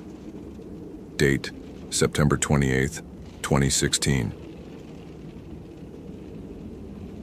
The heat was a living thing in Boneyard Marsh, pressing against Marcus Reeves's skin like wet fabric, filling his lungs with air so thick it felt like breathing through a sponge. He wiped the sweat from his forehead for the 3rd time in 5 minutes and checked the fuel gauge on the airboat. 3/4 full, enough to get them deep into the refuge and back, assuming nothing went wrong. Nothing ever went wrong the way you expected in the bayou. The refuge headquarters sat on the only solid ground for miles, a concrete block building with a dock extending into the brown water of Catfish Channel. Marcus had worked out of this station for 11 years, longer than anyone else on the current roster. He knew Boneyard Marsh the way a man knows his own house. Every twist of the waterways, every cypress stand, every patch of quicksand masquerading as solid ground. He knew where the gators nested in spring, where the wild boar rooted in fall, where the water moccasins coiled in the summer shade. He knew the sounds, the chorus of frogs at dusk, the splash of nutria, the prehistoric grunt of bull gators calling for mates. He also knew the stories. Every Cajun kid grew up hearing them. "Team's ready," called Denise from the dock. She was already loading the medical kit into the 2nd airboat, her movements efficient despite the heat. Denise Thibodeau had been the refuge's emergency medic for 6 years, a former Army combat medic who'd done 2 tours in Afghanistan before coming home to Louisiana. Nothing rattled her. Marcus had seen her set a compound fracture while armadillos fought 3 feet away, calm as Sunday morning. The rest of the team assembled on the dock. Ray Fontenot, their tracker, a wiry 62-year-old who'd grown up in these swamps and knew them better than the maps did. Elena Castillo, a wildlife officer on loan from Texas Parks, and Jerome Washington, the youngest of them at 26, a volunteer firefighter who'd trained with search and rescue for 2 years. 5 people, 2 airboats, one mission that had already gone wrong once. All right, listen up. Marcus spread the laminated map across the dock's weathered planks. Henderson family, parents and 2 teenagers, went out kayaking Sunday morning. They were supposed to stay on the marked trail through Heron Bay, loop back by afternoon. Never returned. Derek took his team in yesterday at 600 to search the standard lost kayaker grids. He tapped the map. Last radio contact with Derek was 1800 hours yesterday. They'd found one of the Henderson kayaks abandoned near Whisper Island. His finger moved to a small landmass deep in the refuge's interior. After that, nothing. No response on any channel. Emergency beacon never activated. That's 14 hours of silence, Elena said. Her hand rested on the sidearm at her hip. 5 trained SAR personnel don't just go quiet for 14 hours. No, Marcus agreed. They don't. Ray Fontenot spat into the water. Whisper Island, he said, and the way he said it made the others look at him. My grandpère used to tell stories about that place. Said the old Huma people wouldn't go there. Said something lives in those waters that ain't natural. Ray, Marcus started. I know. Superstition. Old Cajun nonsense. Ray's eyes were flat and serious. But I also know Derek Guidry. Known him 20 years. That man don't spook easy, and he don't miss radio check-ins. Something happened out there, Marcus. Something bad. The humidity pressed down. Somewhere in the refuge, a bird screamed. A harsh alien sound that echoed across the water and died. We move in 2 boats, Marcus said. I'll take lead with Ray and Jerome. Denise, you're with Elena in the second boat 30 meters back. We maintain visual contact at all times. Nobody goes anywhere alone. Clear? 4 nods. Radio's on channel 7. Check in every 15 minutes. If you see anything at all, you call it out. He folded the map. Storm's coming in tonight. We've got maybe 8 hours of decent weather. Let's move. The airboat engines roared to life, shattering the swamp's silence, and they pushed off into the brown water of Catfish Channel. 40 hours earlier, the Henderson family had been laughing. Tom Henderson had planned this trip for months. A kayaking adventure through the Louisiana bayou, something different from their usual beach vacations, something the kids would remember. His wife Sarah had been skeptical at first, but she'd warmed to the idea. Their son Jake, 17, had been excited. Their daughter Lily, 15, had complained about the lack of Wi-Fi but brought her waterproof camera anyway. They'd launched from the refuge dock at 8 a.m. Sunday, following the marked buoys through Heron Bay. The water was calm. The cypress trees rose around them like cathedral columns, draped in Spanish moss that swayed in the faint breeze. Tom had felt for the first time in months genuinely relaxed. The trouble started when Jake spotted the side channel. Dad, look, there's a path through there. Can we check it out? The channel was narrow, barely wide enough for a single kayak, branching off from the main waterway into deeper forest. The buoy system didn't extend there. It wasn't on Tom's map. We should stick to the marked trail, Sarah said. But Jake was already paddling toward the opening and Lily was following, and Tom found himself thinking, what's the harm? They were experienced kayakers. They had supplies. They could explore for a bit and circle back. They entered the side channel at 10:47 a.m. By noon, they were lost. The channel had branched and branched again and again, each fork looking identical to the last. Tom's compass showed consistent headings, but the sun's position didn't match. The GPS on his phone showed no signal. The cypress trees pressed closer, their roots forming twisted walls on either side, and the water grew darker, stained almost black with tannins. Dad, Lily's voice was small. Something's following us. Tom looked back. The water behind them was still. Too still. No ripples, no insects skating across the surface, no fish breaking for air. There's nothing there, honey. There was. I saw it. Something big. They paddled faster. By 3 p.m. they'd found the island, a mound of solid earth rising from the swamp, covered in scrub brush and a few twisted oaks. It wasn't on any map Tom had, but they were exhausted, dehydrated, and the water around them had started to feel wrong, as if something beneath the surface was tracking their movements.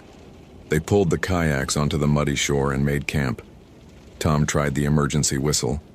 3 blasts, the universal distress signal. The sound died in the heavy air, swallowed by the swamp. That night they heard the howling. It started around 2 a.m., a sound that wasn't quite a wolf, wasn't quite human, rising from somewhere in the darkness beyond the island's edge. Sarah clutched Tom's arm. Jake and Lily pressed close.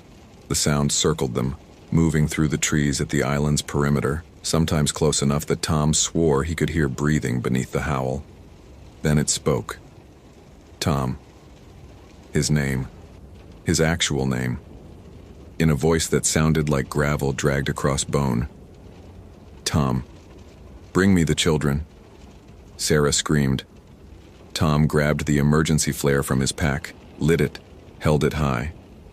The red light pushed back the darkness for perhaps 30 feet. At the edge of that light, something stood. It was tall, 7 feet, maybe 8. It might have been human once or worn human shape, but the proportions were wrong. Arms too long, legs jointed backward, a face that was mostly mouth. Its eyes caught the flare light and reflected it back, yellow and intelligent and hungry. Tom threw the flare at it. The creature caught it, held the burning cylinder in a hand with too many fingers, smiled with a mouth that opened too wide. Running makes it sweeter, it said. And then it was gone, moving into the darkness faster than anything that size should move. The Hendersons ran. They left everything. Kayaks, supplies, sanity. And they ran into the swamp, splashing through knee-deep water, tripping over roots, Sarah dragging Lily, Tom dragging Jake. They ran until the island was far behind them, until their lungs burned and their legs screamed, until they collapsed against a cypress trunk and could go no further. It was still dark. It was always dark here. And somewhere behind them, something was following, patient and amused, herding them deeper into the marsh. Marcus's airboat rounded the bend into Whisper Channel and he cut the engine. Ahead, wedged against a fallen cypress, was Derek's airboat. It was intact, no visible damage, no signs of collision. Just abandoned, drifting gently in the current, the emergency lights still blinking their slow red pulse. Jesus, Jerome breathed. Marcus keyed his radio. Denise, hold position. We're going to check the boat. Copy. We see it. Marcus, the supplies are still there. She was right. As they drifted closer, Marcus could see the cases of water, the first aid kit, the rescue equipment, all untouched. Derek's team had 5 people. They hadn't taken anything. Ray, what do you see? The old tracker was leaning over the side of their boat, studying the water, the vegetation, the patterns only he could read. Mud's disturbed on that bank, he said, pointing. Multiple sets of boots going into the water, not coming out. Could have swam to the island. Could have. Ray's voice said he didn't believe it. Could have also been dragged. Marcus climbed onto Derek's airboat. The deck was slick with morning dew, but beneath that, something else. A dark stain on the aluminum, dried and cracked in the heat. He crouched, touched it, lifted his fingers to the light. Blood. A lot of blood. Found something, Jerome called. He was at the boat's control console, holding up a handheld radio. The casing was cracked, the antenna snapped off, but the power light was still on, blinking weakly. Marcus took it, turned up the volume. Static hissed from the speaker, and beneath the static, something else. A voice, repeating. Don't come. It knows you're... Don't... Derek's voice. Faint, distorted, but unmistakably Derek. Derek, Marcus shouted into the radio. Derek, this is Marcus. What's your position? Over. The static swelled. The voice changed. Marcus. Not Derek now. Something else wearing Derek's vocal cords, speaking with Derek's mouth. "Come find me, brother, I've been waiting." The temperature dropped. In the Louisiana swamp in late September, the temperature dropped 20 degrees in an instant, and Marcus's breath came out in a visible cloud. "Come into the water, Marcus, it's so warm here. You'll never be alone again." He threw the radio into the swamp. It sank without a ripple. "Back to the boats," he said. "Now." They found the first body at 1400 hours. Elena spotted it, a shape caught in the roots of a cypress, pale against the dark water.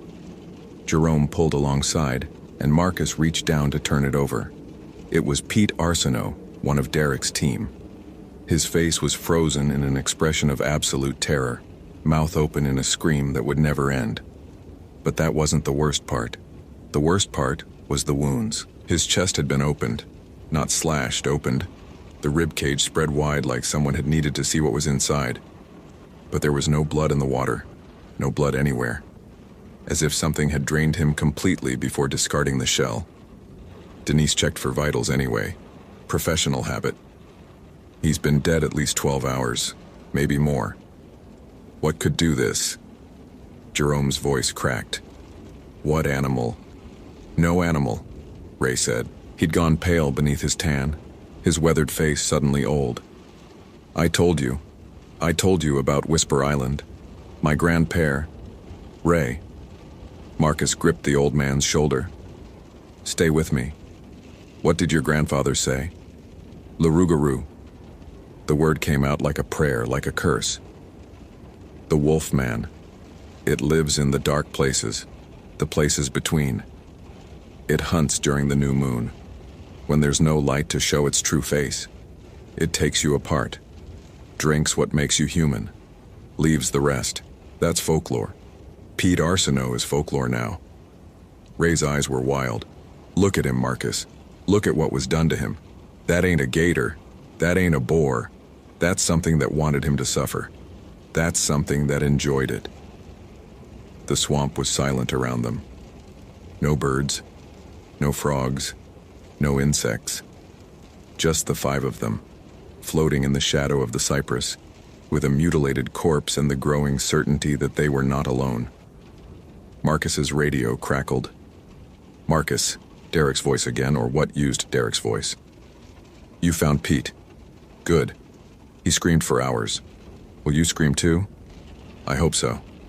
I like it when they scream." "Where are you?" Marcus shouted into the radio. "Where's the rest of the team?" Laughter, low and wet and wrong. "Close, so close. Can you feel me watching, Marcus? I've been watching since you entered the marsh. I know your team. Denise, who lost her brother in Kandahar. Ray, who drinks to forget his wife. Jerome, who's afraid of the dark, still after all these years. Elena, who left Texas because of what her father did to her." The voice knew them. Knew things it couldn't know. "And you, Marcus. You who stayed when your mother was dying. You who chose the swamp over her hospital bed. She called for you at the end, did you know that? She called and you never came." Marcus's hand was shaking. The radio felt like ice in his grip. "Tonight is the new moon," the voice said. "Tonight there is no light. Tonight we hunt." The transmission ended. For a long moment no one spoke. The heat pressed down, but Marcus couldn't stop shivering. "We need to get out," Elena said. "Now. Forget the Hendersons. Forget Derek's team. We need to get back to the dock before—" "We can't." Jerome was pointing at the sky. The storm had arrived faster than predicted. Black clouds were boiling up from the Gulf, and even as they watched, the first fat drops of rain began to fall. The wind picked up, whipping the Spanish moss into writhing streamers. "Main channel's going to flood within the hour," Ray said. "Current will be too strong for the airboats. We'll have to find high ground. Wait it out." "High ground," Marcus repeated. He looked at the map, though he already knew what it would show. The only high ground for miles is Whisper Island. The rain fell harder. The sky darkened toward premature twilight. And somewhere in the swamp, something laughed. They reached Whisper Island at 1630 hours, just as the storm broke in earnest. The island was perhaps 2 acres of solid ground, ringed by cypress and choked with undergrowth. They pulled the airboats as far onto the shore as they could and began securing camp. The rain came down in sheets, warm and relentless, turning the ground to mud, reducing visibility to perhaps 20 feet. It was Jerome who found the kayaks, 4 of them, pulled up on the opposite shore, half hidden in the brush. "The Hendersons made it here," he called. Marcus jogged over, rain streaming down his face. The kayaks were empty, abandoned. Nearby in the mud he could see footprints, adult and child running toward the island's interior, and alongside those prints, something else. The tracks were humanoid but wrong. The feet were too large, the stride too long, and at the end of each toe print was a deep gouge, as if claws had sunk into the earth with every step. "It herded them here," Marcus said. "Drove them onto the island." "Why?" Denise asked. "If it wanted to kill them." "Because it's not just about killing." Ray's voice was barely audible over the rain. "Larugaroo don't just hunt, it plays. It wants fear. It feeds on terror as much as flesh. It brings them here to its place where it knows every shadow, and then it takes its time." The wind screamed through the trees. The rain intensified, and from somewhere deep in the island's interior, a girl screamed. "Lily Henderson," Marcus drew his sidearm. "Jerome, Elena with me. Denise, Ray, stay with the boats. Anyone approaches who isn't us, you get on the water and you don't look back." "Marcus, that's an order." He plunged into the undergrowth, Jerome and Elena close behind. The rain was a wall now, the darkness nearly complete. Marcus's flashlight cut a feeble path through the storm, illuminating twisted branches and hanging moss and glimpses of movement that vanished when he turned toward them. The girl screamed again, closer. They burst into a clearing and stopped. Tom Henderson stood in the center of the open space, rain streaming down his face, arms hanging limp at his sides. His wife and son knelt behind him, clutching each other, faces blank with shock. Lily was nowhere. "Mr. Henderson?" Marcus approached slowly, weapon raised. "Tom Henderson? I'm with Search and Rescue. We're here to help." Tom turned. His eyes were wrong, too wide, too dark, the pupils blown out to the edges of the iris. "It let us live," he said. His voice was flat, mechanical. "It said to wait for you. It said you would come. Where's your daughter, Tom? Where's Lily?" Tom smiled. It wasn't a human expression. It was something learned, rehearsed, performed by muscles that didn't quite remember how. "She's with it now," he said. "She stopped screaming an hour ago. It said if we waited, if we brought you here, it would let the rest of us go. Tom, it's right behind you." Marcus spun.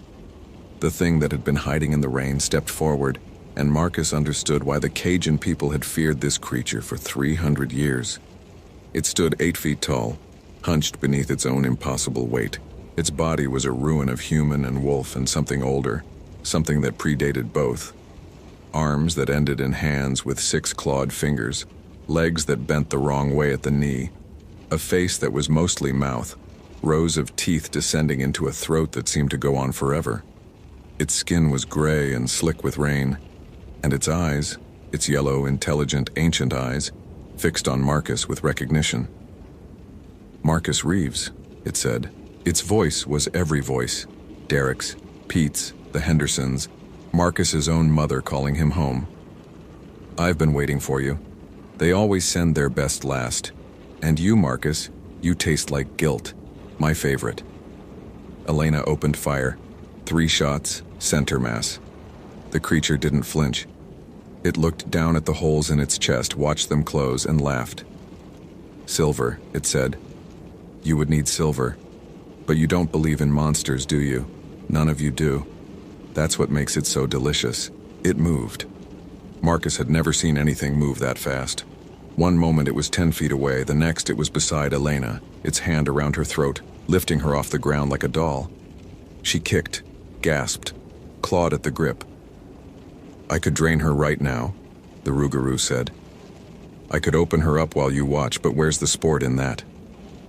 It tossed Elena aside like garbage. She hit a cypress trunk and didn't get up. "Run," the creature said. "I'll give you until full dark. And then the hunt begins." Jerome was already running. Marcus grabbed Elena, still breathing, thank God, and dragged her toward the clearing's edge. Behind them, the rougarou began to howl, a sound that split the night and echoed across the flooded swamp. The hunt had begun. They found shelter in the hollow of a massive fallen cypress, the trunk rotted enough to create a cave of sorts. Marcus, Jerome, and Elena, who'd regained consciousness but couldn't walk without support, pressed together in the darkness while the storm raged outside. The Hendersons were gone. They'd scattered when the creature appeared, and in the chaos of the rain, Marcus had lost them. Tom, Sarah, Jake, swallowed by the swamp. Whether they were running or had been taken, he didn't know. "Radio Denise," Jerome whispered. "Tell them to go. Get help." Marcus tried. Static answered. The storm or something else was blocking all signals. "We wait till dawn," Marcus said.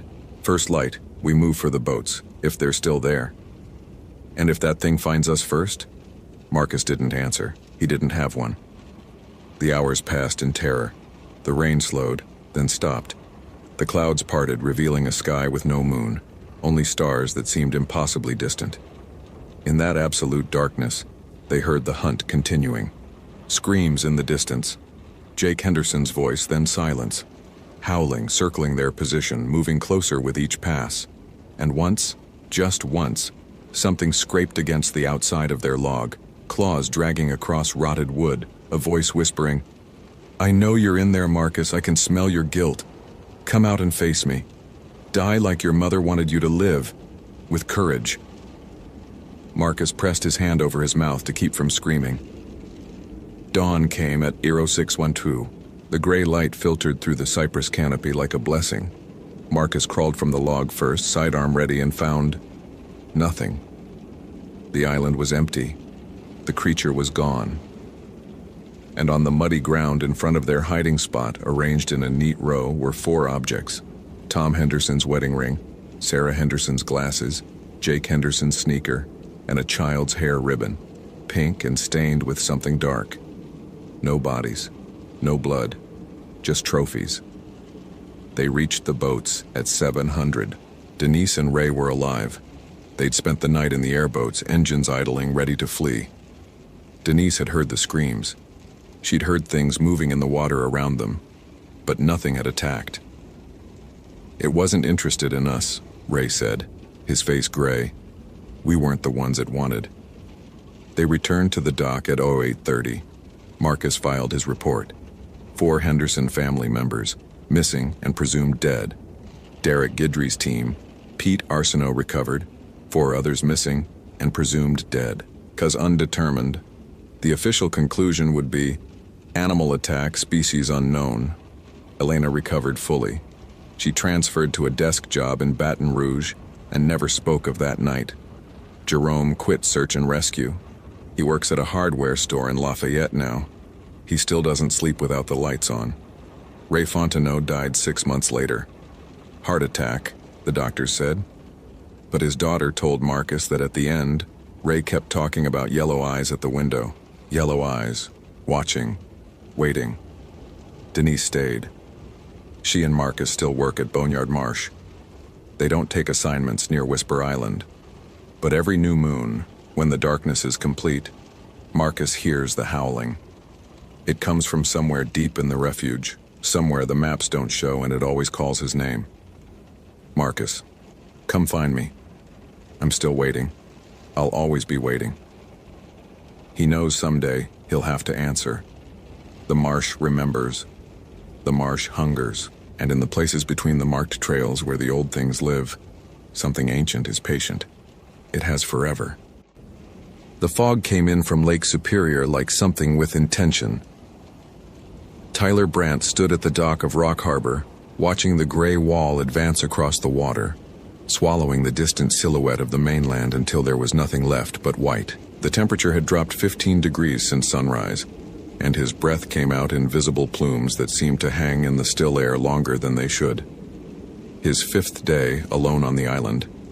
His 5th day as the youngest member of the skeleton crew that maintained Isle Royale through the long winter closure. And already he understood why the senior rangers had looked at him with something like pity when he'd volunteered for the assignment. The island was 45 miles long and 9 miles wide, a wilderness of boreal forest and rocky ridges rising from the largest freshwater lake in the world. No roads connected it to anywhere.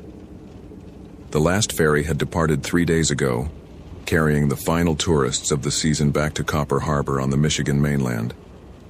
The seaplane wouldn't return until spring unless there was an emergency, and the radio tower on Mount Ojibwe was the only reliable connection to the outside world. Tyler had wanted isolation.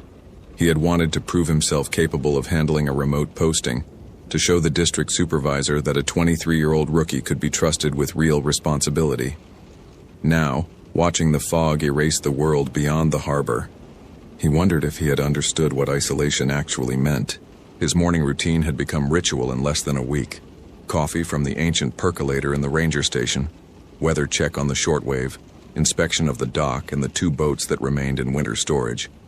The other rangers, Karen at the Wendigo station on the island's western end, and old Marcus, who lived year-round in a cabin near Siskiwit Lake, checked in twice daily, their voices crackling through the static like transmissions from another planet. Today's weather report had warned of the approaching fog bank, advising limited movement until visibility improved.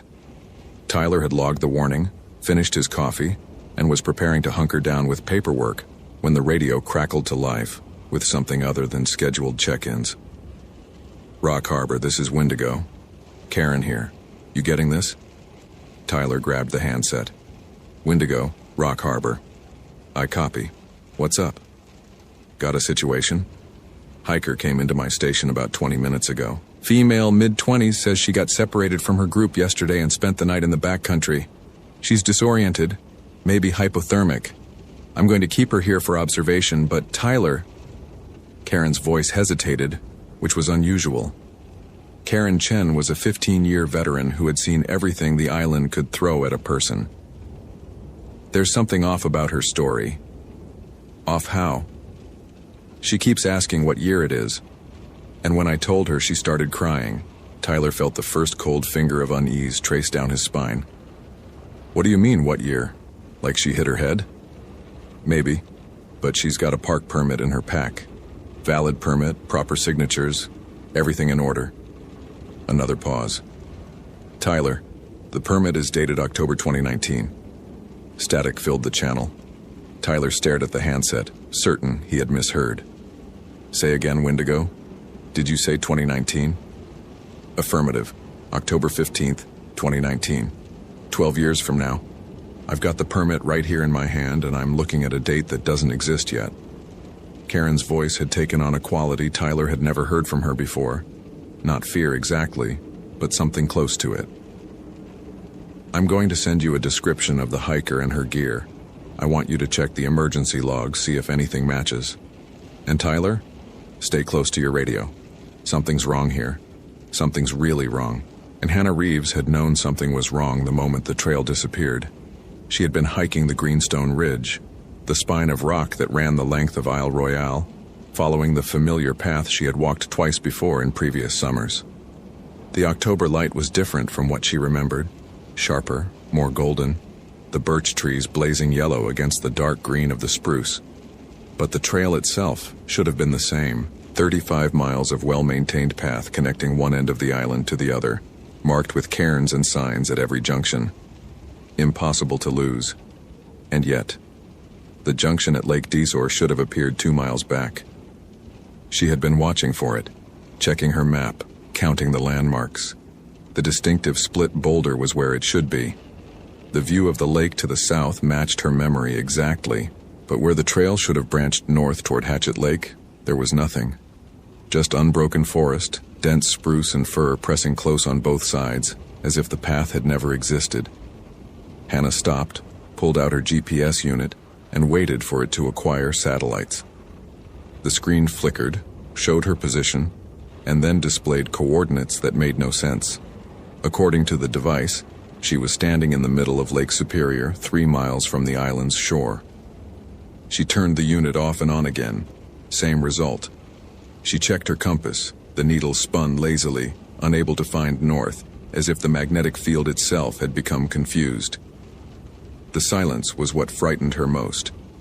Isle Royale was never truly quiet. There were always birds, the rustle of small animals, the distant sound of waves against rock. But standing at the junction that didn't exist, holding equipment that couldn't find reality, Hannah heard nothing at all. The wind had stopped. The birds had stopped. Even her own heartbeat seemed muffled, as if the sound couldn't quite reach her ears. She became aware, gradually, that the light was wrong. Not wrong in any way she could easily describe. Just wrong. The shadows fell at angles that didn't match the sun's position. The golden afternoon light seemed to flicker at the edges of her vision, as if she were watching a film with frames missing. And when she looked directly at the trees ahead of her, she could have sworn they were closer than they had been a moment ago. Not moving. Nothing so obvious as that. Just closer. As if space itself were quietly, patiently, compressing around her. Hannah began to walk back the way she had come. The trail was still there behind her. She could see her own boot prints in the muddy sections, proof that she had passed this way. She focused on those prints, following them like breadcrumbs, refusing to look at the trees that seemed to lean inward with every step, refusing to acknowledge the way the silence had begun to feel like something listening. She walked for an hour, then 2. The trail never changed.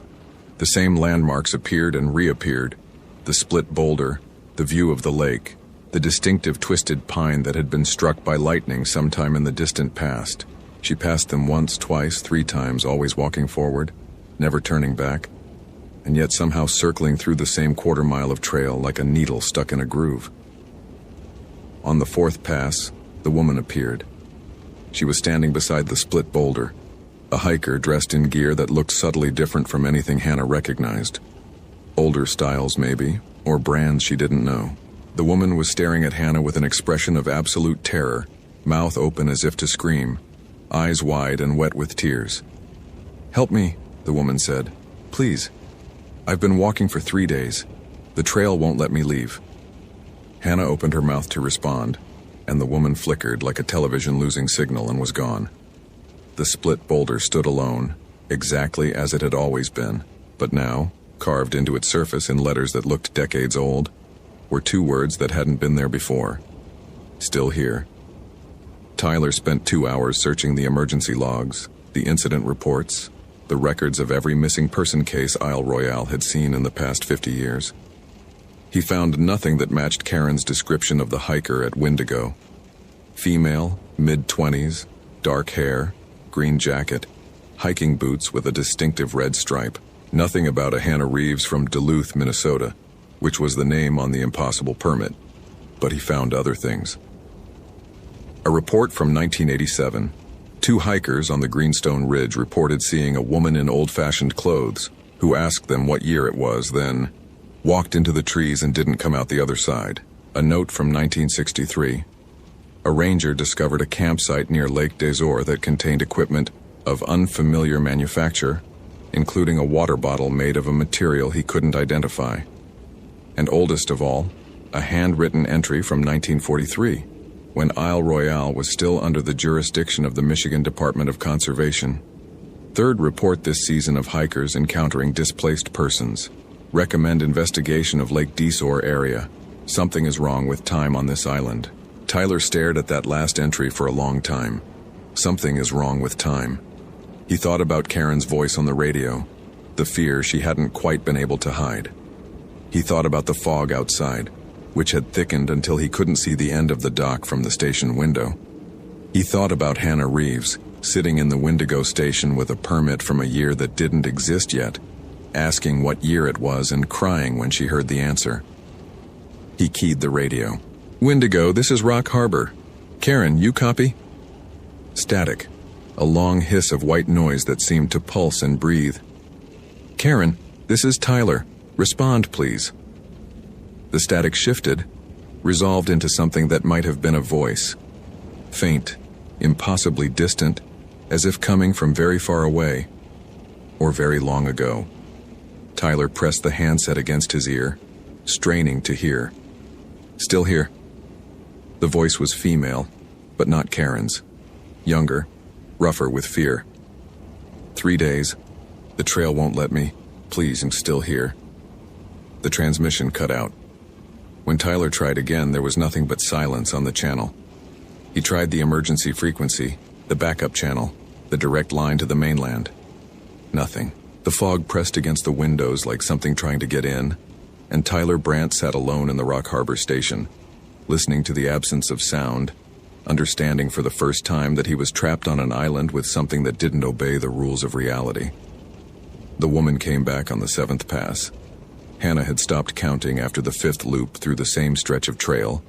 She had stopped trying to use her GPS, her compass, her map. She had even stopped looking at the trees that pressed closer with each circuit, the shadows that fell wrong, the light that flickered at the edges of everything. She simply walked, putting one foot in front of the other, because stopping felt worse. The woman was sitting on the split boulder this time, her legs dangling over the edge like a child on a swing. She looked older than before. The same face, the same terrified eyes, but lined now with years that hadn't been there an hour ago. Gray streaked her hair. Her hands folded in her lap were spotted with age. "You're new," the woman said. Her voice was rusty, as if she hadn't spoken in a very long time. "I remember being new. I remember thinking I could find the way out." Hannah stopped walking. She was too tired for fear now, too exhausted for anything but a dull, distant curiosity. "How long have you been here?" "I don't know anymore. The light changes, but it never gets dark. I've counted 1,000 sunsets that never finish setting." The woman looked at Hannah with something like pity. "I've seen others come through. Some of them find the thin place before it closes. They walk out and it's a different year. But at least they walk out. The rest of us." She gestured at the trees, at the looping trail, at the endless gray sky. "The rest of us stay." "The thin place," Hannah repeated. "What does that mean?" The Ojibwe knew about this island before anyone else. They didn't come here often. Said it was a spirit road, a place where the path between worlds wore thin. The woman smiled, and it was the saddest smile Hannah had ever seen. "Sometimes the road opens. Sometimes you can slip through, go back to where time still works. But you have to find it while you're still attached, while you still remember what year you came from, what day it was, who you were." Her eyes focused on something Hannah couldn't see. "I don't remember anymore. I've been here so long I've forgotten what I was trying to get back to." The woman flickered again, that same television static shimmer, and for a moment Hannah saw her as she had been, young, frightened, still believing she could escape. Then the image stabilized and the old woman remained, sitting on her boulder waiting for a sunset that would never quite arrive. "The fog," the woman said. "When the fog comes in from the lake, the thin places open. If you're going to find your way back, it has to be now." She pointed toward the west, toward a gap in the trees that Hannah was certain hadn't been there before. "That way. Walk until you can't see the trail anymore, and then keep walking. Don't look back, don't stop. And whatever you do, don't let it convince you that you've already left." "Let what convince me?" But the woman was gone. Only the carved words remained. Still here, and now beneath them, fresh cuts in the rock, as if made moments ago. "Run." Tyler found the thin place at 4:47 p.m. He had left the Rock Harbor station against every protocol, every instinct, every piece of training he had received. But the radio was dead. The fog had reduced visibility to inches, and somewhere out there, in a future that hadn't happened yet, or a past that had already closed, a woman named Hannah Reeves was trapped in a loop she couldn't escape. He followed the trail toward Lake Distort, because the old records all mentioned Lake Distort. because something in those yellowed pages suggested that the lake was the center, the source, the place where time grew thinnest. The fog swallowed everything, the trees, the path, his own hands in front of his face. He walked by feel, by the texture of the ground beneath his boots, by something deeper that might have been instinct or might have been madness. The coordinates on his GPS made no sense. His compass spun uselessly. His watch had stopped at 4:47 and refused to move again, but he kept walking, because somewhere ahead of him he could hear something, a voice, faint and female, calling for help in a year that didn't belong here. He found her at the split boulder. She was young, mid-20s, dark hair, green jacket, boots with a red stripe. She was sitting on the ground with her back against the rock, her face pale, her eyes unfocused, her lips moving in words he couldn't quite hear. Behind her, carved into the stone, words that shouldn't exist, still here. Run. Hannah? Tyler knelt beside her, touched her shoulder. Her skin was ice cold. Hannah Reeves? I'm Tyler Brandt, park ranger. I'm here to help you. Her eyes focused on him slowly, as if she were looking up from the bottom of a very deep well. What year is it? 2007, October 29th, 2007. She started to cry. I was supposed to be here in 2019. I was supposed to be hiking with my daughter. She's 8 years old. Hannah's voice broke. She won't be born for another 6 years. I left her. I left her in a year that doesn't exist for me anymore. Tyler didn't understand. He couldn't understand. The scale of what she was saying was too vast, too wrong, too far outside the boundaries of any reality he had ever known. But he understood the fog pressing close around them, the way the light seemed to flicker and skip, the feeling of something vast and patient watching from the spaces between moments. We need to move, he said. Can you walk? It doesn't matter. Hannah's voice was flat, drained of hope.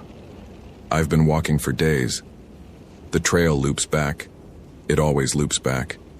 The only way out is through the thin place, and I can't find it. I can't. I'll find it. Tyler pulled her to her feet, steadied her when she swayed. The fog opened a path. That's what the records say. When the fog comes in, the thin places open. We just have to keep moving until we find the other side. They walked together into the white nothing.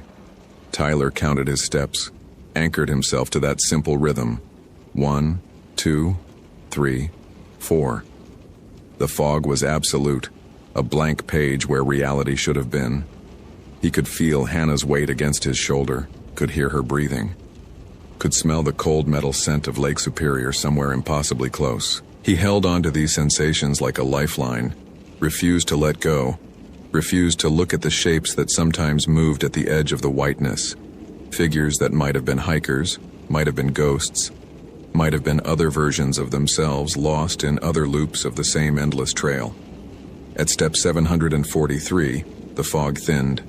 Light appeared ahead, real light, golden afternoon light that fell at the correct angle, that cast shadows in the right direction. Tyler stumbled toward it, dragging Hannah with him. And then they were through.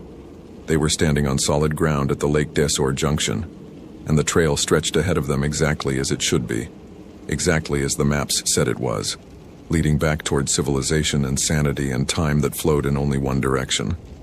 Hannah collapsed against him, sobbing.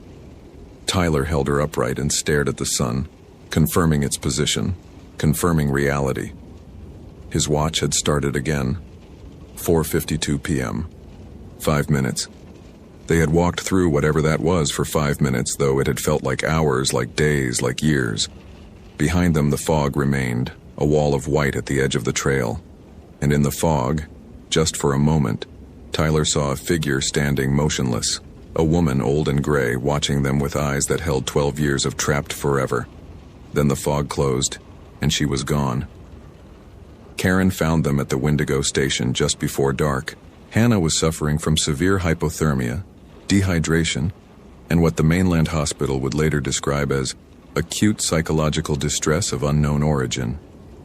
She was evacuated by emergency seaplane the following morning, and Tyler never saw her again. The official report listed her as a lost hiker rescued from the Lake Dizor area after becoming disoriented in heavy fog. The permit with the impossible date was never mentioned. The carved words on the split boulder were attributed to vandalism by unknown parties. Tyler Brandt finished the winter season at Isle Royale. He told himself it was because quitting would look bad on his record, would confirm every doubt his supervisors had about giving a rookie such a remote assignment.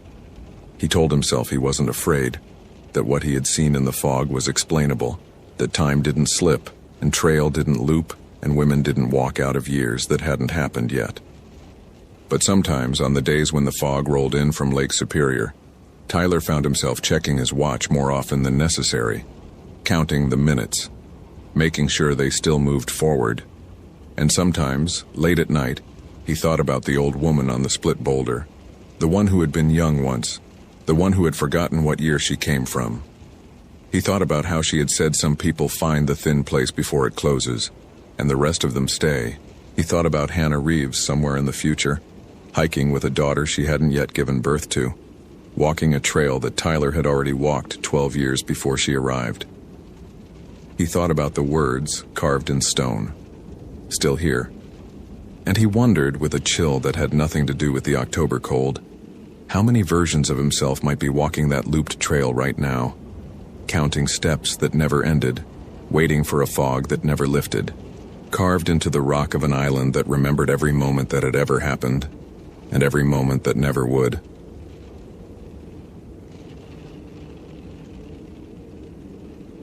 Location: North Cascades National Park, Washington.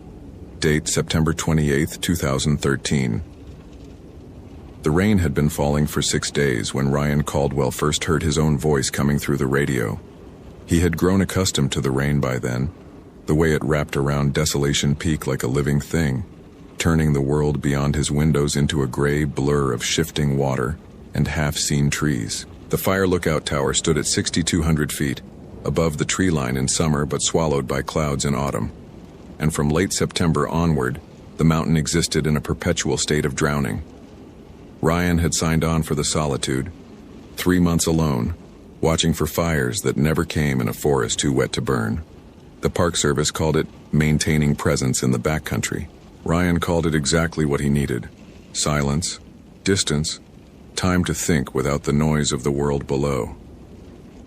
The tower itself was a 14 by 14 foot cabin perched on a steel frame, accessible only by a 4-mile trail that switchbacked up through old-growth forest before emerging onto the exposed ridge. Inside, Ryan had everything he needed: a cot, a propane stove, a small table with topographic maps spread across it, shelves of canned food and freeze-dried meals, and the radio, the Motorola base unit that connected him to the ranger station in Marble Mount, 40 miles away and 3,000 feet below. He checked in twice daily, 0800 and 2000, reporting weather conditions and visibility. Most days, those 2 brief exchanges were his only human contact. He had been here since July 1st, 89 days of watching the valleys fill with morning mist and empty again by noon. 89 days of tracking the movement of clouds across peaks whose names he had memorized from the maps: Jack Mountain, Crater Peak, Ruby Mountain, the jagged spine of the Picket Range to the north. He knew the sounds of the tower intimately by now: the creak of the steel frame in wind, the particular rhythm of rain on the metal roof, the skitter of mice in the walls that he had stopped trying to eliminate. He knew the silences too, the way the forest below would go quiet before a storm, the absence of birdsong that preceded the first drops of rain. What he did not know until that morning was the sound of his own voice speaking words he had not yet said. It happened at 0743, 17 minutes before his scheduled check-in. Ryan was heating water for coffee on the propane burner, watching the blue flame and listening to the rain, when the radio crackled to life. Marble Mount, this is Desolation. His voice, unmistakably his voice, with the slight roughness that came from days of not speaking. Requesting immediate evacuation. There's something wrong up here. I can hear them in the trees. Ryan froze, the kettle suspended in his hand. The transmission continued, his voice growing more strained, more urgent. I know how this sounds, I know. But Travis was right. He was right about all of it. They've been watching me for weeks and now they're... Static swallowed the rest of the sentence, then silence. He set down the kettle with hands that weren't quite steady and crossed to the radio. The channel indicator showed his frequency, the dedicated lookout channel, not one of the park's general bands. He picked up the handset. "Marble Mount, this is Desolation. Did you copy that last transmission?" A pause. Then Linda's voice, the morning dispatcher. "Desolation, Marble Mount. Negative on any transmission. You're early. Everything okay up there?" He looked at the radio, at the speaker that had just broadcast his voice saying things he hadn't said. Yeah, everything's fine. Disregard. Just testing the equipment. Copy. Desolation. Standing by for your 0800 check-in." Ryan set down the handset and stood very still in the center of his small cabin, listening to the rain and the creak of the tower, and his own heartbeat loud in his ears. He had heard his voice. He was certain of it. And the transmission had mentioned Travis. Travis Mendez had been the previous summer's lookout, the man whose job Ryan had taken when the posting came up in the spring hiring cycle. Ryan had never met him. Travis had left the park before Ryan arrived, supposedly transferred to a desk position in Cedro Woolley. But there had been something off about the way the other rangers talked about him, or rather didn't talk about him. A hesitation when his name came up, a tendency to change the subject. Ryan had found Travis's journal 3 weeks into his posting, wedged behind a loose board in the cabin's floor. A spiral notebook filled with increasingly erratic handwriting. At first the entries were mundane. Weather observations, wildlife sightings, complaints about the propane delivery schedule. But by August of the previous year, something had changed. August 15th, heard whistling in the trees again last night. High-pitched, almost like a flute. Asked Marble Mount if there were any other personnel in the area. Negative. No one for miles. August 19th. The whistling is closer now. Sometimes it sounds like it's coming from just below the tower. When I shine my light down, I see nothing, but I can feel them looking back. August 23rd, woke up to my own voice on the radio. A transmission I don't remember making. In it, I was crying, begging them to let me leave. Marble Mount says they received nothing. August 28th. I know what they are now. The Salish people have names for them. Stiaha, Tsiatko, the ones who live in the deep forest. The Stick Indians. They don't kill you. They don't need to. They get inside your head. They make you hear things, see things. They make you doubt everything until you can't tell what's real anymore. I think they've been here for a very long time. August 31st. I'm leaving. I don't care about the job. I don't care about anything except getting off this mountain. If anyone finds this, don't stay. Don't listen to the whistling. And whatever you do, don't answer when you hear your own voice.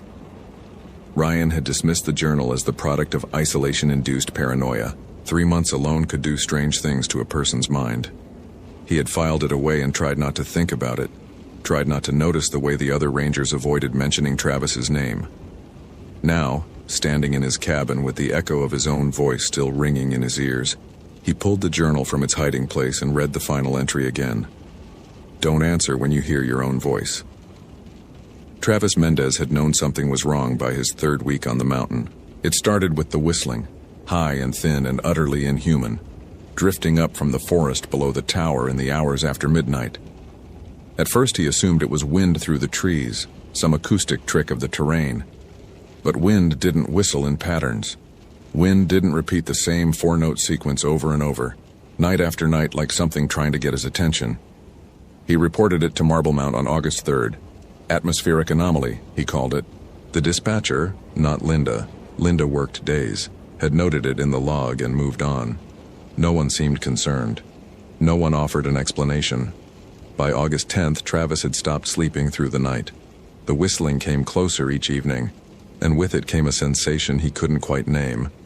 A feeling of being observed, of eyes on his skin that he couldn't locate. He would stand at the tower's windows for hours, scanning the tree line with his binoculars, searching for any sign of movement. He never saw anything, but the feeling never went away. The first time he heard his own voice was August 23rd, just after 0300. He had finally drifted into an uneasy sleep when the radio woke him. His voice, mid-sentence, speaking words he had no memory of saying. Can't make them stop. Every night they get closer. Every night the whistling is louder. I don't know what they want, but I think they want me to come down. They want me to walk into the trees. Travis grabbed the handset. This is desolation. Who's transmitting on this frequency? Static. Then his own voice again, but different now. Softer, almost gentle. You know who this is, Travis.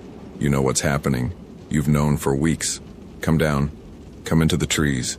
We're waiting for you. He didn't sleep again that night. He sat in the corner farthest from the windows, his back against the wall, watching the darkness beyond the glass and listening to the whistling grow louder, closer, until it seemed to be coming from just outside the door. In the morning, Marble Mount confirmed they had received no transmissions from his frequency. The radio log showed nothing between his 2000 check-in and his 0800 report. Whatever he had heard existed only for him. The rain stopped on the 7th day, and Ryan almost wished it hadn't. Without the constant percussion on the roof, the silence of the mountain pressed in. A thick, waiting silence that seemed to absorb sound rather than merely lack it. He could hear his own breathing too loudly, his own footsteps on the wooden floor, the scrape of his chair when he sat at the table to eat meals he no longer had an appetite for. He hadn't heard the transmission again. 5 days since his own voice had come through the radio, speaking about Travis, about them in the trees. He had almost convinced himself it was a fluke, some atmospheric bounce, a stray signal from another frequency, his sleep-deprived mind filling in words that weren't there. Almost. Then he found the recording. The lookout tower had an old cassette recorder, a relic from the 1980s that someone had left in a drawer beneath the radio equipment. Ryan had noticed it his first week but never touched it. He had his phone for music, not that he bothered much anymore.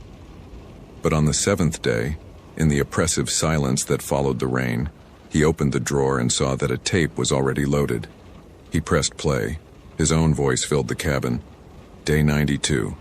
They're getting bolder now. I can see them sometimes at the edge of the tree line, just standing there. They look like people at first, but the proportions are wrong. Too thin, too tall, and they don't move right. They kind of shift like they're not quite solid. Ryan's throat went dry. He checked the date on his watch. September 28th. Day 89 of his posting. The recording continued. I've stopped doing the radio check-ins. There's no point. Whatever I say, Marble Mount hears something different. I told them I was fine this morning. Linda said I was screaming. She said I was begging for help, saying there was someone in the tower with me. A long pause. Maybe there is. I can't always tell anymore. I'll be sitting here alone, and then I'll look up and there's a reflection in the window that doesn't match my movements. Or I'll hear footsteps on the stairs, but when I check, there's no one there. Except there is. There's always someone there. I just can't see them until they want me to. Another pause. When the voice resumed, it was barely above a whisper. Travis tried to warn me. He wrote it all down, left the journal where he knew someone would find it. But I didn't listen. I thought he was crazy. I thought 3 months alone had broken him. And maybe it did. Maybe that's what they do. They break you piece by piece until you can't tell what's you and what's them. Until you walk into the trees because it seems like the only way to make it stop. A sound in the background of the recording. A high, thin whistle. 4 notes repeating. They're here now. I can see them at the window. 3 of them just standing on the observation deck looking in. They look like me. They all look like me. The recording ended. Ryan sat motionless, the recorder clutched in his hands, staring at the window across the cabin, at his own reflection staring back. The reflection smiled. Ryan didn't. He called Marble Mount at 0900, an hour after his scheduled check-in. Desolation, this is Marble Mount. Ryan, we've been trying to reach you. Is everything okay? What do you mean? His voice came out strange, distant, like he was listening to someone else speak. I checked in at 0800, standard report. Fog lifting, visibility improving. A pause. Negative, desolation. We received no transmission at 0800. We've been calling you for an hour. Linda was about to send a search team up.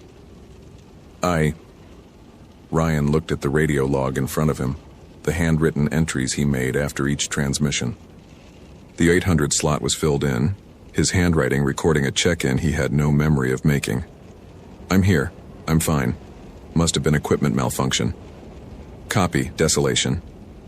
Another pause, longer this time.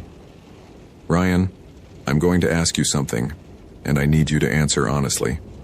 Have you been hearing anything unusual up there? Sounds that don't have a source? The whistling had started again last night. He hadn't written it in the log. No, nothing unusual. Everything's fine. Okay, just check your batteries, check your antenna, make sure everything's working. And Ryan, take care of yourself up there. We're coming to close out the station in 5 days. End of season. You'll be off that mountain soon. 5 days. Ryan set down the handset and looked at the window. The fog had lifted as his phantom check-in had apparently reported, and for the first time in a week, he could see the tree line below the tower. The ancient Douglas firs and western red cedars, their branches heavy with moisture, their shadows pooling beneath them like dark water. Standing at the edge of the forest where the trees met the alpine meadow, 3 figures watched the tower. They were too thin, too tall. They stood perfectly motionless, their shapes almost blending with the tree trunks behind them, and Ryan couldn't tell if they had faces because the fog still clung to the lower elevations, softening edges, blurring details, but he knew they were looking at him. He knew they had been looking at him for weeks. He reached for Travis's journal and opened it to the last entry, the one he had read a dozen times now. They don't kill you. They don't need to. They get inside your head. They make you hear things, see things. They make you doubt everything until you can't tell what's real anymore. Ryan looked at the window, at the figures by the tree line, at his own reflection, which was still smiling even though his face wasn't, which was mouthing words he couldn't hear through the glass. And from the radio, his own voice began to speak. Day 94. I'm going down today. I can hear them calling, and it's beautiful. It's the most beautiful sound I've ever heard. Travis was wrong. He was wrong about everything. They don't want to hurt us. They just want us to come home. Ryan watched himself stand, watched himself walk toward the door of the tower. His body was moving without his permission, his hand reaching for the latch, and somewhere in the back of his mind, the last part of him that was still Ryan, still separate, he was screaming. The door opened. The cold mountain air rushed in, carrying the scent of wet earth and pine and something else beneath it, something old and patient and vast. The whistling rose from the trees, 4 notes repeating, welcoming him. Ryan Caldwell stepped out onto the observation deck. Below him at the edge of the forest, the figures raised their 2 long arms in greeting. His reflection stayed behind, watching from the window, still smiling. The search team found the tower empty on October 3rd. Ryan's gear was still there, his pack, his clothes, his radio still functional, his log entries stopping abruptly on September 28th. The cassette recorder was found in the center of the floor, the tape removed. It was never recovered. The official report listed Ryan Caldwell as a missing person, presumed lost in the wilderness. The terrain around Desolation Peak was notoriously difficult. People vanished in the North Cascades every year, and the park's 700,000 acres held more secrets than any search team could uncover. A ranger named Mendez, Travis Mendez, working a desk job in Cedro Woolley, requested the file but was denied. His own disappearance and subsequent recovery were still being investigated. He had been found in November of the previous year, walking along Highway 20 with no memory of the preceding 3 months. He couldn't explain where he had been. He couldn't explain the scars on his arms, thin, parallel lines like something had held him in place with too many fingers. He couldn't explain why sometimes he still heard whistling in his sleep. He couldn't explain why on certain nights he would wake to find his own voice coming from the phone on his nightstand, leaving voicemails he had no memory of recording. Come back to the mountain, Travis. We're still here. We're still waiting. Come home. The lookout position at Desolation Peak was quietly discontinued the following spring. Budget cuts, the official statement said. The tower still stands. The radio still works if you know the frequency. Some nights, if the atmospheric conditions are right, transmissions come through from the mountain.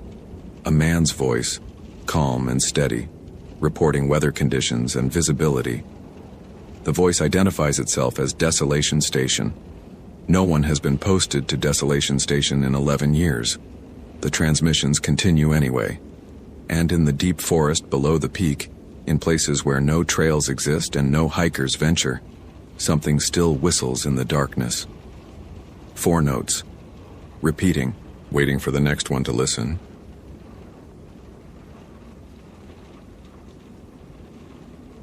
Location: Wind Cave National Park, South Dakota.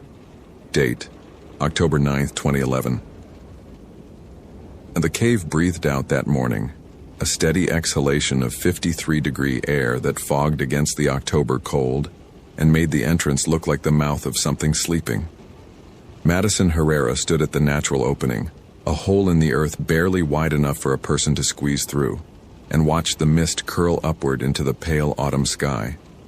She'd worked at Wind Cave for 6 years, had made the descent hundreds of times, and still this moment gave her pause. The Lakota called it Maka Onie, the breathing earth. They believed the cave was where humanity first emerged into the world, climbing up from darkness into light. What they didn't talk about, except in stories told only to those who needed to hear them, was what had stayed behind. The morning had begun like any other October Sunday. Madison arrived at the visitor center at 7 a.m., before the public tour started, to review the day's permit schedule. Only one group on the books, a team of 4 experienced cavers from the Colorado Grotto, here to survey a newly discovered passage in the lakes region, approximately 3 miles from the natural entrance. They'd submitted their credentials weeks in advance. Combined experience of over 60 years underground, proper equipment, emergency protocols memorized, the kind of group that didn't need babysitting. She'd met them in the parking lot at 8:30. Trevor Ashworth, the team leader, was a geology professor from Boulder, with the easy confidence of someone who'd spent decades mapping the unmappable. His team consisted of his graduate student, a surveyor named Chen, and Chen's wife, also a surveyor. They joked about the weather, complained about the early start, asked Madison the usual questions about the cave's history. She'd given them the usual answers. 154 miles of mapped passages, estimated to be only 5 to 10% of the total system, 3rd longest cave in the world. What she didn't tell them was that some of those mapped passages had been removed from the official surveys. Erased. Marked in the old ranger logs with a single phrase that no one had ever explained to her satisfaction. Do not return. The descent took 40 minutes. Madison led the group through the concrete-lined entrance tunnel, past the elevator shaft that serviced the tourist routes, and into the wild cave beyond. Here the walls were raw limestone, carved by water over millions of years into shapes that looked almost organic. Ribs and vertebrae, frozen waterfalls of flowstone, passages that branched and merged and doubled back on themselves in patterns that defied easy mapping. The air was still, heavy with the mineral smell of ancient rock. Their headlamps carved tunnels of light through darkness so complete it felt like a physical presence. Beautiful, Trevor said, his voice hushed with the particular reverence that caves inspired in those who understood them. How far to the new passage? About 2.5 miles from here. We'll follow the main corridor to the junction room, then take the southern branch toward the lakes. The new passage is off a side tunnel that wasn't on the surveys until last spring's expedition. What made them find it? Madison paused. The truth was complicated. A ranger had heard something during a routine inspection, a sound like knocking from behind a wall that shouldn't have had anything behind it. When they'd investigated, they'd found a narrow crack that opened into a passage no one had ever documented. The passage went back at least a quarter mile before the survey team had turned around. Not because of any physical obstacle, but because of a feeling. A wrongness they couldn't articulate. Madison had read the report. The lead surveyor, a woman with 30 years of experience, had written simply, "Something doesn't want us here." "Airflow," Madison said instead. They noticed a draft coming from what looked like solid rock. Turned out there was a passage behind it. They continued in silence, the only sounds their footsteps and the occasional drip of water from unseen formations. Madison found herself listening for something else, the faint tapping that rangers sometimes reported in this section of the cave. Most attributed it to thermal expansion, rock settling, the natural sounds of a living geological system.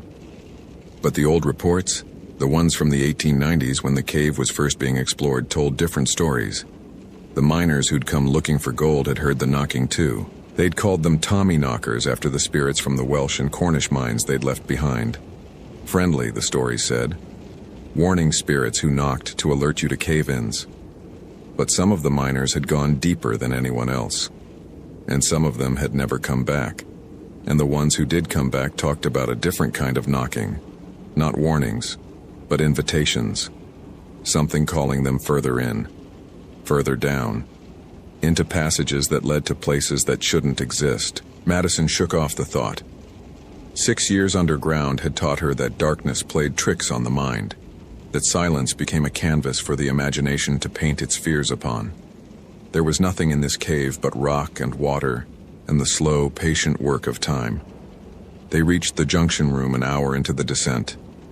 Here 5 passages converged in a chamber the size of a small cathedral, its ceiling lost in shadows that even their combined lights couldn't penetrate.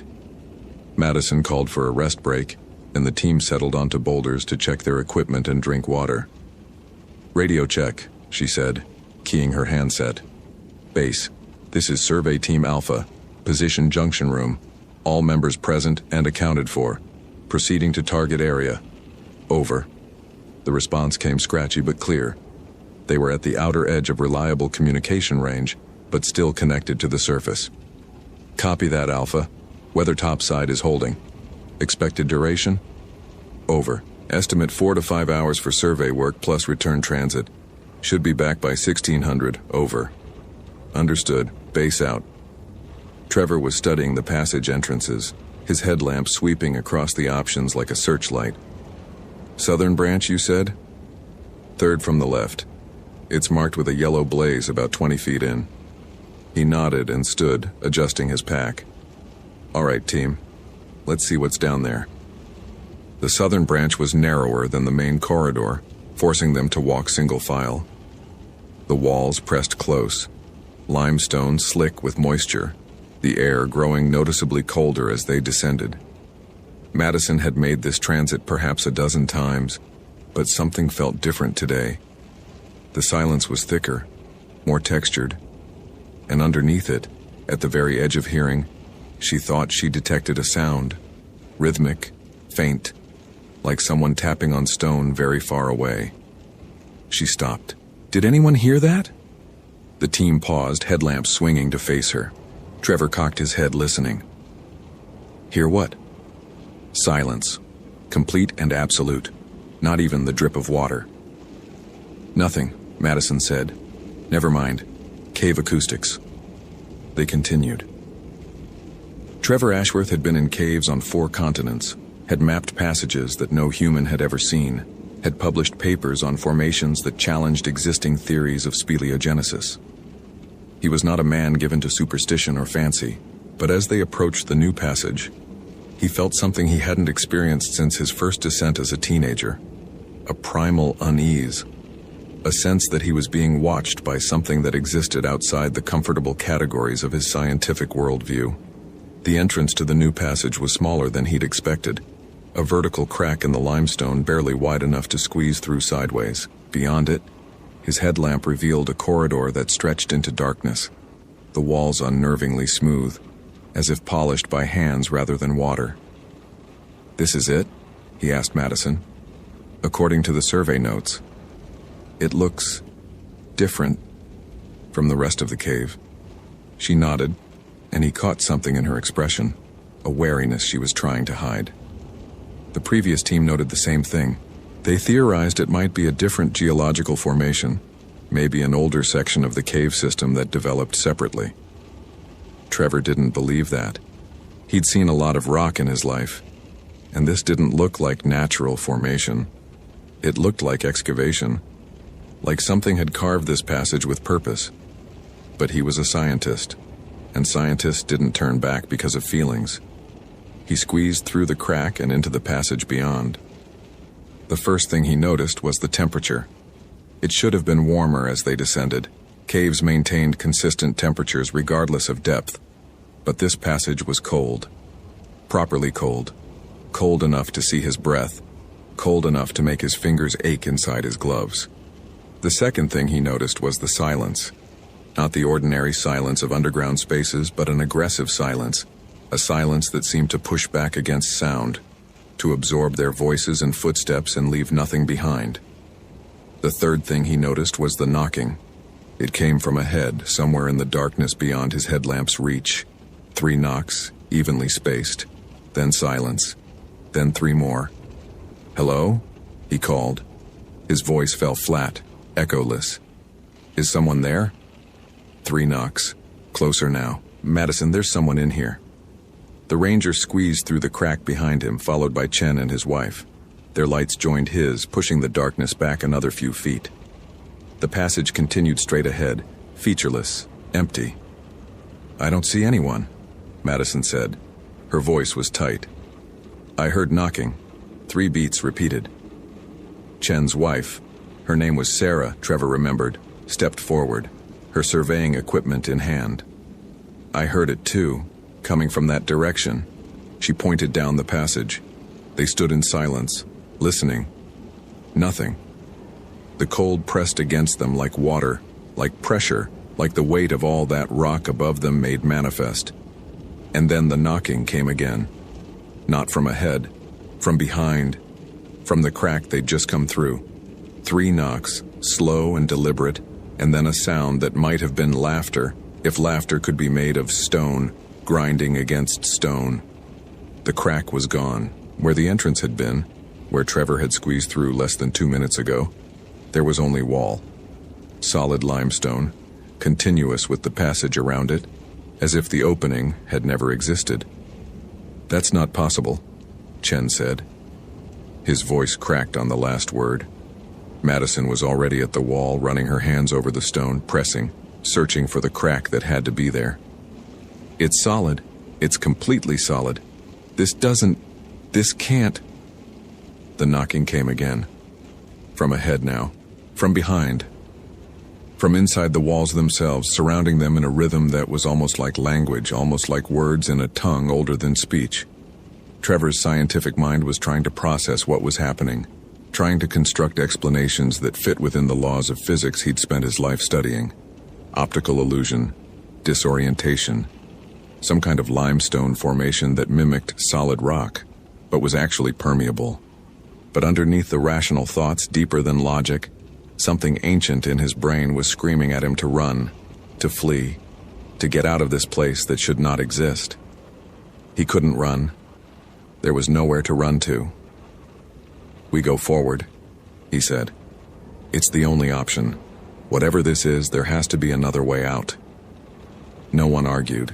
They started walking, their footsteps impossibly loud in the pressing silence, their headlamps carving a small pocket of light through darkness that seemed to breathe around them, contracting and expanding in rhythms that matched the knocking in the walls.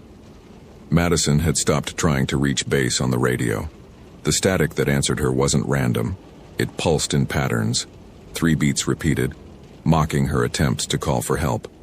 The passage had been going for what felt like hours, though her watch showed only 40 minutes since they'd entered. The walls were changing, the smooth limestone giving way to something else, something that looked almost like organic tissue, ridged and striated, glistening with moisture that was too warm, too viscous. "Does anyone else see that?" Sarah whispered. Ahead, at the very edge of their lights, something moved. Not an animal. The motion was wrong, too fluid, like shadow given form.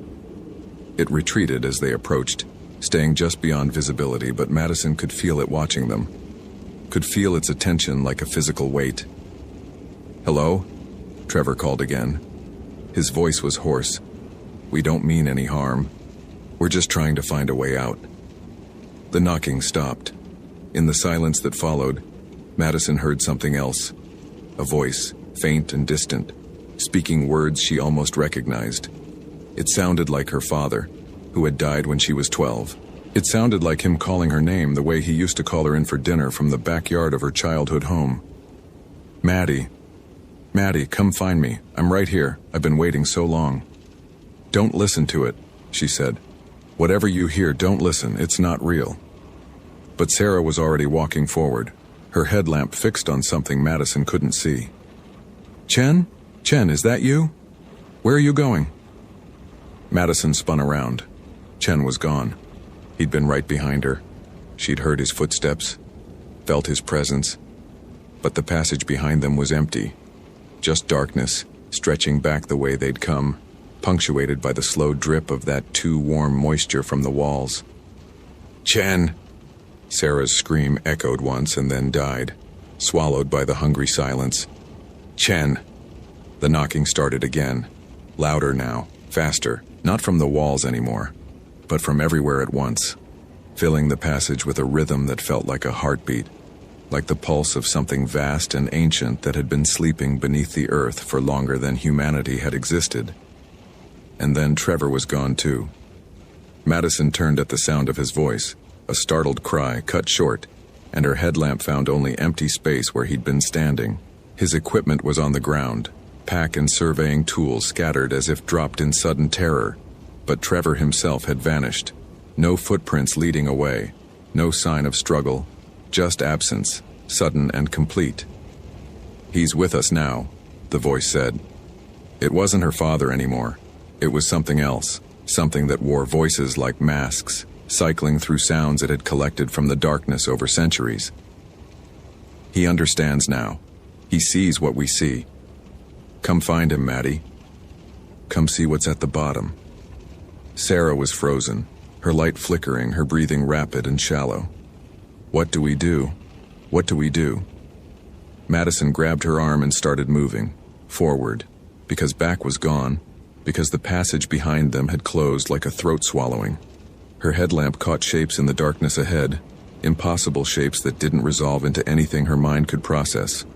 Angles that bent wrong, spaces that contained more interior than exterior, doorways that opened onto darkness so pure it seemed to drink the light. And in that darkness, at the threshold of one of those wrong doorways, she saw Trevor. He was standing with his back to her, shoulders slumped, head bowed. He wasn't moving, wasn't breathing, as far as she could tell. But he was there, solid, real, not vanished after all. "Trevor!" She ran toward him, dragging Sarah behind her. "Trevor, we have to keep moving, we have to—" He turned around. The face that looked at her was Trevor's face, but the expression was wrong. The eyes were wrong. Too deep, too dark, holding depths that no human eyes should contain. When he smiled, there were too many teeth, arranged in patterns that followed no biological logic. "I understand now," he said, in a voice that was Trevor's and wasn't, that echoed with harmonics that made Madison's skull ache. "I see what they see. The geometry beneath the geometry.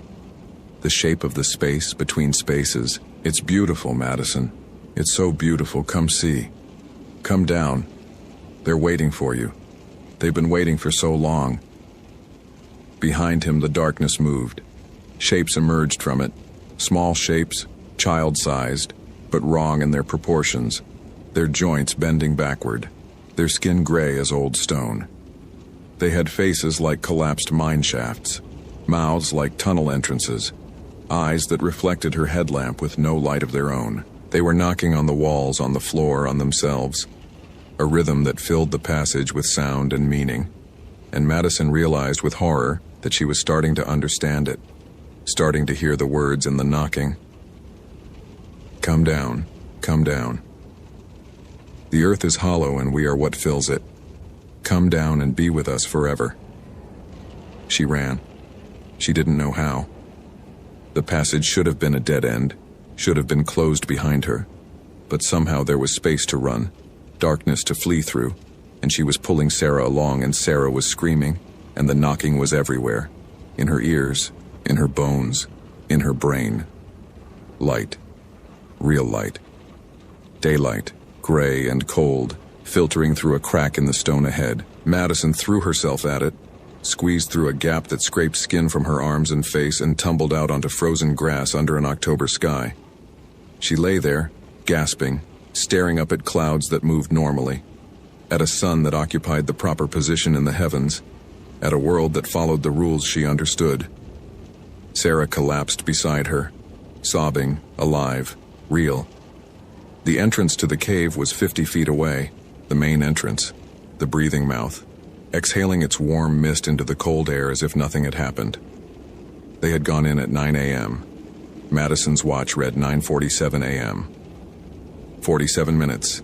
They had been down there for 47 minutes. It had felt like days. The search took 3 weeks. Rangers and rescue teams and volunteers from 5 states combed every inch of Wind Cave's mapped passages, searching for Trevor and Chen. They found no trace. No equipment, no remains.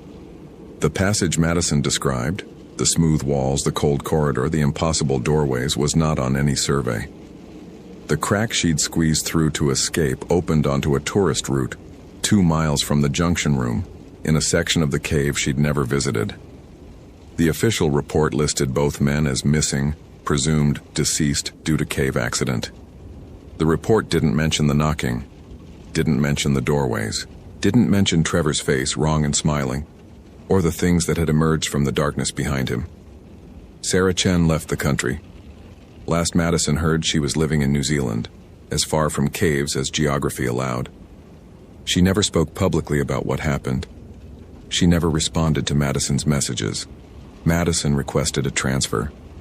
She works at Theodore Roosevelt National Park now, in the Badlands of North Dakota, where the earth is flat and open and the sky goes on forever. She hasn't been underground since October 9th, 2011. But sometimes, late at night, she hears knocking. It comes from the walls of her cabin, from the floor beneath her bed, from somewhere deep underground, transmitted through hundreds of miles of rock, a message from something that hasn't forgotten her. 3 beats. Pause. 3 beats. A rhythm she can almost understand, that's becoming clearer every time she hears it. Come down, it says. Come back. We've been waiting. We'll always be waiting. She started having dreams about smooth passages and wrong doorways and a darkness that goes down forever. In the dreams, she's walking toward something, toward the bottom, toward the place where the knocking originates, toward Trevor, who stands in the darkness with his 2 deep eyes and his too wide smile, waiting to show her what he's learned. The geometry beneath the geometry. The shape of the space between spaces. She wakes up sweating, her hands pressed against the floor as if feeling for vibrations, feeling for knocking. Part of her wants to cover her ears, block out the sound, forget that any of it ever happened. But another part, a part that grows larger every night, wants to find the nearest cave entrance and start walking down. She doesn't know how much longer she can resist. The earth is patient. The darkness remembers. And far below the surface of Wind Cave National Park, something is still knocking, waiting for her to answer.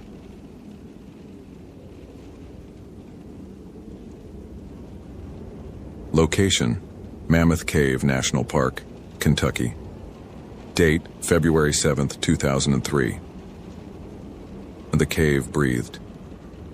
Garrett Henson had worked underground for 11 years, guiding tourists through the historic section of Mammoth Cave, and he had never gotten used to that breath, the slow, barely perceptible movement of air through 400 miles of passages, the exhalation of a living thing so vast that humans were nothing more than bacteria crawling through its lungs.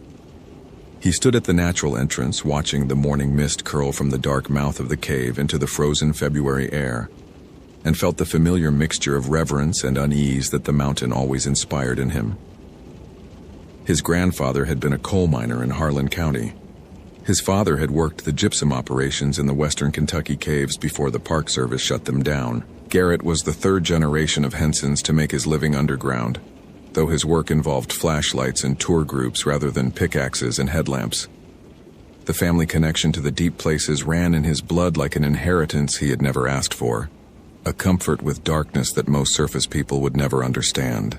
He knew the sounds a cave made, the drip of water on limestone, the whisper of air through narrow passages, the way silence itself had texture and weight in places where no light had ever reached. He also knew the sounds a cave shouldn't make. The morning routine was second nature. Check the weather report, verify that the ice storm hadn't blocked any access roads, review the tour schedule for the day. February was the quietest month. Most visitors came in summer when the cave's constant 54 degrees offered relief from the Kentucky humidity. Today's schedule showed only one tour, the Wild Cave Tour at 10 a.m., a 6-hour crawl through undeveloped passages that required participants to squeeze through gaps barely wider than their shoulders. 4 guests had registered. Garrett would be leading alone since his usual partner had called in sick with the flu that was making its way through the staff. He was reviewing the waiver forms when the radio on his belt crackled. "Garrett, this is dispatch. You copy?" He keyed the response.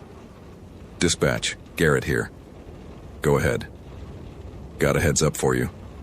Maintenance crew reported some weird acoustics in the Violet City section yesterday. Said they heard knocking sounds from behind the walls like someone tapping on the rock. Couldn't locate the source. Probably just thermal expansion or water movement, but I wanted you to know in case your tour group mentions anything." Garrett felt something cold settle in his stomach that had nothing to do with the February air. "Copy that, dispatch. Did maintenance investigate?" They checked the adjacent passages, didn't find anything. Logged it as unexplained acoustics and moved on. You know how the cave is.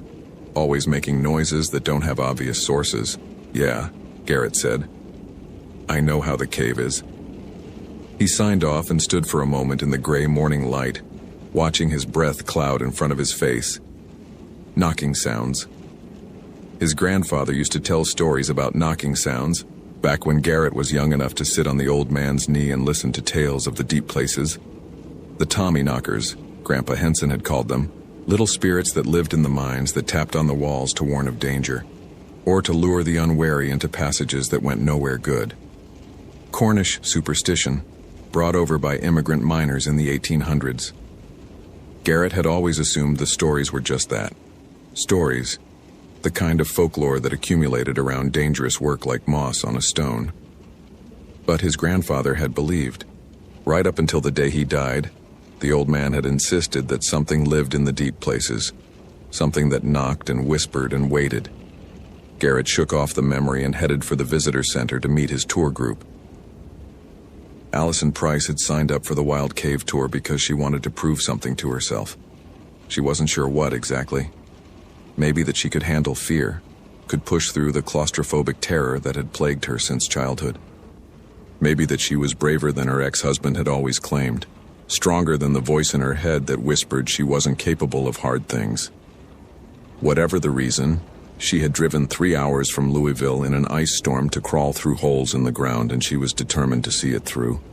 The visitor center was nearly empty when she arrived. 3 other participants waited near the tour desk. A young couple who kept touching each other's hands with the nervous energy of recent engagement, and a middle-aged man in expensive outdoor gear who introduced himself as a caving enthusiast from Cincinnati. Allison nodded politely and tried to calm the flutter of anxiety in her chest. The guide appeared a few minutes later, a tall man in his late 30s with the weathered look of someone who spent his life in places where the sun didn't reach. He introduced himself as Garrett, and led them through a safety briefing that covered helmet protocol, the importance of staying with the group, and what to do if anyone experienced panic in a tight space. "The passages we'll be crawling through are narrow," Garrett said, his voice calm and measured. "Some of them require you to exhale completely to fit through. If you feel overwhelmed at any point, let me know immediately. There's no shame in turning back. The cave will still be here tomorrow." Allison noticed that he kept glancing toward the entrance as he spoke, as if expecting something to emerge from the darkness. She filed the observation away and focused on strapping her helmet correctly. The descent began. The first hour was almost pleasant. The historic section of the cave was well lit and spacious. the passages tall enough to walk upright, the walls marked with the signatures of 19th century visitors who had explored by candlelight. Garrett pointed out formations and told stories. The tuberculosis hospital that had operated underground in the 1840s, the mummies found in the saltpeter mines, the endless miles of passage that remained unexplored. His voice echoed off the limestone in ways that made it seem to come from everywhere at once. Then they left the lights behind. The transition was gradual at first, maintained passages giving way to rougher ground, electric lights replaced by the beams of their headlamps. But somewhere around the 2-hour mark, as they descended deeper into the mountain, Allison became aware that the quality of the darkness had changed. It wasn't just the absence of light anymore. It was something thicker, heavier, a darkness with presence and weight.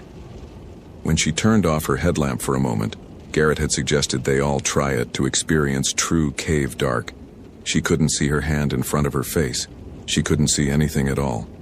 The darkness pressed against her eyes like a physical force, and for one terrible moment she was certain that something in that darkness was pressing back. She turned her light on faster than she meant to, drawing a concerned look from Garrett.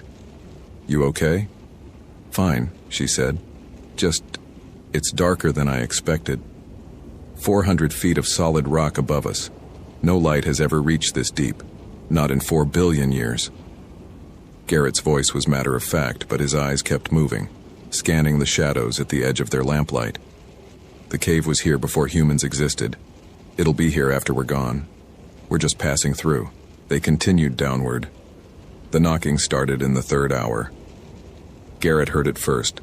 A faint tap-tap-tap from somewhere behind the walls, rhythmic, deliberate, like a miner's pickaxe striking stone. He stopped so suddenly that the young woman behind him nearly walked into his back. "What is it?" the caving enthusiast asked. "Why did we stop?" "Quiet." Garrett held up a hand, listening. The sound came again.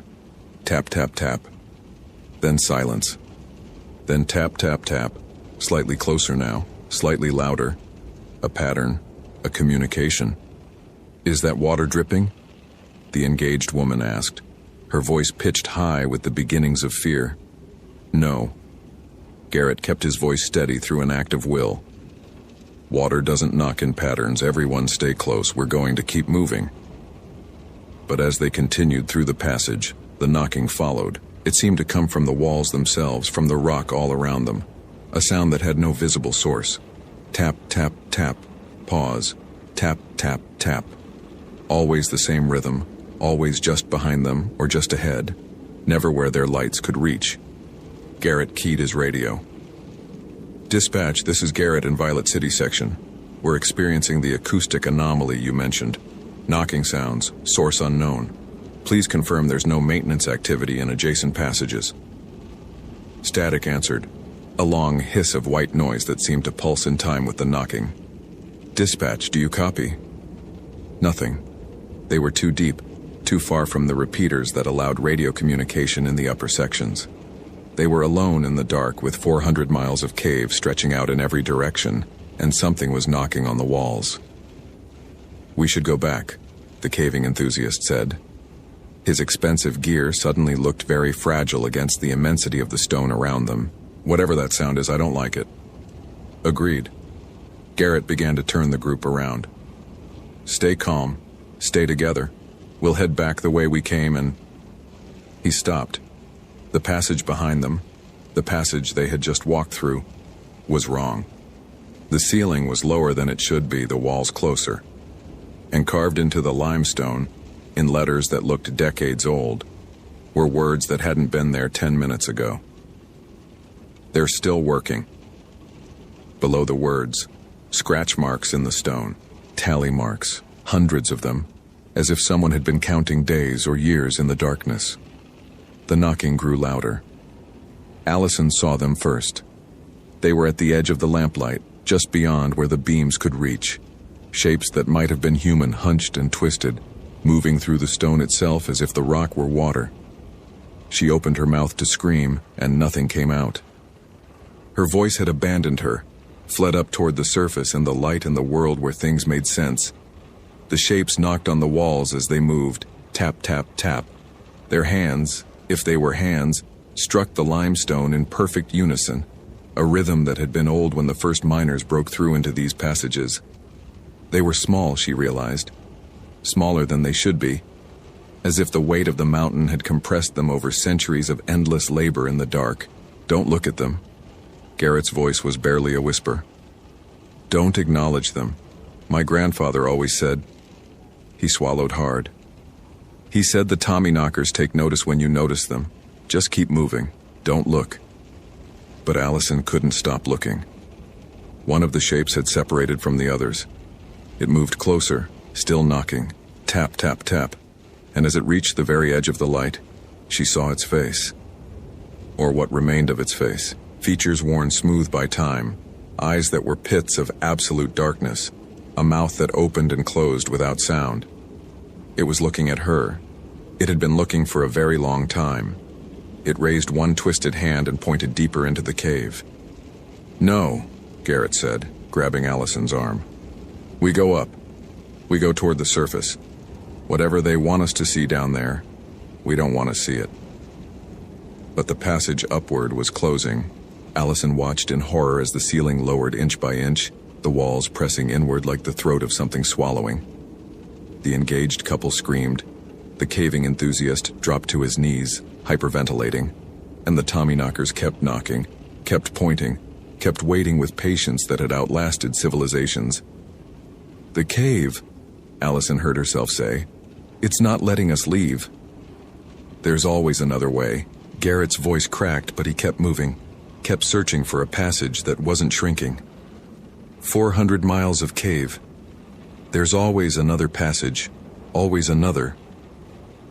The knocking stopped. The silence that followed was worse.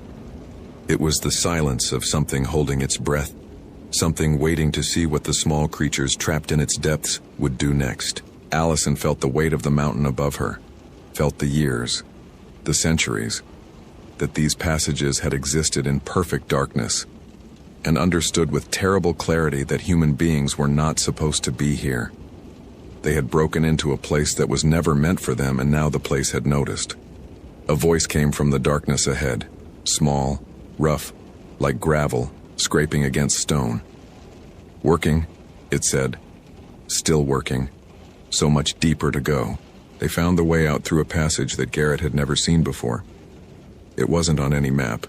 It wasn't in any of the 400 miles of surveyed cave.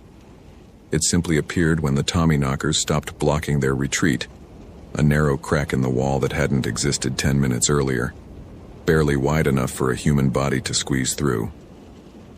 This is wrong, the caving enthusiast kept saying as they crawled. This can't be right.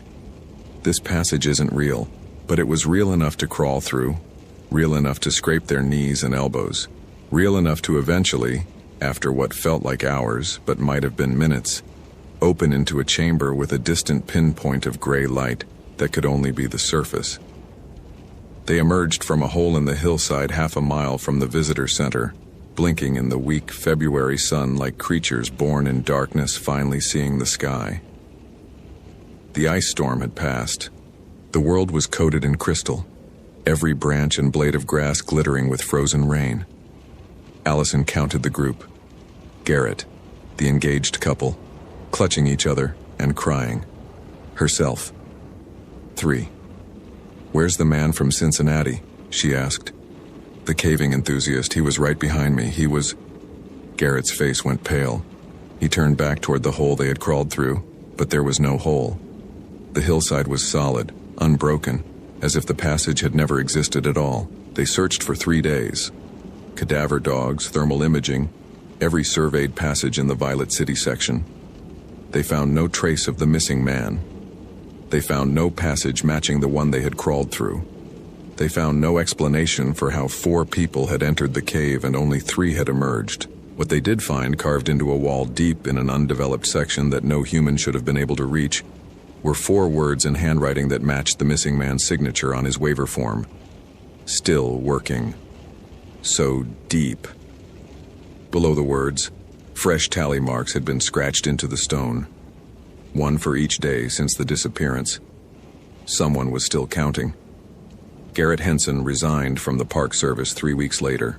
He told his supervisors it was burnout, that 11 years underground had finally caught up with him. He didn't tell them about the knocking he still heard some nights, faint and rhythmic, coming from the basement of his house. He didn't tell them about the dreams where he crawled through endless passages that kept getting narrower, where shapes moved just beyond his lamplight, where a voice that sounded almost human whispered about how much deeper there was to go. He moved to Arizona, desert country. No caves for hundreds of miles. He took a job at a hardware store and tried very hard not to think about the 400 miles of darkness beneath the Kentucky hills, the centuries of miners and explorers who had vanished into passages that weren't on any map, the small twisted shapes that knocked and knocked and knocked. His grandfather had believed in the Tommyknockers, had insisted they were real, right up until the day he died. Garrett believed now too. Some nights when the Arizona wind howled across the desert and the darkness outside his window felt just a little too heavy, he thought he heard it. Tap, tap, tap. Faint. Impossibly faint. As if coming from very far away. Or from very deep below. The mountain remembers, his grandfather used to say. The deep places remember everyone who passes through. And the Tommyknockers keep working. Keep digging. Keep going deeper. They've got quotas to fill, shifts to finish, and they're always looking for more hands. Garrett checks his basement every night before bed, makes sure the concrete floor is solid, uncracked, undisturbed. So far, it always is. So far.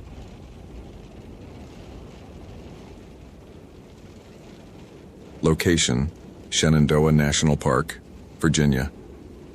Date, October 29, 2016. The last light bled out of the sky at 1847 hours, and Nathan Vance watched it go from the hood of the patrol truck parked at the Pinnacle's overlook. The Blue Ridge stretched away in both directions, ridge after ridge fading into darkness like waves frozen mid-crash, and the valley below had already surrendered to shadow. In another week, the clocks would fall back and sunset would come even earlier. But for now, this particular quality of October darkness felt almost aggressive. A tide rushing in to claim territory the sun had abandoned. Radio check, Nathan said, keying his handheld. Sam, Kyle, confirm positions. Samantha's voice came back first, clear despite the terrain. Sam here. I'm at the Big Meadows campground, starting my sweep of the sea loop. Quiet so far. Saw a family packing up about 20 minutes ago, last one's out. Then Kyle. Kyle at Skyland. Just finished checking the lodge perimeter. All secure. Heading down to the Stony Man trailhead next. Copy both. Standard protocol. Check in every 30. Sooner if anything's off. Weather service says clear skies but temps dropping to the low 30s by midnight. Stay warm. Nathan climbed back into the truck and pulled out onto Skyline Drive, the park's 100-mile scenic route that ran along the crest of the mountains. During the day, especially during peak foliage season, the road was a slow parade of leaf peepers and photographers. At night, after the gates closed, it belonged to the rangers, and to whatever else moved through the darkness between the overlooks. He had been with Shenandoah for 8 years, the last 3 as night patrol supervisor. He knew these mountains the way he knew the inside of his own house. Every curve of the road, every pull-off, every trail that branched into the forest. He knew the sounds too. The rustle of deer in the underbrush, the distant yip of coyotes, the occasional crash of a black bear moving through deadfall. Normal sounds, expected sounds, the soundtrack of a healthy Appalachian ecosystem doing what it had done for thousands of years. What he didn't know, what none of them talked about officially, was why the night patrols had been increased this month. 3 separate reports from campers over the past 2 weeks, all describing the same thing. Deer that didn't move right. Deer that stood on their hind legs. Deer with too many eyes, or eyes in the wrong places, or legs that bent backward at the joint. The reports had been logged as wildlife disturbance, unverified, and filed away. But Nathan had seen the look on Chief Ranger Morrison's face when the 3rd one came in. Morrison had grown up in these mountains, hunted them with his father and grandfather. When Nathan asked him about the reports, Morrison had gone quiet for a long moment before answering. "There's things in these woods that don't have names in any field guide," he'd said. "My grandfather called them wrong-shaped deer. Said the Cherokee had older names, but he never learned them. Said it was better not to know." He'd looked at Nathan with eyes that held no humor at all. "If you see one, don't look it in the eyes. Don't run. And whatever you do, don't let it know you've noticed. Just keep walking like nothing's wrong, and pray it loses interest." Nathan had nodded and said nothing because what was there to say? He was a park ranger, not a folklorist. His job was to patrol the roads, check the campgrounds, make sure the park was secure for the night. He dealt in practical concerns: lost hikers, vehicle breakdowns, the occasional drunk who thought it would be fun to drive the switchbacks at 60 miles an hour. He did not deal in wrong-shaped deer, but he had authorized the 3-person night patrol anyway, just in case. Samantha Chen had worked parks for 5 years, the last 2 at Shenandoah, and she had never been afraid of the dark. The dark was just an absence of light. It didn't change anything fundamental about the world. It just made it harder to see. She had walked these trails at midnight 100 times, her headlamp cutting a small circle of visibility through the black, and she had never encountered anything worse than a startled skunk. Tonight felt different. She couldn't say why exactly. The Big Meadows campground was empty, as expected. The last seasonal sites had closed October 15th, and the few remaining campers had cleared out before sunset. Her flashlight beam swept across picnic tables and fire rings and bear boxes. All the familiar infrastructure of a park campground. All utterly ordinary. The silence was normal too. This late in the season, even the insects had gone quiet, and the only sounds were her own footsteps and the occasional creak of branches in a wind she couldn't feel. But something was watching her. She knew it the way you know someone is staring at you across a crowded room. A prickling at the back of the neck, a weight on the skin that had no physical source. She stopped at the edge of the sea loop, where the campground bordered the forest, and shone her light into the trees. Eyes reflected back. That wasn't unusual. Deer eyes reflected green gold in flashlight beams, a common sight in any eastern forest. Sam had seen it 1,000 times, but these eyes were wrong. They were too high off the ground, 7 feet, maybe 8, and there were too many of them. 4 points of reflected light where there should have been 2, arranged in a configuration that didn't match any animal she knew.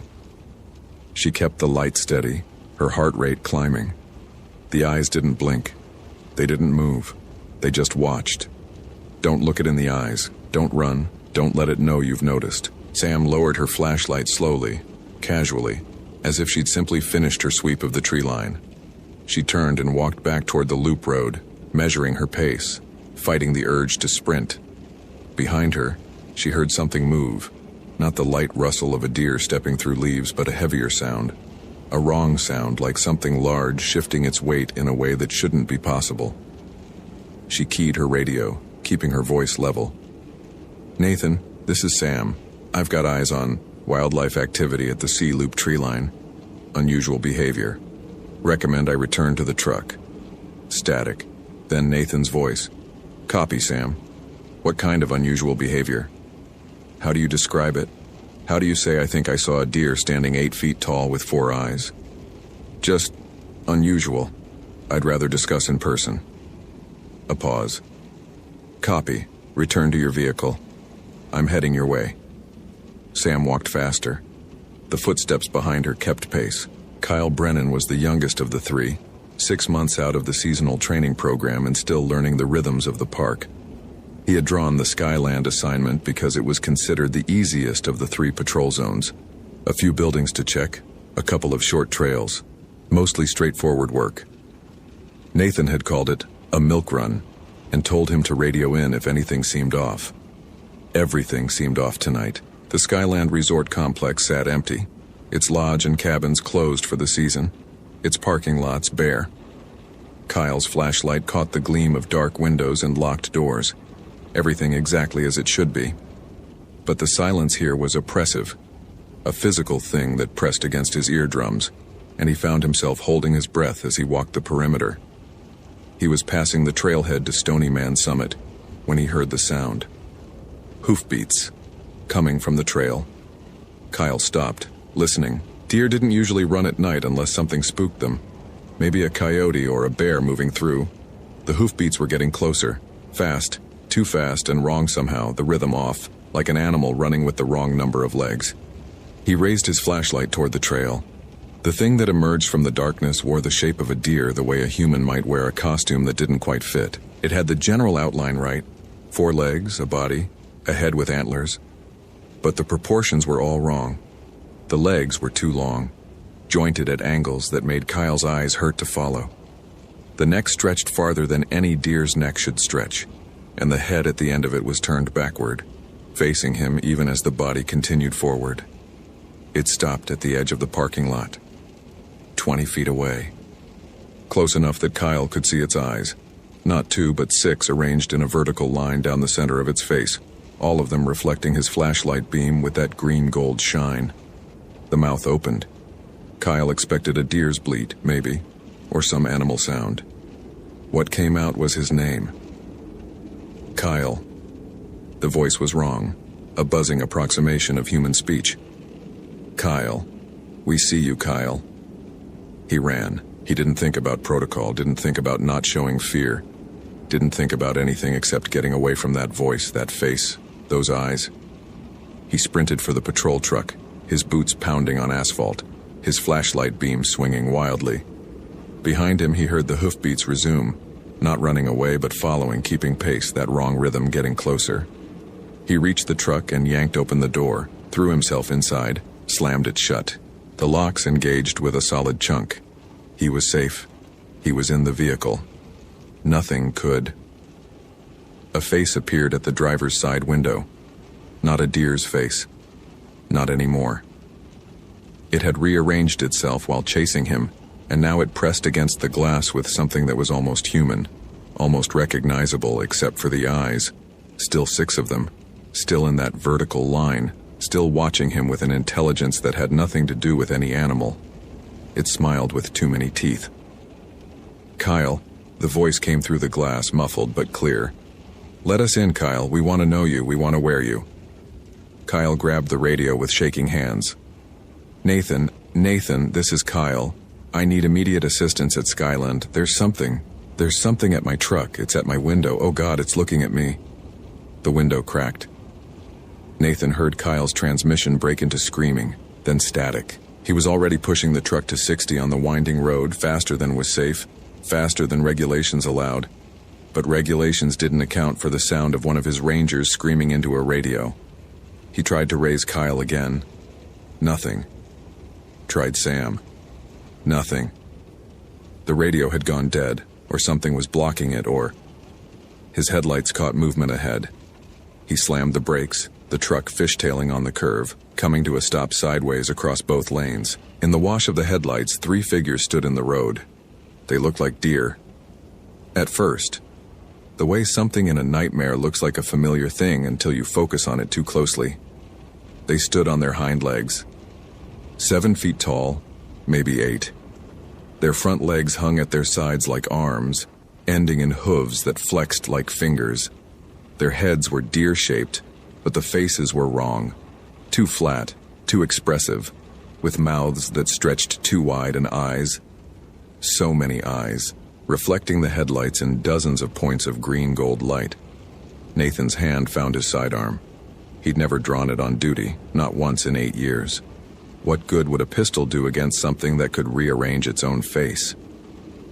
One of the figures stepped forward. Its mouth opened. Nathan. His own voice came out of that impossible throat. Nathan Vance, 8 years in the park. Wife named Catherine. Daughter named Lily, age 6.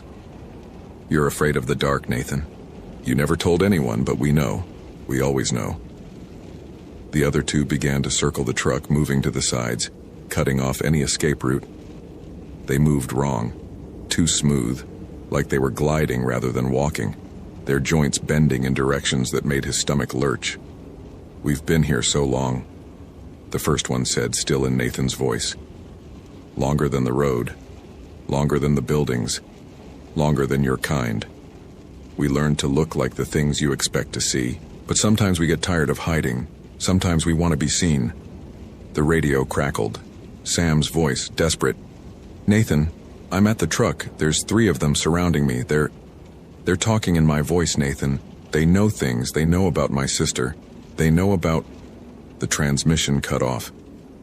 Nathan looked at the creatures surrounding his truck. They had stopped moving, waiting, watching. Those horrible eyes reflected his headlights with patient, ancient hunger. "What do you want?" The thing that wore his voice tilted its head at an angle that would have snapped a human neck.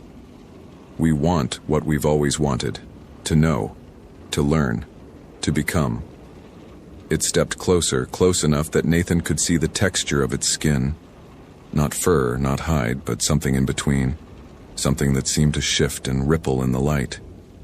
"You have such interesting shapes, such interesting fears. We collect them. We wear them. And then we go looking for more."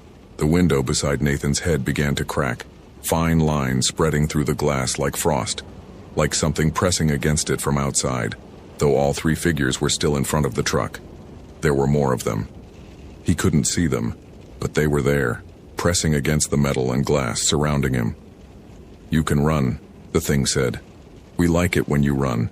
It helps us learn how you move, how your fear looks from behind." The window shattered. The search party found the trucks at dawn. Nathan's vehicle was stopped sideways across Skyline Drive at mile marker 42. Both front windows broken inward, glass scattered across the seats. Sam's truck was at the Big Meadows parking lot, driver's door hanging open, radio microphone dangling by its cord. Kyle's was at Skyland, every window shattered, deep scratches gouged into the metal of the roof and hood. Scratches that the forensic team would later note didn't match any known animal. No blood, no bodies, no sign of struggle beyond the damaged vehicles. 3 rangers vanished in a single night. The official report cited unknown circumstances and ongoing investigation. Chief Ranger Morrison quietly retired the following spring. Before he left, he gathered the remaining staff and told them the night patrols would be discontinued, permanently, no exceptions. "There are things in these mountains we don't understand," he said. "Things that were here before us and will be here after. Our job is to protect the visitors. We can't protect them from something we can't explain. So we close the gates at sunset. We tell people to leave before dark, and we don't go looking for answers that don't want to be found." Someone asked about the 3 missing rangers. Morrison didn't answer. He just shook his head and walked away. The park still closes at dark. The gates still lock at sunset. And the rangers who work there now know, without ever being officially told, that you don't drive Skyline Drive after nightfall. You don't walk the trails when the sun goes down. And if you ever see a deer that looks wrong, too tall, too still, with too many eyes, you look away. You keep walking. You pretend you didn't see, because they're still out there, in the darkness between the overlooks, in the forests that border the road, in the places where the headlights don't reach, watching, learning, wearing new shapes. And sometimes on nights when the moon is dark and the wind is still, hikers at the backcountry shelters hear voices calling from the trees, familiar voices, voices that know their names. No one answers, no one ever answers. But the voices keep calling anyway. They have all the time in the world.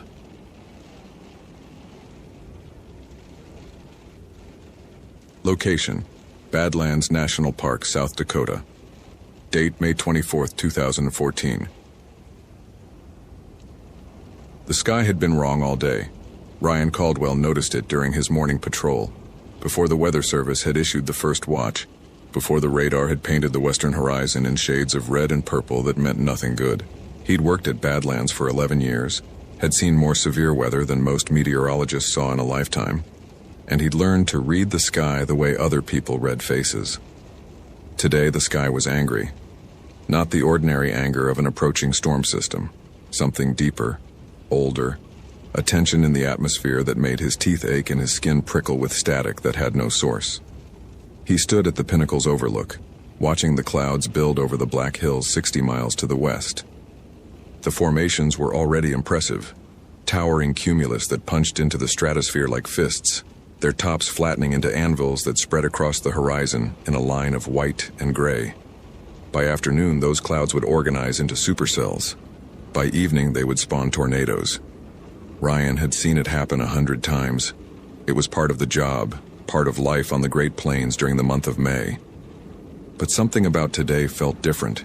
He keyed his radio, the familiar weight of it comfortable in his hand. "Dispatch, this is Unit 6, completing morning sweep of the North Loop.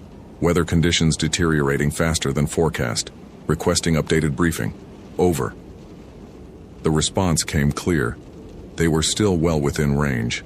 The park's repeater system, one of the best in the region. "Copy, Unit 6. National Weather Service has upgraded the outlook to moderate risk for the eastern Wyoming and western South Dakota region. Tornado watch expected by 1400. All units advised to complete visitor sweeps and prepare for possible closures. Over." "Understood. I'll finish the Sage Creek area and head back to the station. Unit 6 out." Ryan took one last look at the western sky before climbing into his truck.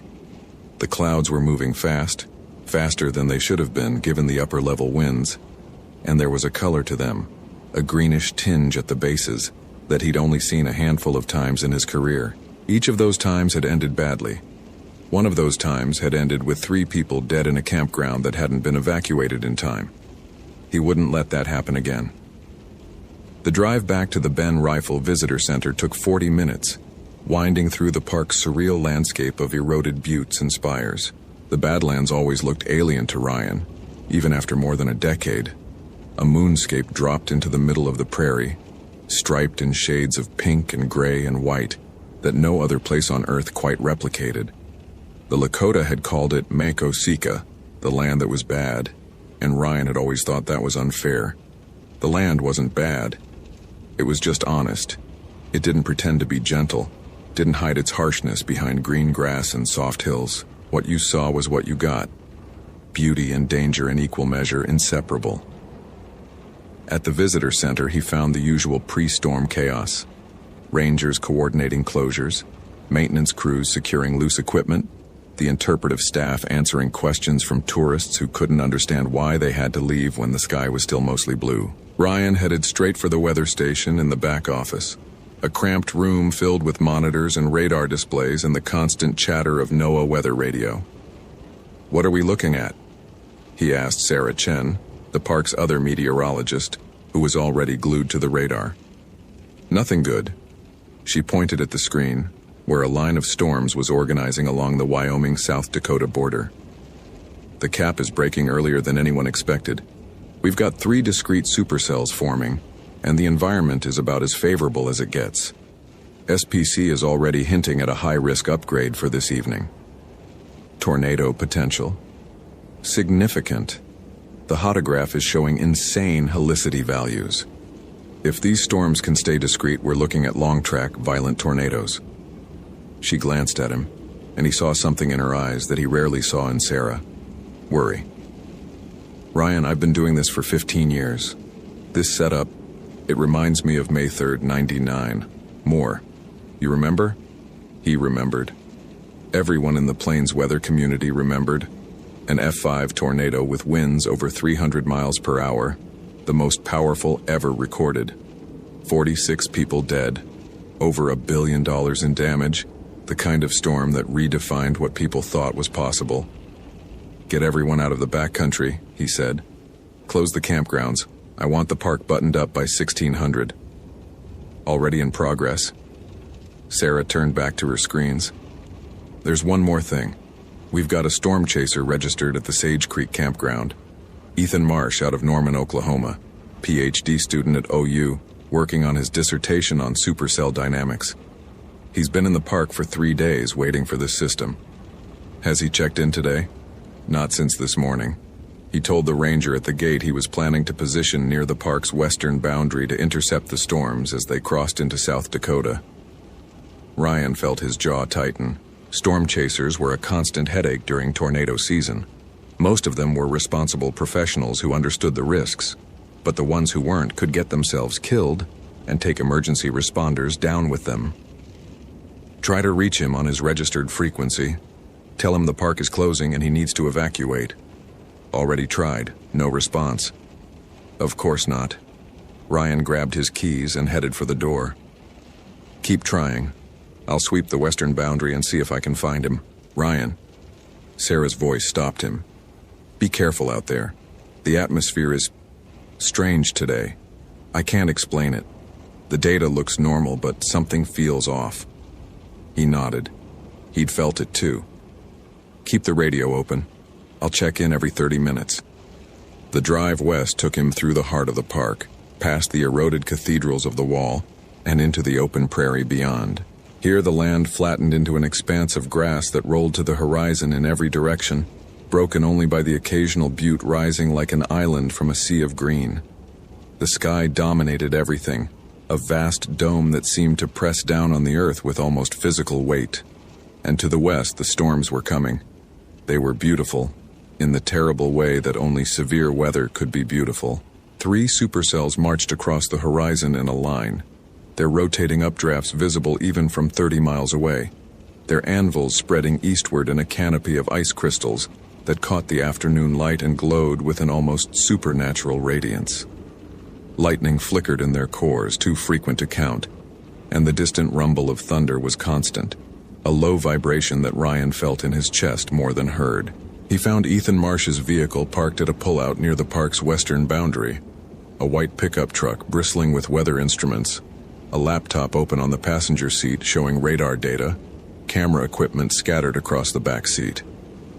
The truck was empty. Ryan scanned the prairie.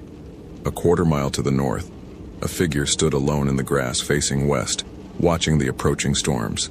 Even from this distance, Ryan could see the man's posture. Not the alert readiness of an experienced chaser, but something else. Something frozen. He grabbed his radio as he started walking. Dispatch, Unit 6. I've located the storm chaser at the western boundary pullout. He appears to be on foot approximately 400 yards north of his vehicle. I'm making contact now. Over. Static answered him. Not the clean static of distance, but something else.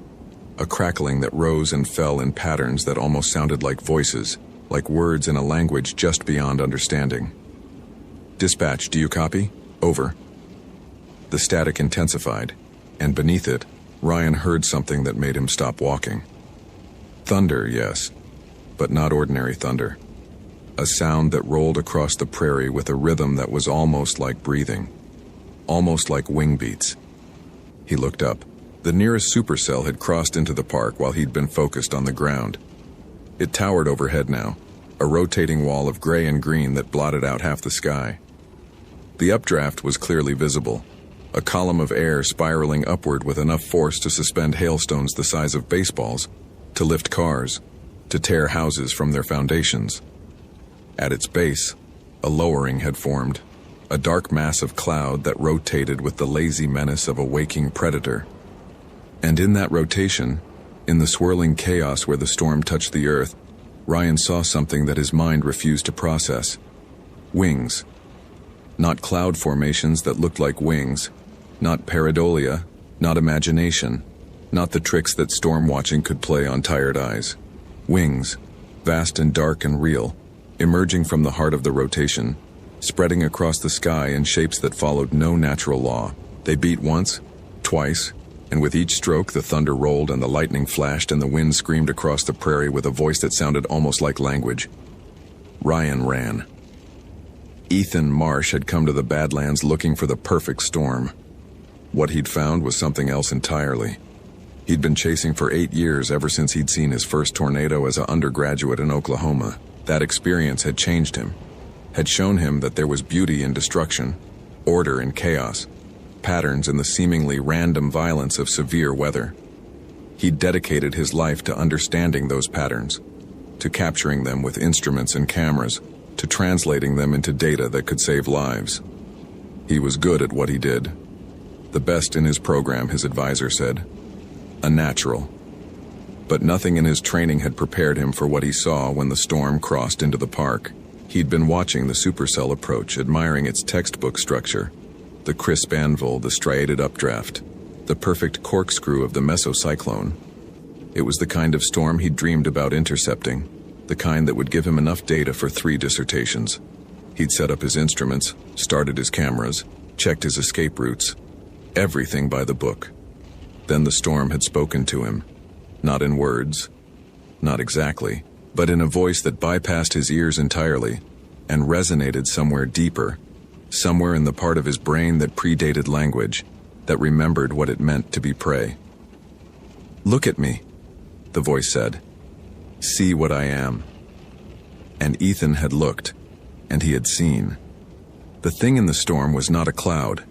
It was not a pattern of air and moisture following the laws of thermodynamics. It was alive, conscious in a way that made human consciousness seem like a candle flame compared to the sun. It had wings that spanned miles, a body made of wind and lightning and the screaming fury of air tearing itself apart. Its eyes were the green glow at the heart of the mesocyclone, and when those eyes turned toward Ethan, he understood something that shattered every assumption he'd ever made about the universe. The storms weren't weather. They never had been. The things in the sky were hunters, ancient, patient, vast beyond human comprehension.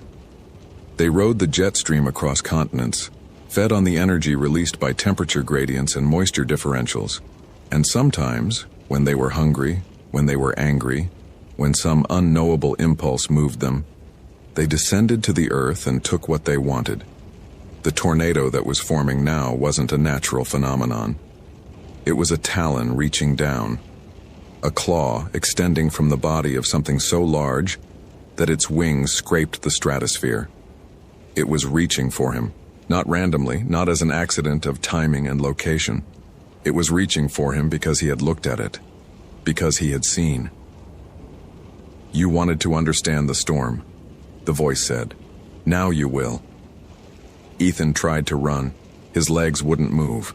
The wind was screaming around him now, tearing at his clothes, ripping his instruments from their mounts and flinging them into the darkening sky. Debris swirled past him. Grass, dirt, rocks, pieces of wood from God knew where, but none of it touched him. He stood in a bubble of impossible calm at the center of the chaos, held in place by something that wasn't physical, that operated on rules his physics couldn't describe. The tornado touched down 100 yards away. Even through the roar of wind, he could hear it. Not just the freight train sound that everyone described, but something underneath it. A voice, a song, a language that was older than humanity, older than the earth, older than the stars. "The Lakota knew," the voice said. "They called us Wakinyan. They understood that we are sacred, that we are dangerous, that to look upon us is to be changed forever. You wanted to see the heart of the storm, Ethan Marsh. Now you will carry it with you always." The thing in the sky descended. Not the tornado was just a limb, a finger, a single point of contact between worlds. The thing itself came down, a presence so vast that Ethan's mind couldn't hold it, could only perceive fragments. An eye the size of the sun, wings that beat with the rhythm of continental weather patterns, a beak that opened to reveal not a mouth but a void, a darkness that swallowed light and time and sanity. It looked at him. It looked at him. And Ethan understood that he would spend the rest of his life trying to draw what he saw, trying to capture it on paper, to give form to the formless, to communicate to anyone who would listen that the sky was not empty, that the storms were not mindless, that something lived in the atmosphere that humanity had never imagined, had never been meant to imagine. He understood that no one would ever believe him. The tornado passed over him, through him, around him. He felt the wind tear at his soul the way it tore at the prairie, felt something essential rip loose and scatter into the screaming dark. When it was over, when the roaring stopped and the calm returned and the supercell moved east toward Rapid City, Ethan was still standing. He was standing, but he wasn't whole anymore. He would never be whole again. Ryan found him 20 minutes later, after the tornado had roped out and the parent storm had weakened into a disorganized mass of rain and diminishing thunder. Ethan was still standing in the same spot, untouched by the debris field that surrounded him, his eyes fixed on the eastern horizon where the storm was disappearing into the gathering dusk. "Ethan? Ethan Marsh? Can you hear me?" No response. The man's face was slack, expressionless, his eyes moving in patterns that tracked nothing visible. or nothing visible to Ryan at least. He was breathing. His pulse, when Ryan checked it, was steady. But there was nobody home behind those eyes. Whatever Ethan Marsh had been before the storm, he wasn't that anymore. Ryan called for medical evacuation. While he waited, he tried to get Ethan to respond, to speak, to acknowledge his presence in any way. Nothing worked. The man just stood there, swaying slightly in the wind, his lips moving soundlessly, his hands twitching at his sides. Then Ryan noticed what Ethan was doing with his hands. He was drawing, tracing shapes in the air with his fingers over and over, the same pattern repeated endlessly. Wings. Vast curved wings attached to a body that Ryan's mind flinched away from, that he couldn't quite see even as Ethan's fingers sketched it again and again. The helicopter arrived as the sun set. The medics loaded Ethan onto a stretcher, and Ryan watched them fly east toward Rapid City, toward hospitals and doctors and explanations that would satisfy no one.